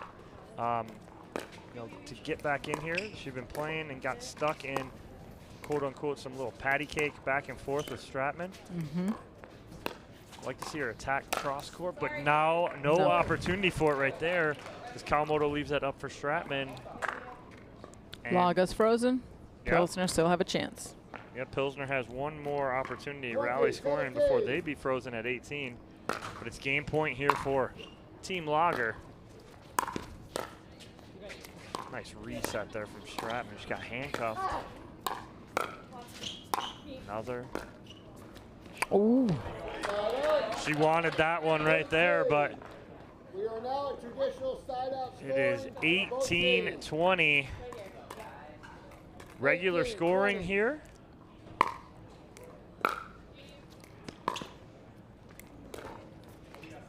It's a great third by Vivian. Yeah. Perfect A lot of spot. backspin. Yeah. 19, 20.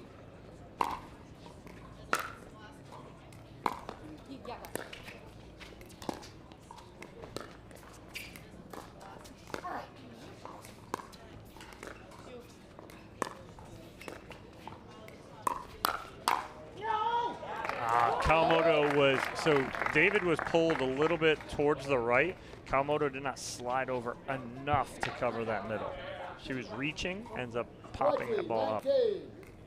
And game point again for Team Lager and Jarjim and Stratman.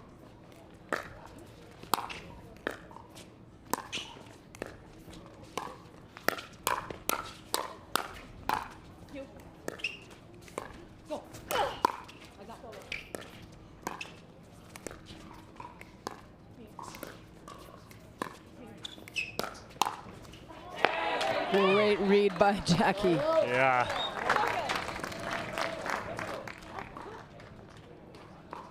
Jarjim trying to fight that off with the forehand, gets her on the right shoulder.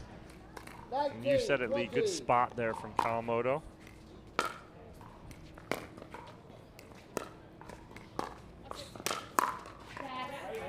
Good cross-court attack there from Stratman. She goes on the offensive, and it'll be game point number 4 here, or 3, excuse me, for Team Lager with Lauren Stratman to serve. 20, 19.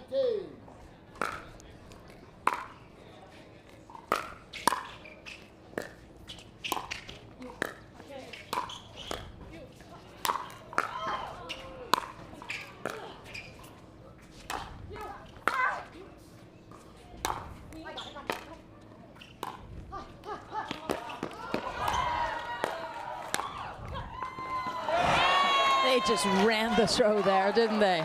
I mean, you heard Simone getting to that ball right there. She ends up getting to it. Stratman gets one more back, but Kawamoto able to create such a good angle at just out of the reach of Lauren Stratman. How much pressure do you think the more the side outs continue, the team that has the 1-point lead feel to capitalize and not convert, right? Every time you don't convert, the pressure builds because that's a wasted opportunity.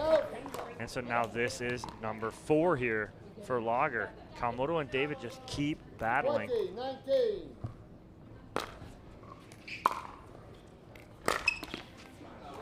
Yeah, and the pressure to hit the perfect shot right there. Although a half inch and that ball will rail over. 19, 20.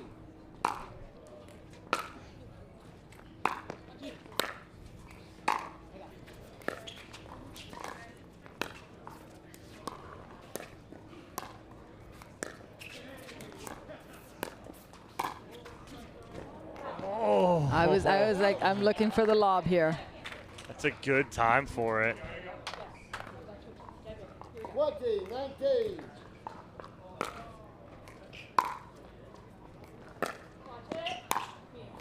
David thought that was going to be out.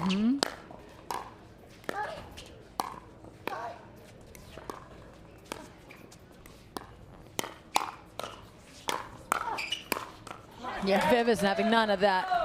Number 5. That was number 5 right there. And the pressure, like you said, Lee, it just keeps mounting. But the best part about Jarjim and Stratman is they're not letting Kawamoto and David get to 20. They're holding them too. It's just continuous side outs. Watch it. The footwork from David.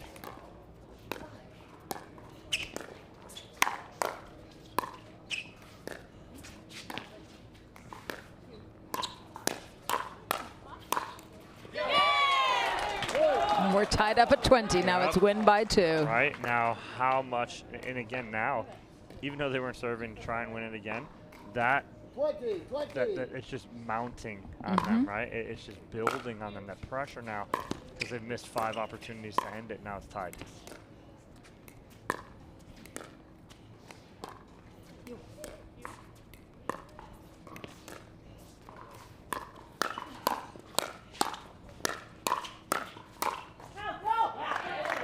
Good talk from Stratman. Good leave from Jarjim.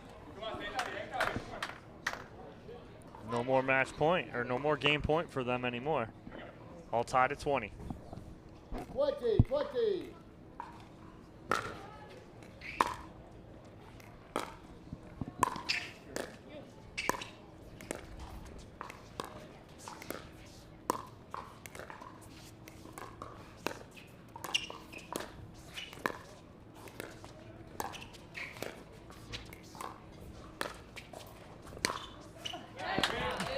Jarjim again on her backside. Nice overhead there from Vivian David. And the lob wasn't necessarily the worst shot. No. It was a good shot, but if I'm looking to lob, just based on grip and be able to pronate, I am lobbing Jackie over Vivian any day.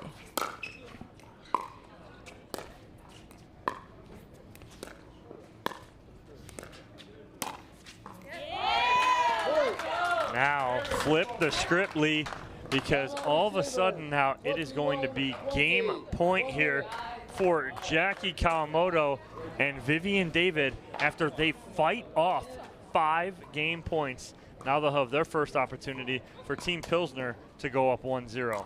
And this is the beauty of Major League Pickleball. Anything can happen. A lead means nothing. No, it doesn't. And talk a little bit about that lob, though, Lee, right? So you don't want to go up and over to Vivian David right there, obviously. Now, the issue I had with that lob right there, I think it was not a bad lob, but the position of that lob, right? So she went up and over her right shoulder. Mm-hmm. If she can go up and over her left shoulder, that forces her to hit two-handed overhead. It's going to be a lot weaker than the forehand. Correct. And so it's just the positioning of it. Right. You know, you go over someone's backhand. A backhand overhead's not going to hurt you. No. If it does, get in the gym. I love it. Right on that cue right there, Pilsner with the game point.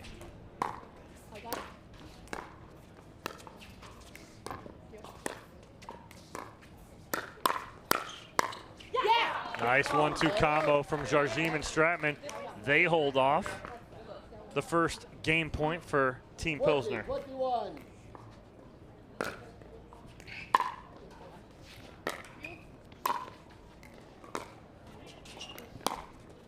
Nah, just that challenge maybe. How was blocked? Did you see it? Boxcar, do we have a read on that? We're trying to get the replay. We'll challenge. We'll just challenge. Right. There is a challenge coming up. The ball is in. Video challenge.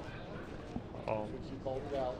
So we're looking at that screen right there. This is going to be a very quick review. Ball is in, right on that line. Let's go. So as they go over to check out this challenge and just confirm, Navratil can hear us talking, so he is on top of this. As you blow that up, it's all over the line. But again, too, and with Jarjim and Stratman, they were calling it out.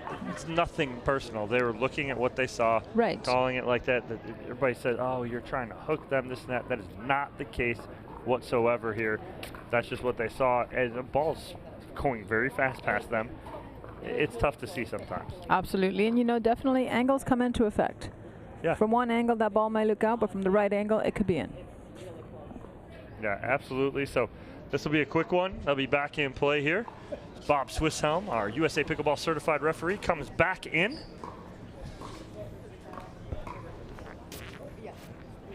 After review, the call is overturned. The ball was in. So you know that you have no more video challenges. And that was side out. Now the score is 20-21. 21-20. No, I heard you say you were challenging. I asked her to challenge it. Oh, I'm sorry. I misunderstood. So there we go. The challenge was upheld, and the call was overturned. Thank you. All right. So nobody loses their challenge then. Jarjim saying you could take my challenge away. I don't deserve it for that call. But what happens is so Team Pilsner challenged the call. The challenge was good, so they can retain their timeout. Time in. 21-20. And game point number 2 here for Team Pilsner.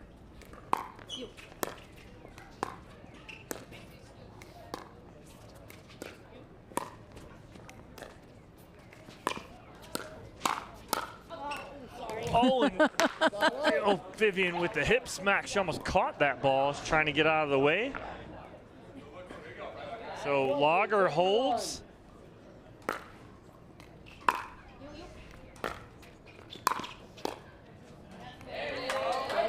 Viv with the responding attack. Yep, so it'll be game point now number 3 21-20 for Team Pilsner. Will they do it in less than 5, or will it go to Pilsner, to Lager? Oh, Viv saved it there. It's 2 face blocks, one from DJ, one from Viv. Yeah. It's a new shot, the face block. Did you say Team Lager? What'd you say? I did, I misspoke. How do you say it? Lager. Oh, Lager. I can't. I don't say it like that. You don't have an accent. Great Oh. attack there from Simone, crossbody. And now we're all tied up again. So Lager holds 3. Pilsner held 5. So we've had 8 opportunities to end this game unsuccessful. Well, it'll be number 6 here for Team Lager. Lager. And if I'm Viv and Jackie, I'm hitting the ball to Lauren. Simone's going to go on the offense, I think. I'm going to see her go on the offense very quickly. There it is. Unforced error. Number 6 is special for Team Lager as they win 23-21 over Team Pilsner to take that coveted first women's matchup. Great job by Kawamoto and David to battle and hold off 5 game points, but number 6 is lucky for Team Lager as they win 23-21. We'll take a commercial break. When we come back, it's all about the men's and men's doubles here at the MLP Series Beer City in Grand Rapids, Michigan. Don't go anywhere.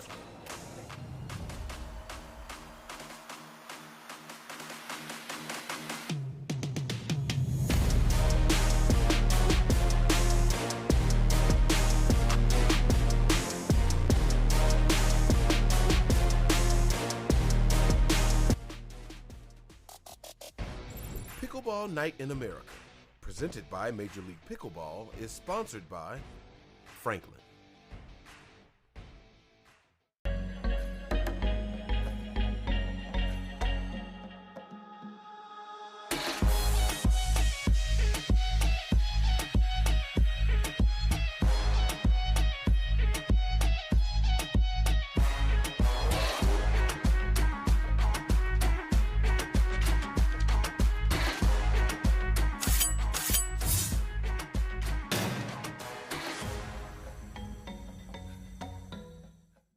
It's hard to find supplements that work. No, thank you. You need supplements that are backed by science with natural and plant-based ingredients and that are third-party tested. Because cleaner is better. Like Ora Organic. Plant-based supplements made from the Earth's most powerful plants for your immune health, gut health, workouts, and more. Find out more at oraorganic.com. Want the perfect pair of sunglasses for your every occasion? Hit up the Knockaround Custom Shop. With over 1 million possible combinations, why not get a pair for every you? 8 a.m. I need a coffee you. Clocking a few miles you. Game day you. Happy camper you. Fun in the sun you. On the slopes you. Dog days you. Happy hour you. Si se puede you. The Knockaround Custom Shop. You design them, we build them. Children, your DUPER final athlete exam begins now. You, how much does it cost to have a rating? It's free. Deckel, how many different types of ratings are there? 2. 1 for singles, 1 for doubles. Cameron, who can have a rating? Anyone. And world peace. DUPER, bringing world peace to pickleball ratings. Download the app and claim your free rating today. Congratulations. You are all smarter than you look.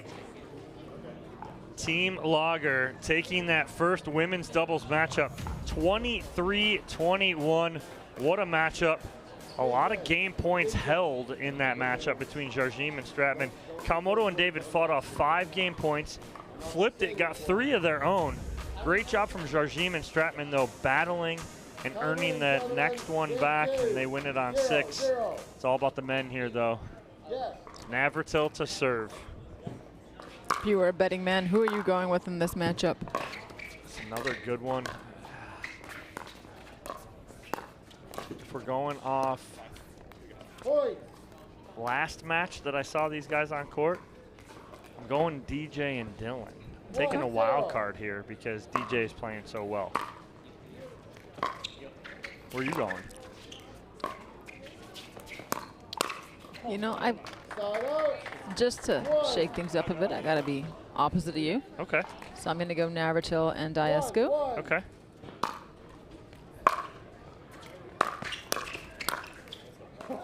Side out. 2.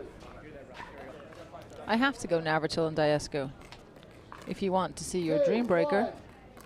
That's true. That's true. Well, you don't have. I mean, you don't No, I have don't to, 'cause have then to. it The could mixed be- doubles could come but it into would- play, but it makes it more realistic. Correct.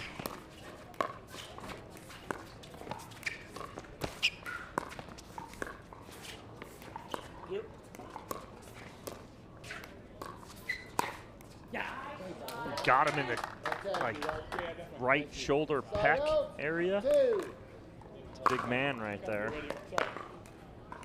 2.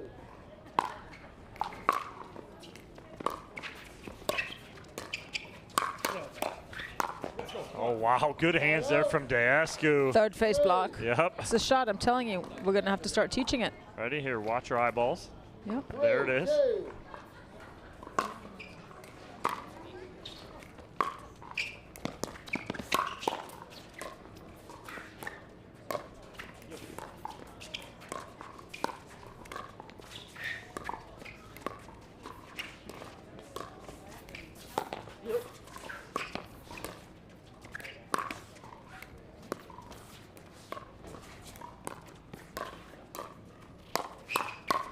Yeah, come on. Boy. Andre's fired up. Nothing like a hands battle to get you going. 4, 2. Just quick reaction there from Diescu.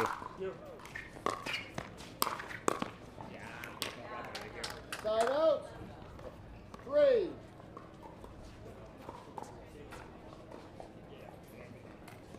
3, 4.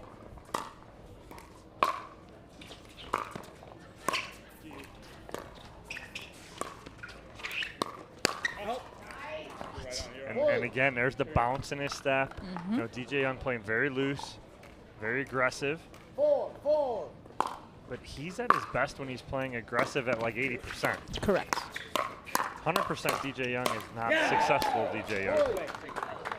When he feels like he's got to force the issue, the wheels start to come off, right? Yeah, exactly. 5, 4.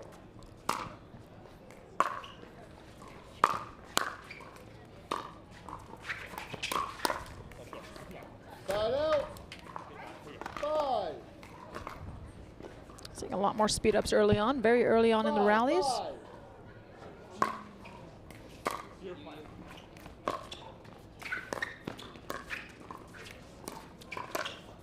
A little confusion right there in the middle from Navratil and Diescu. 6-5 for Laga. 6, 5.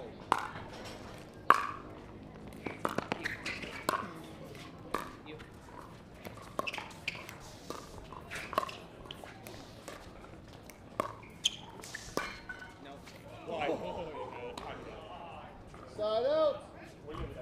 6. That's just nasty. Just wide there, Oh. but that was a beautiful looking shot. Now, The confidence you got to have right now to hit that shot and even attempt that shot. right. Dylan and DJ are wearing similar colored shirts, But different teams. different teams. One of them is on the Ranchers, the other one is on ATX Pickleballers. 7. So we got an interesting fun fact coming up for you from the truck. We'll give that to you on the end change.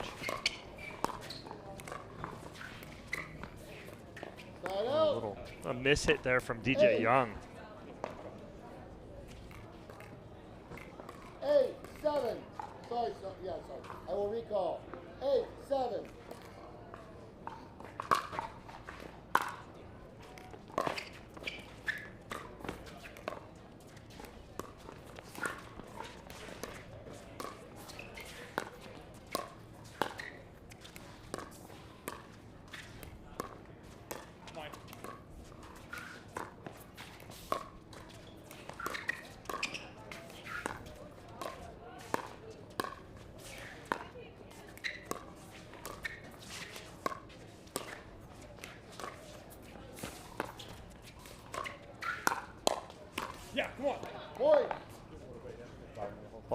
Just slipping off the paddle of DJ Young right there.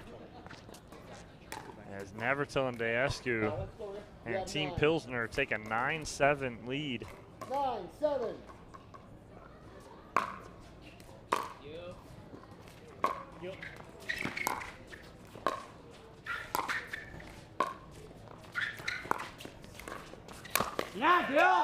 Great setup from Dylan Frazier right there. And DJ Young with the great read as well. And recognizing the setup that Dylan gave him and giving him the props. 8, 9.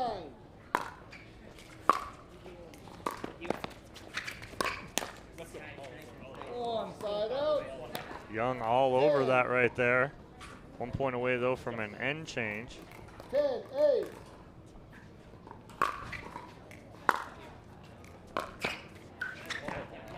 Side out. Dylan, the only one on the court that does not come from a tennis background. 9, 10.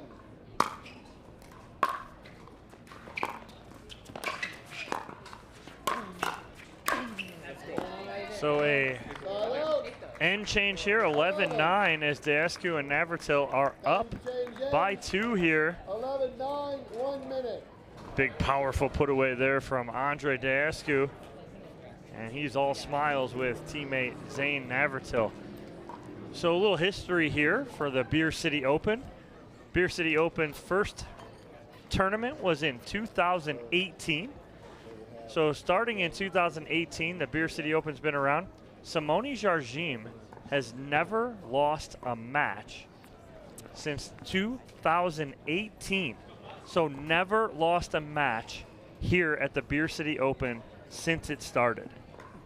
Correct. I do believe she did not play last year. Right. But 18, 19, 20. And 22. So 4 straight years that she has been here. She has not lost a match. That's absolutely incredible.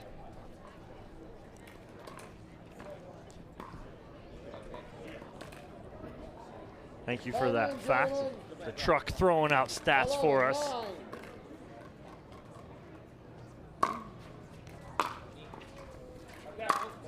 Point. A little long on that return right there from DJ Young. 12, 9.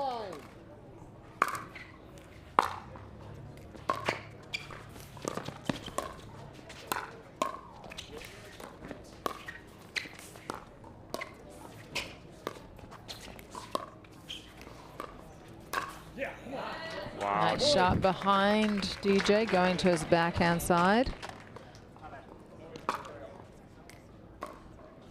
Again, he had DJ leaning, trying to get back to the middle right there.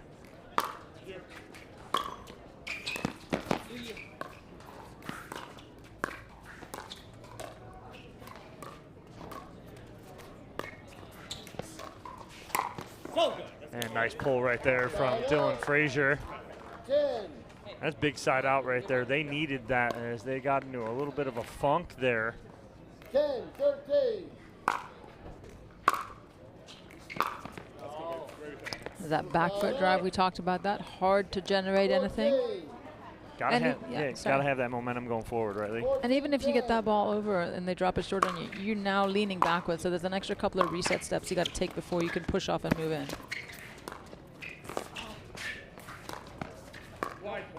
We talked about it before too, right? You and I have talked together, and I've used your analogy about how if you get pushed back to the baseline, that's your starting point, right? You got a layover, right? You got layovers on the way to your final destination. And Navratil goes two-handed backhand to the back corner, right? So you don't need to go direct flight from the baseline to the kitchen line. Right. You have layovers and stops in between, meaning in the transition area. Absolutely. Sometimes you got to watch, you know, stop and look at the scenery. Right. And then move on. And then Get move stuck on, there. right. It's good, but we're going to move. We're going to continue to move on. Sometimes you get pushed back and you revisit the earlier scenery. You're like, oh, it looks a little different from this angle.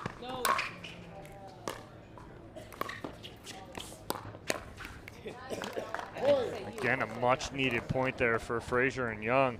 They can't. Julian Arnold is. He's having an argument with a fly, I think. He's throwing his hands up. He's throwing in the towel.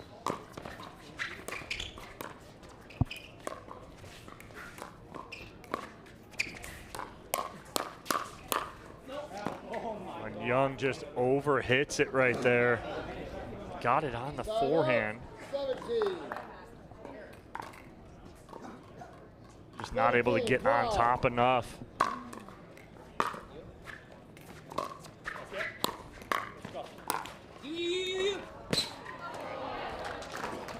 Navratil trying to will Deascu to get there. 13.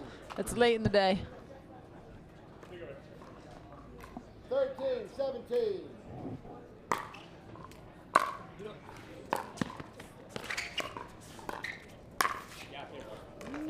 Zane had an easy one there. Went for a little bit too much, overrolled, went to the bottom of the net. 14, 17.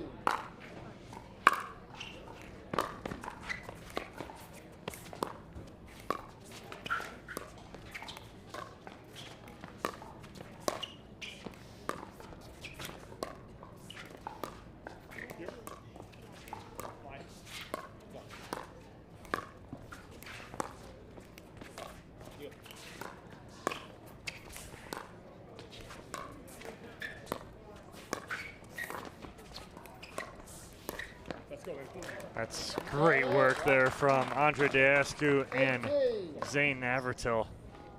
What you saw right there was a willingness to work that point and not be in a hurry to win it. I did like the patience though on the flip side from DJ Young, not trying to force anything right there too. He can't get the difference between aggressive and not smart. Correct.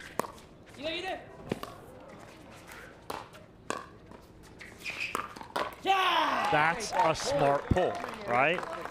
Flip it 75% down the middle, create some hump on that, and force them to try and hit up on that ball. You had them staggered. There was an extra alley open on the diagonal there for them, and DJ was smart and took it. Oh, and that's Deascu trying to make something happen, and now Frazier and Young within one. Hey, let's go here. 17, 18. This game much more important for Team Pilsner with Navratil and Deascu. As they do not want to go down 2-0 going into mixed doubles. 19, 17.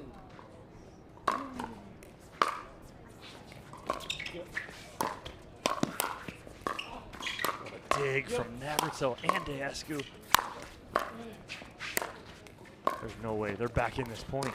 What defense from Deascu and Navratil. And they are fired up and feeling it, and they are frozen. 20, 17.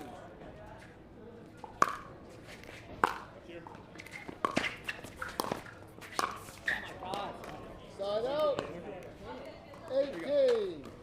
We are back to regular side out scoring. So both teams frozen here. Regular scoring.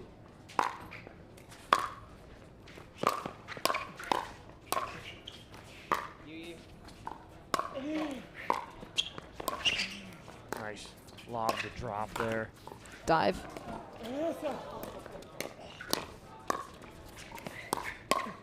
No! Deascu fired up right there. What a point. That point was so physical, it had everything. They were moving laterally, up, backwards, down. There it is. On the return of serve, Team Pilsner with Navratil and Deascu will take it 21-18, and we are all tied between Lager and Pilsner, one game apiece going into mixed doubles, meaning we will play both mixed doubles matches at least before the possibility of a dream breaker. We love the dream breaker. Nothing personal, but I'd like to see a split here. We'll see. We're going to take a quick commercial break. When we come back, we'll have that first mixed doubles matchup here for you at the MLP Series at Beer City. Pickleball Night in America, presented by Major League Pickleball, is sponsored by Skechers.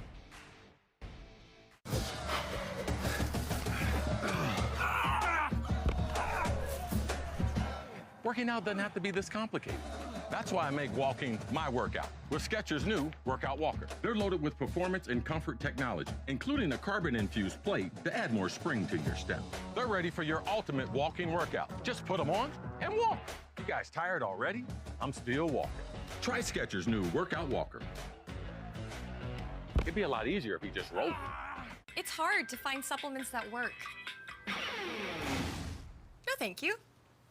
You need supplements that are backed by science with natural and plant-based ingredients and that are third-party tested. Because cleaner is better. Like Ora Organic. Plant-based supplements made from the Earth's most powerful plants for your immune health, gut health, workouts, and more. Find out more at oraorganic.com. Want the perfect pair of sunglasses for your every occasion? Hit up the Knockaround Custom Shop. With over 1 million possible combinations, why not get a pair for every you? 8 a.m. I need a coffee you. Clocking a few miles you. Game day you. Happy camper you. Fun in the sun you. On the slopes you. Dog days you.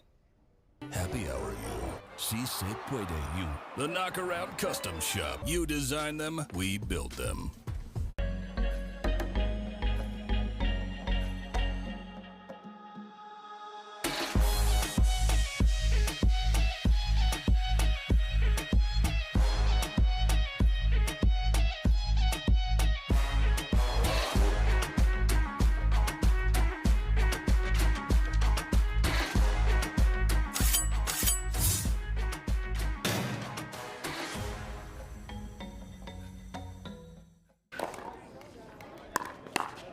Grand Rapids, Michigan, site of the MLP series at Beer City. Dominic Catalano alongside me is Lee Whitwell. We're all square, 1 game apiece between Team Lager and Team Pilsner. We're going to mixed doubles. So we've got Dylan and Lauren, and either Maybe. Viv and somebody, Or Jackie and somebody. So we'll see.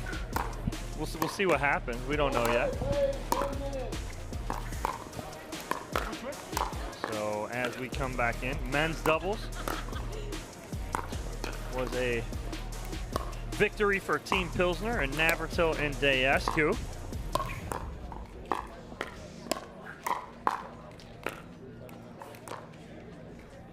All right, so we've got Jackie and Andre against Dylan and Lauren. So what are you looking for, Lee, out of this matchup? Jackie and Andre against Frazier and Stratman. If Andre keeps playing as big as he's been playing, I think they're gonna have the slight edge. Dylan and Lauren are gonna have to play solid, create the opportunities, but you've got Jackie on the other side who's not gonna give you anything. And it's gonna keep Andre in that point. She's not gonna go for too much. She's gonna play her role and not feel the need to pull the trigger. Kawamoto to serve to start.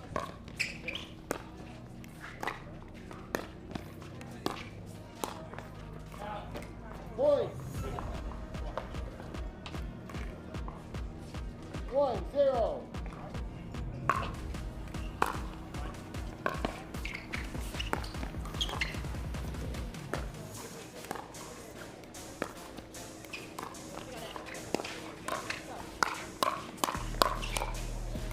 What hands there. Dylan Frazier.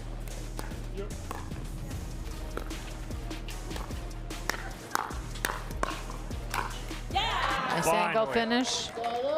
And why that finish, though? Why is that a winner? What's Dylan Frazier do there? Put him into the stands, opened up the court. Even if that ball comes back, the court's so wide open. Exactly. Hits such a good angle. Same guy. Exactly. Same guy just had that amazing point.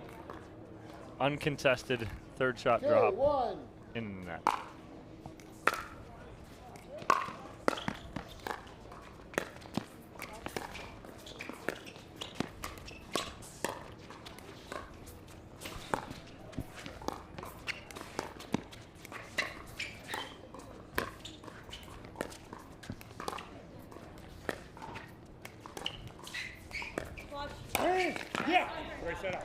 Yeah, and you hear Dayescu talking to Jackie Kawamoto going, great setup. And it was, because Kawamoto stayed in that cross-court dink, and forced a pop-up close enough that Deescu could jump in the middle and pick that off. And see, just like we wanted Viv to go down Deckel's line, I think Lauren's got to be able to pull the trigger down Andre's line to keep him. Yeah. Right, she's Keep got to him quiet, yeah. keep him honest. Keep him over there. And it doesn't even need to be a flick for a winner. It's got to be a flick to that side just to get him to play a ball. Like, hey, I'm not afraid of going there. Mhm. It's just sending a message, because he's physically getting very loud on the court. His movement is everywhere. There it is. It's like she read our mind. It's just a great lob there, though, from Stratman. You just open that up, and the best part about that right there, she just pushes that right down the line. She knows she doesn't have to do anything much with it. And that's the key in pickleball, is understanding that you don't have to do too much. Less is more. 4-3.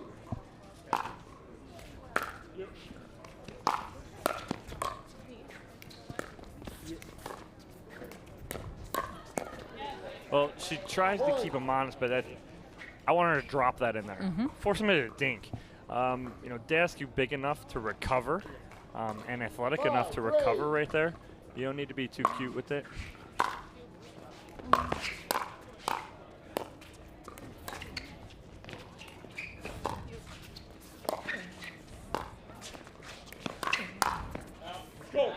It's a great lob set up by Jackie and allows Andre to go on the offense. Great setup, like you said, Lee. Perfectly done by Kawamoto. She had Frazier dug in, and he's able to go up over the top of him. We'll blame the wind on that missed serve. It's really windy.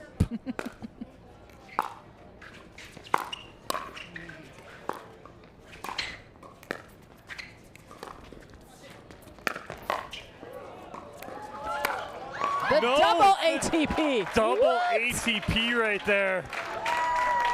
Right there. Look at the defense. Ball drops in. Frazier just very casually. And the best part about it was Deescu almost had that one too.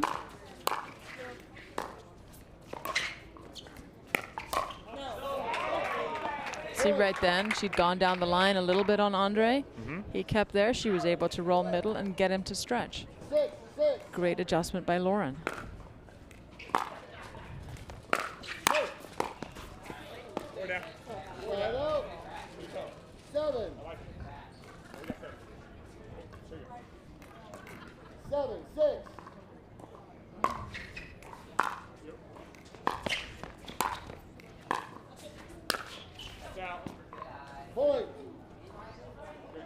Now the fact that Kawamoto gets every single ball back, I think caused that shot. Because Stratman's trying to really punish that and put pressure on Kawamoto.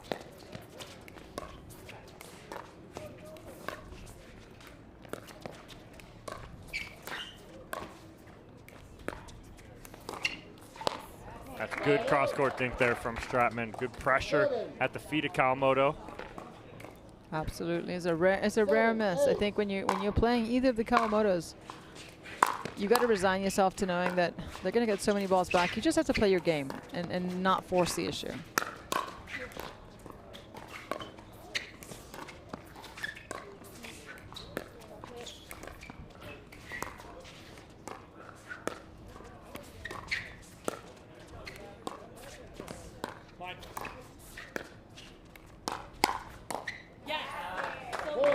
Probably not the right time there for Kawamoto to speed that up at Frazier. Right, rare speed. It's an interesting choice she made there.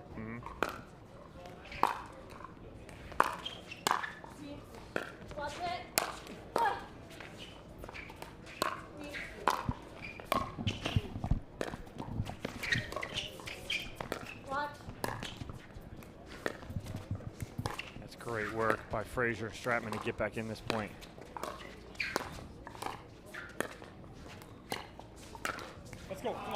Oh, Stratman all smiles right there. She thinks she had him being Deescu backdoor. If she just had 6 more inches arm length. She was only the size of Deescu. Right.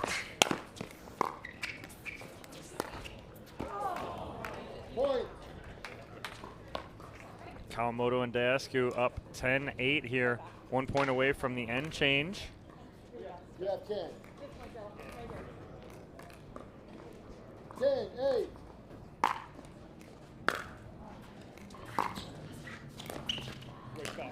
I like the idea, but unfortunately execution not there, and it is a 11-8 Pilsner lead here in this first mixed doubles matchup. We're all tied at 1 game apiece between Lager and Pilsner. Kawamoto and Daescu playing very well right now, Lee. What is it that's making them play so well together? I think Jackie's the perfect complement to Andre's game.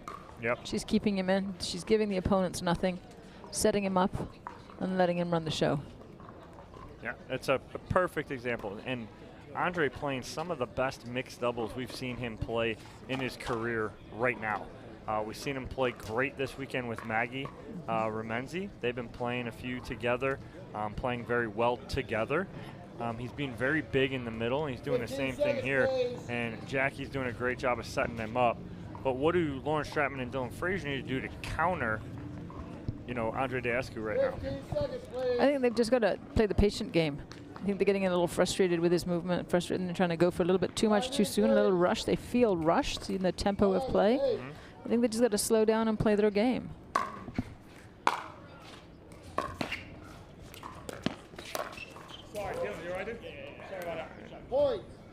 And Dylan If he only learned the face block. Andre could teach him. Got him off the head. He tried to header that back. But Daescu not trying to hit him now. That's a huge ball. I mean, geez. Check the ball, because that ball is punished here from Daescu. 13-8. Stratman is very close to getting that back.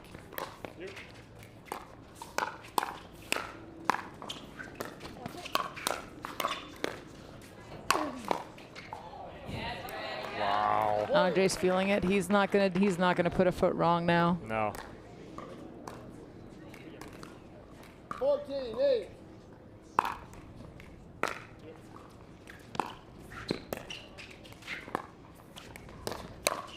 Oh, slightly ahead of that one. He'd read it like a book, but. All right, so I don't mind that right there from Stratman. So what Daescu's doing so well is he's moving and hitting balls right now. He's covering the whole court. Stratman went right at him.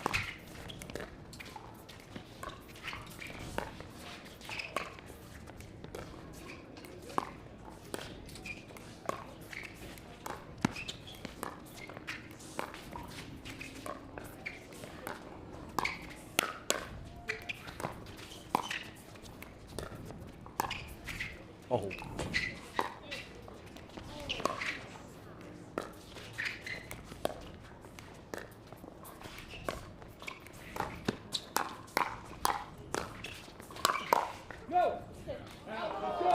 Just misses the back line right there. What a rally.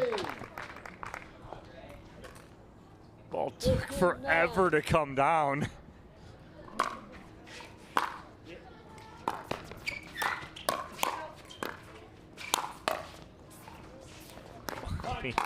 What is he not getting back? What is he not getting back right now?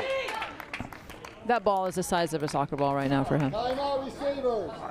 And ball just out right there. Good call, but is anybody right now hotter than Andre Daescu, Lee?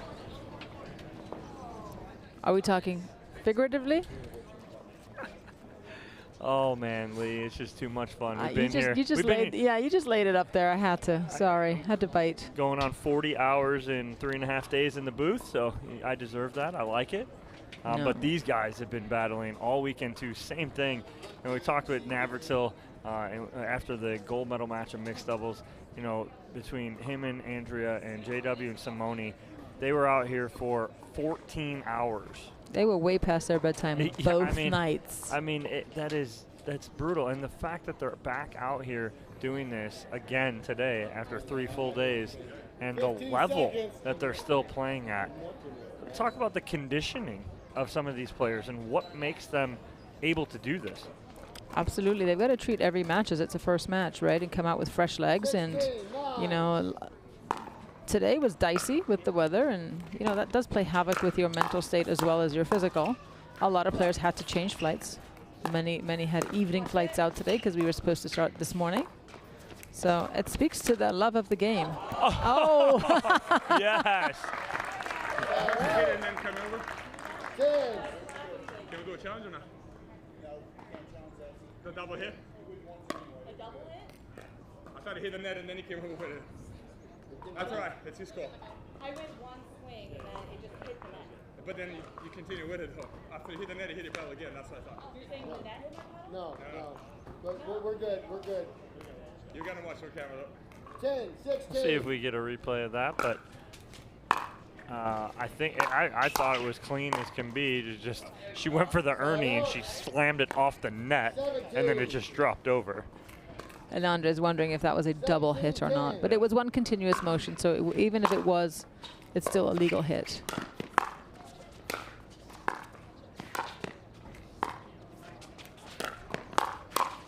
Wow, Kawamoto coming with the heat there. She's feeling it. She says she felt the change up. Here's that replay. So Stratman, it's clean. She hits, and it just goes over. She never hit it again, but there's one motion. That's a clean Ernie right there.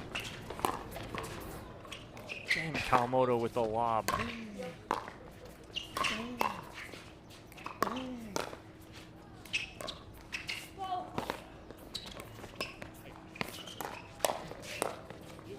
Just Is there anything he cannot do today? not one bit, no. I mean, maybe the Ernie tweener. Haven't seen that one yet. Ernie tweener.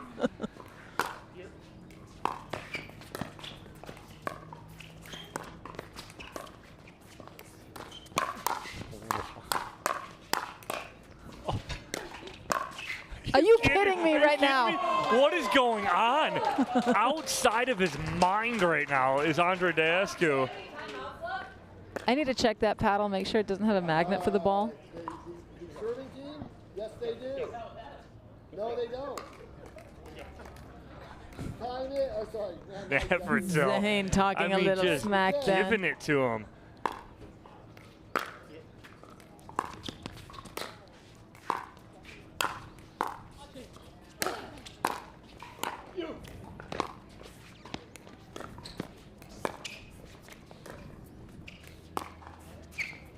And just handcuffed right there by Kawamoto in a 21-10 victory. Wow, for Andre Deescu and Jackie Kawamoto. And what we've seen there, I mean, Andre displayed pure excellence on the court. But what allowed him to do that as well was his partner being stable, calm, setting him up, keeping him in that point, allowing him to run the show. I think people forget they just see the showmaker on the court. Right. They forget that the supporting actor or the supporting actress plays a vital role in making that actor look good. Absolutely. Well, Team Pilsner will take a 2-1 lead. It is all going to be up to Simone Jardim and Dylan Frazier to force this dream breaker. We'll take a quick commercial break. When we come back, we'll have that 4th game for you and see if we're going to that dream breaker here at the MLP Series at Beer City.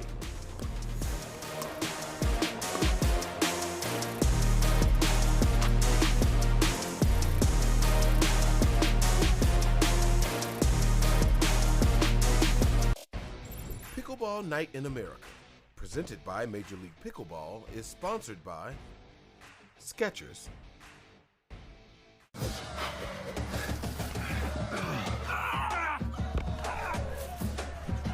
Working out doesn't have to be this complicated. That's why I make walking my workout with Skechers' new Workout Walker. They're loaded with performance and comfort technology, including a carbon-infused plate to add more spring to your step. They're ready for your ultimate walking workout. Just put them on and walk. You guys tired already? I'm still walking. Try Skechers' new Workout Walker. It'd be a lot easier if he just rolled. It's hard to find supplements that work. No, thank you. You need supplements that are backed by science with natural and plant-based ingredients and that are third-party tested. Because cleaner is better. Like Oro Organic. plant-based supplements made from the Earth's most powerful plants for your immune health, gut health, workouts, and more. Find out more at auraorganic.com. Want the perfect pair of sunglasses for your every occasion? Hit up the Knockaround Custom Shop. With over 1 million possible combinations, why not get a pair for every you? 8 a.m. I need a coffee you. Clocking a few miles you. Game day you. Happy camper you. Fun in the sun you. On the slopes you. Dog days you. Happy hour you. Si se puede you. The Knockaround Custom Shop. You design them, we build them.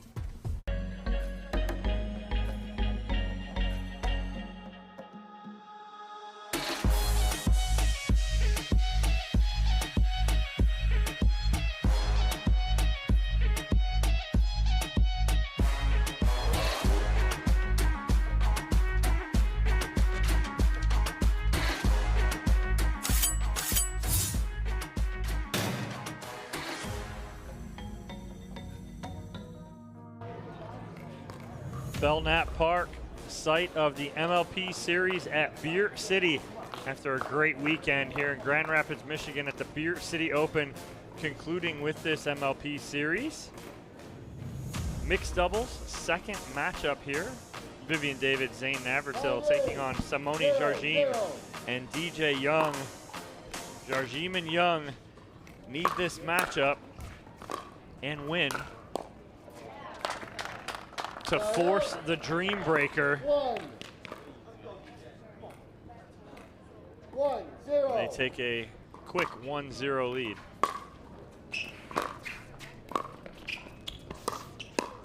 I'm going to see Viv and Zane. I'd like to see them play loose in this game. There's not, you know, they've got the singles Dream Breaker. They've got good singles players on their team. Yep. Just a little long on that third shot lob. 1-2.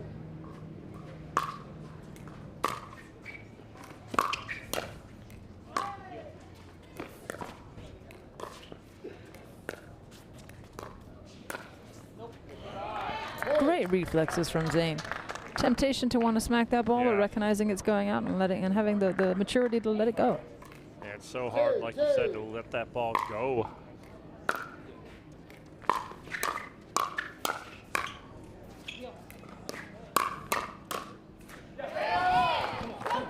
Great finish from Navratil again, getting on top of that, getting it at the feet of Simone Jardim. I think he was watching Andre in the last match. Going, you know what? Anything you can do, I can do better. 3-2.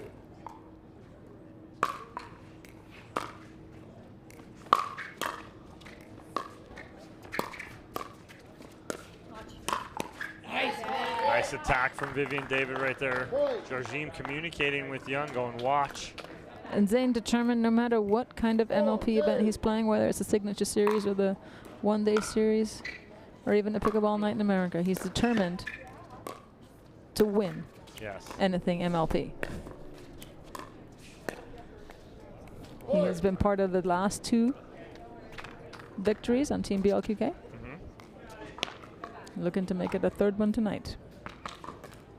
5-2.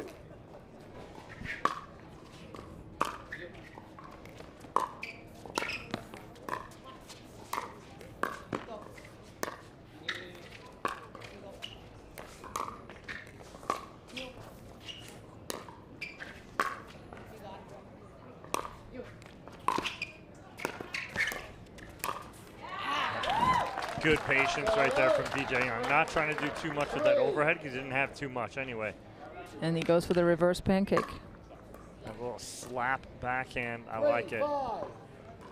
It's effective. It allows you to get a little bit more on the ball than a traditional backhand.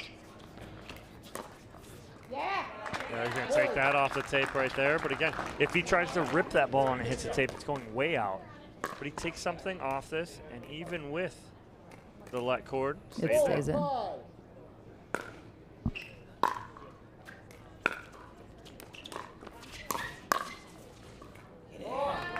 stays in there, back on the baseline. Nice ball from Navratil. Take a 2-point lead. 6-4.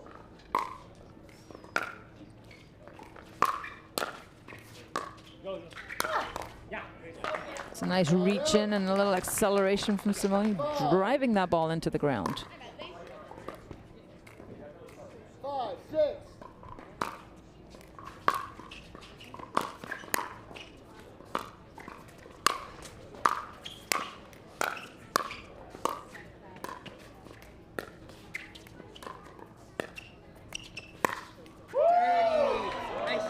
With the photo finish. I was blocked.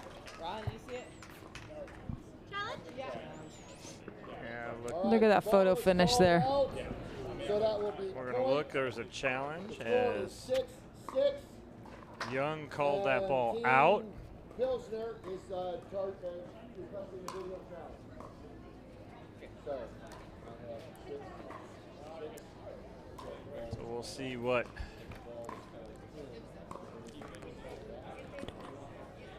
what comes up on the replay.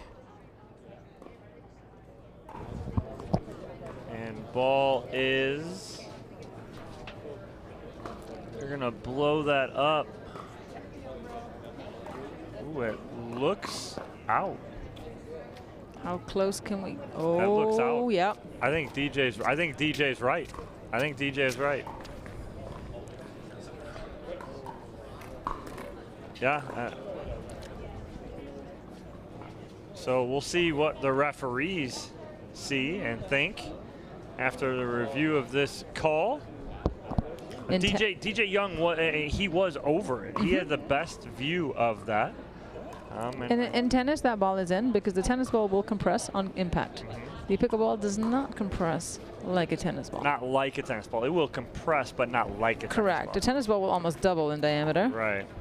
A pickleball will not. And you can see that, the lack of compression right there. It still looks round on impact. Correct. And she hit it pretty hard.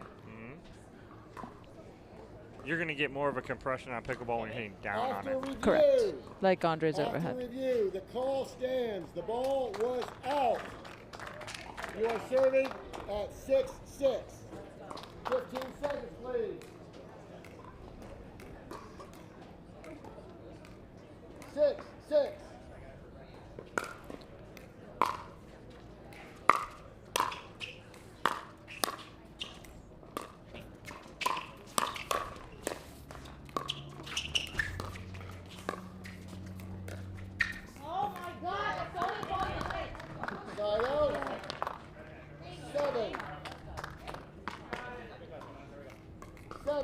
It's a 1-point lead here for Pilsner.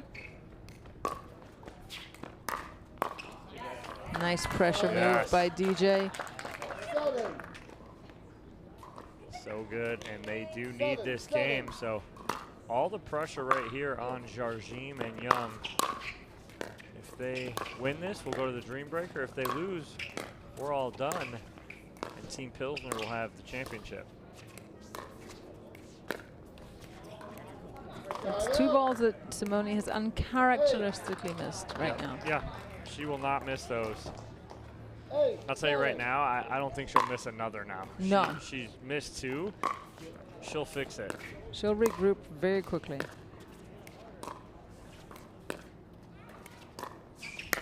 Right there. And that's a consummate professional right there, right? She sees what she did, and she makes the adjustment. 8.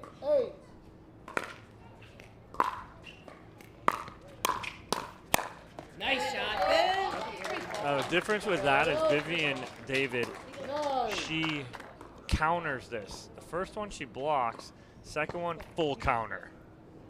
And that's how you do that right there. If she blocks that ball, DJ Young's going to hit another, and it's going to be trouble. Nice drop, great drop. But what a good drop there from Vivian David, and David and Navratil take a 2-point lead. 10-8.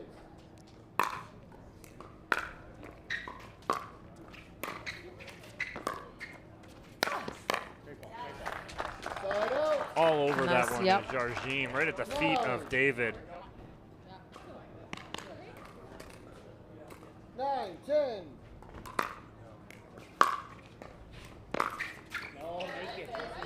Side out.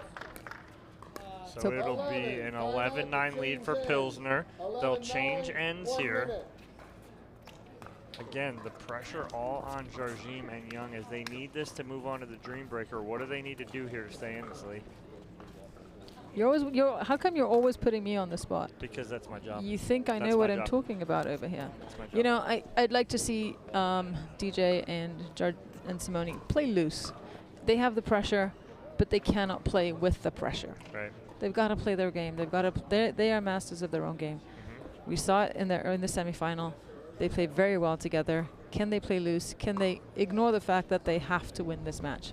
Because when you play having to win something, it's dangerous territory. Right. So the old adage, you have to play to win. Don't play not to lose. Correct. Play to win. Play your game. And that being a fact, too, is everybody listening right now is you go into a matchup, I'm going to play my game first. I'm going to go with my game plan. I'm not going to go with what you are. Correct. First. I'll make an adjustment, but that's going to be after you can stop my game plan.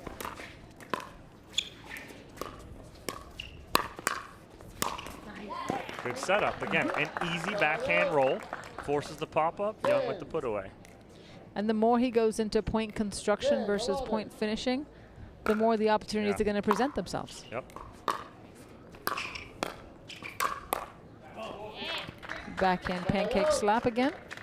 This time from Zane Navratil. 12-10.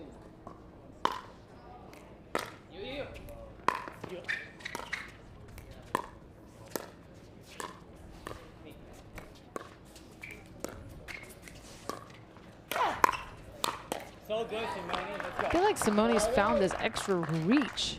She is coming into that kitchen and being aggressive and not just resetting that ball out of the air. She is going for it. I think her paddle change, I think she's able to control a little more with that Yola. I think it's allowing her to be a little more aggressive with that reach. You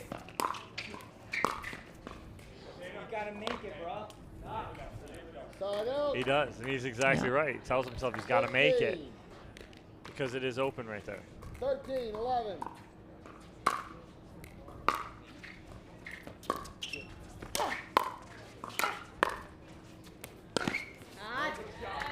Same thing, same spot right there for Jardim on the miss.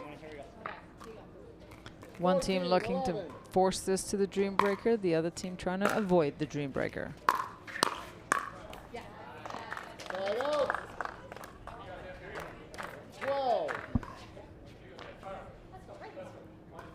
12-14.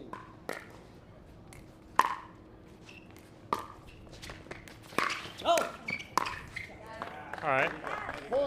Jardim plays it. DJ Young did not want her to play that, but ends up being all right. 13-14. Within one.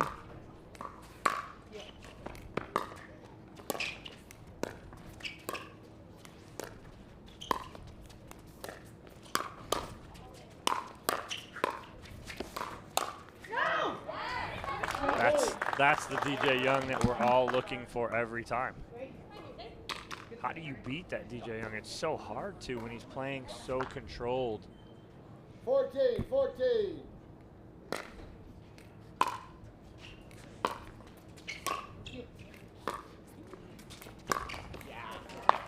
And again, I think one of the reasons he's able to play so controlled is let's not minimize Simone's role.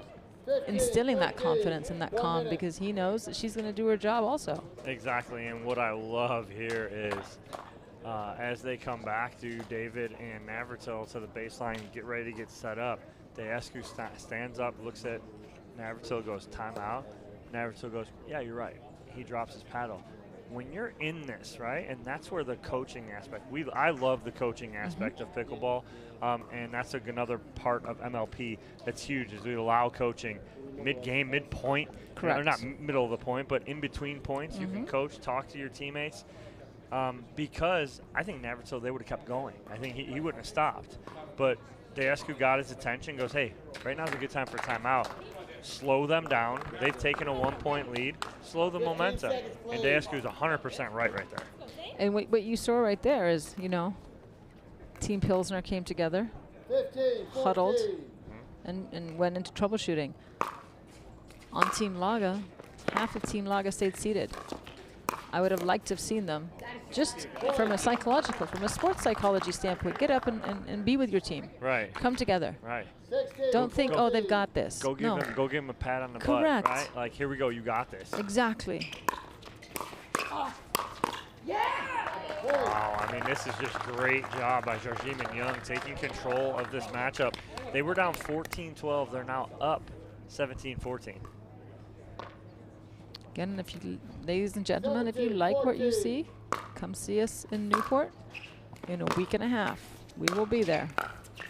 Be a packed house. See right there on that high ball that Zane had, I would have liked to have seen him go for that angle, open up the court. Yeah. He gave them a chance right there. Again, playing behind, right? Playing behind, don't want to make a mistake. Correct. I don't want to make a mistake there and give them a point.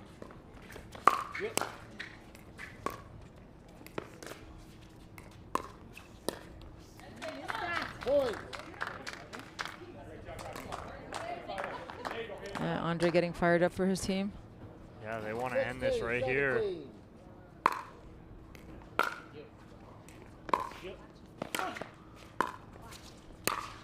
Go again.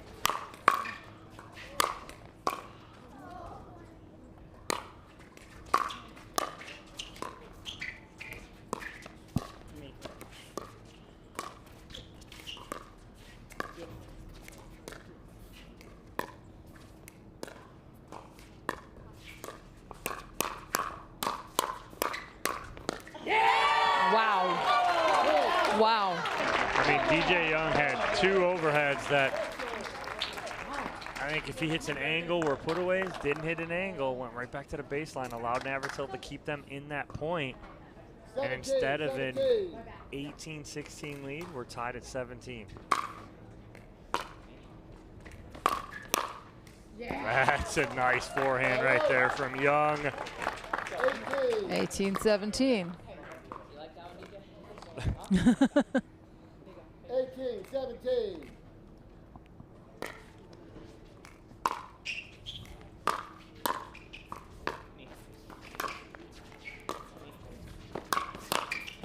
Wow, way to come over for that steal.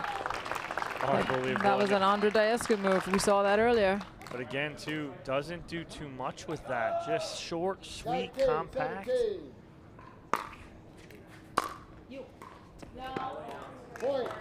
1 point away here from the Dream Breaker.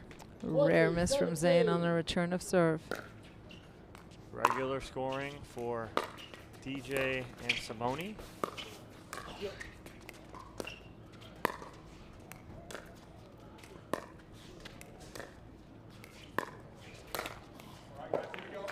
Trying to make something happen right there. Although, you know what? It's the right time to pull that trigger because, Viv and Zane are frozen too now. Right. 2-point lead, traditional scoring. Yeah, he did miss that. Just overhits it a little bit. 19-20.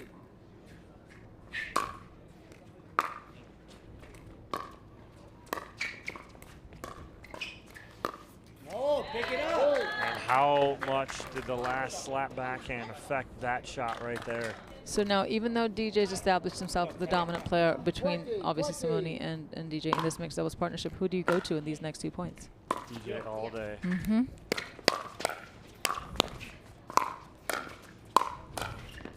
No way. Right? No way. She kept them in that point. What a great job by Simone Jarjim there. Those are putaways. That point's over 6 times.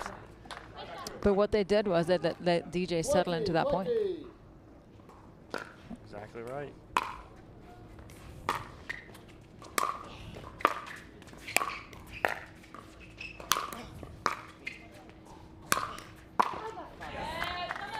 Jarjim had it. She was on it. But we are tied at 20.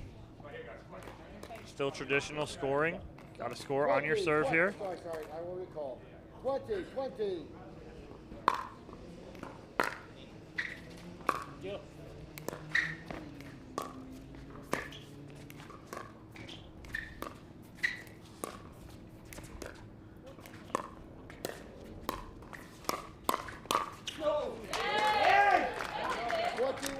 Viv baited him a little bit into flicking that ball at her so she could be ready for the counter. Well, it is game and match point here for Team Pilsner. Do we get to see a dream breaker, or is it going to end right here?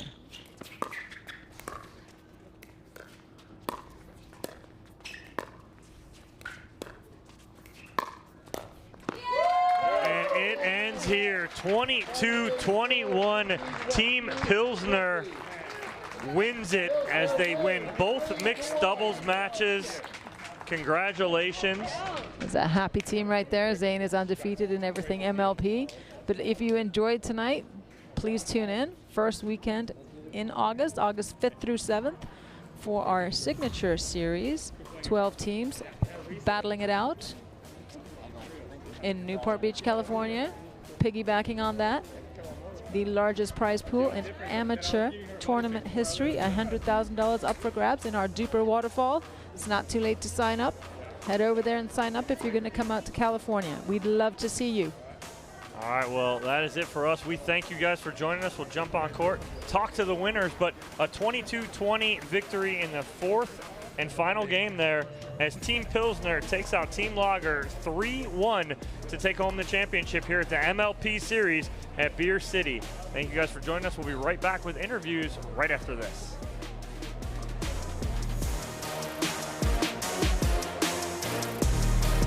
Pickleball Night in America, presented by Major League Pickleball, is sponsored by Franklin.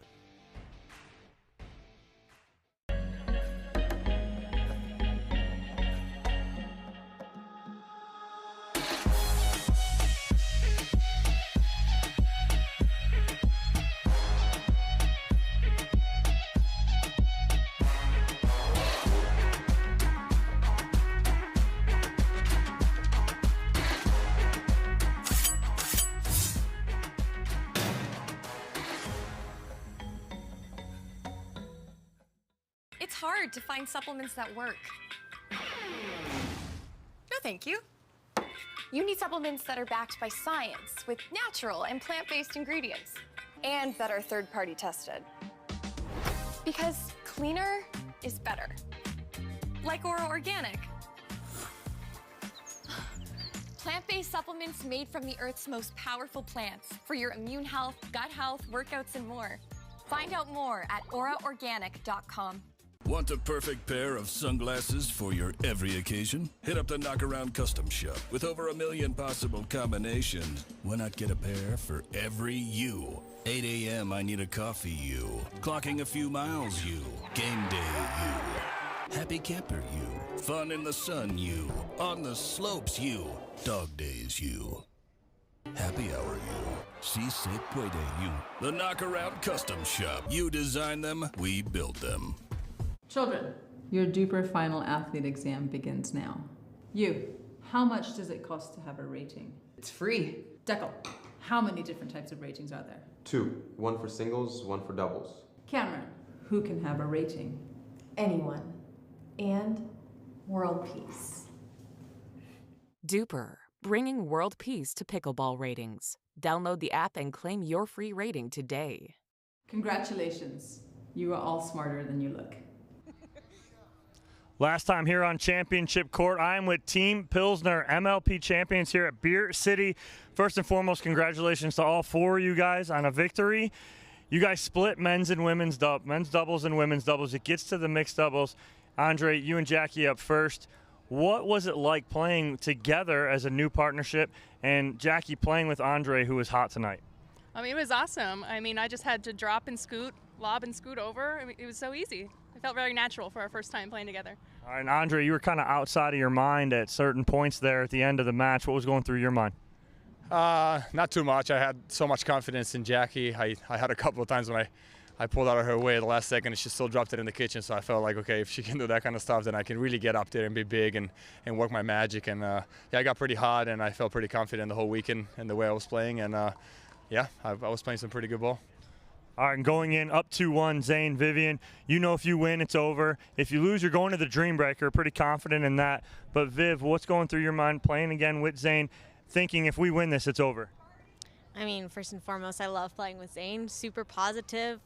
Whether I hit a good shot, bad shot, he's always there. No, always. What's going on through my mind? I mean, we practice with DJ a lot, so I know that he can do a lot of funky stuff, like with his shots. He's super talented, so I was ready for those, or trying to be ready for all of those misdirects and stuff, but I'm glad to come out with a W with Zane. He played amazing, and I just had to take care of my little side.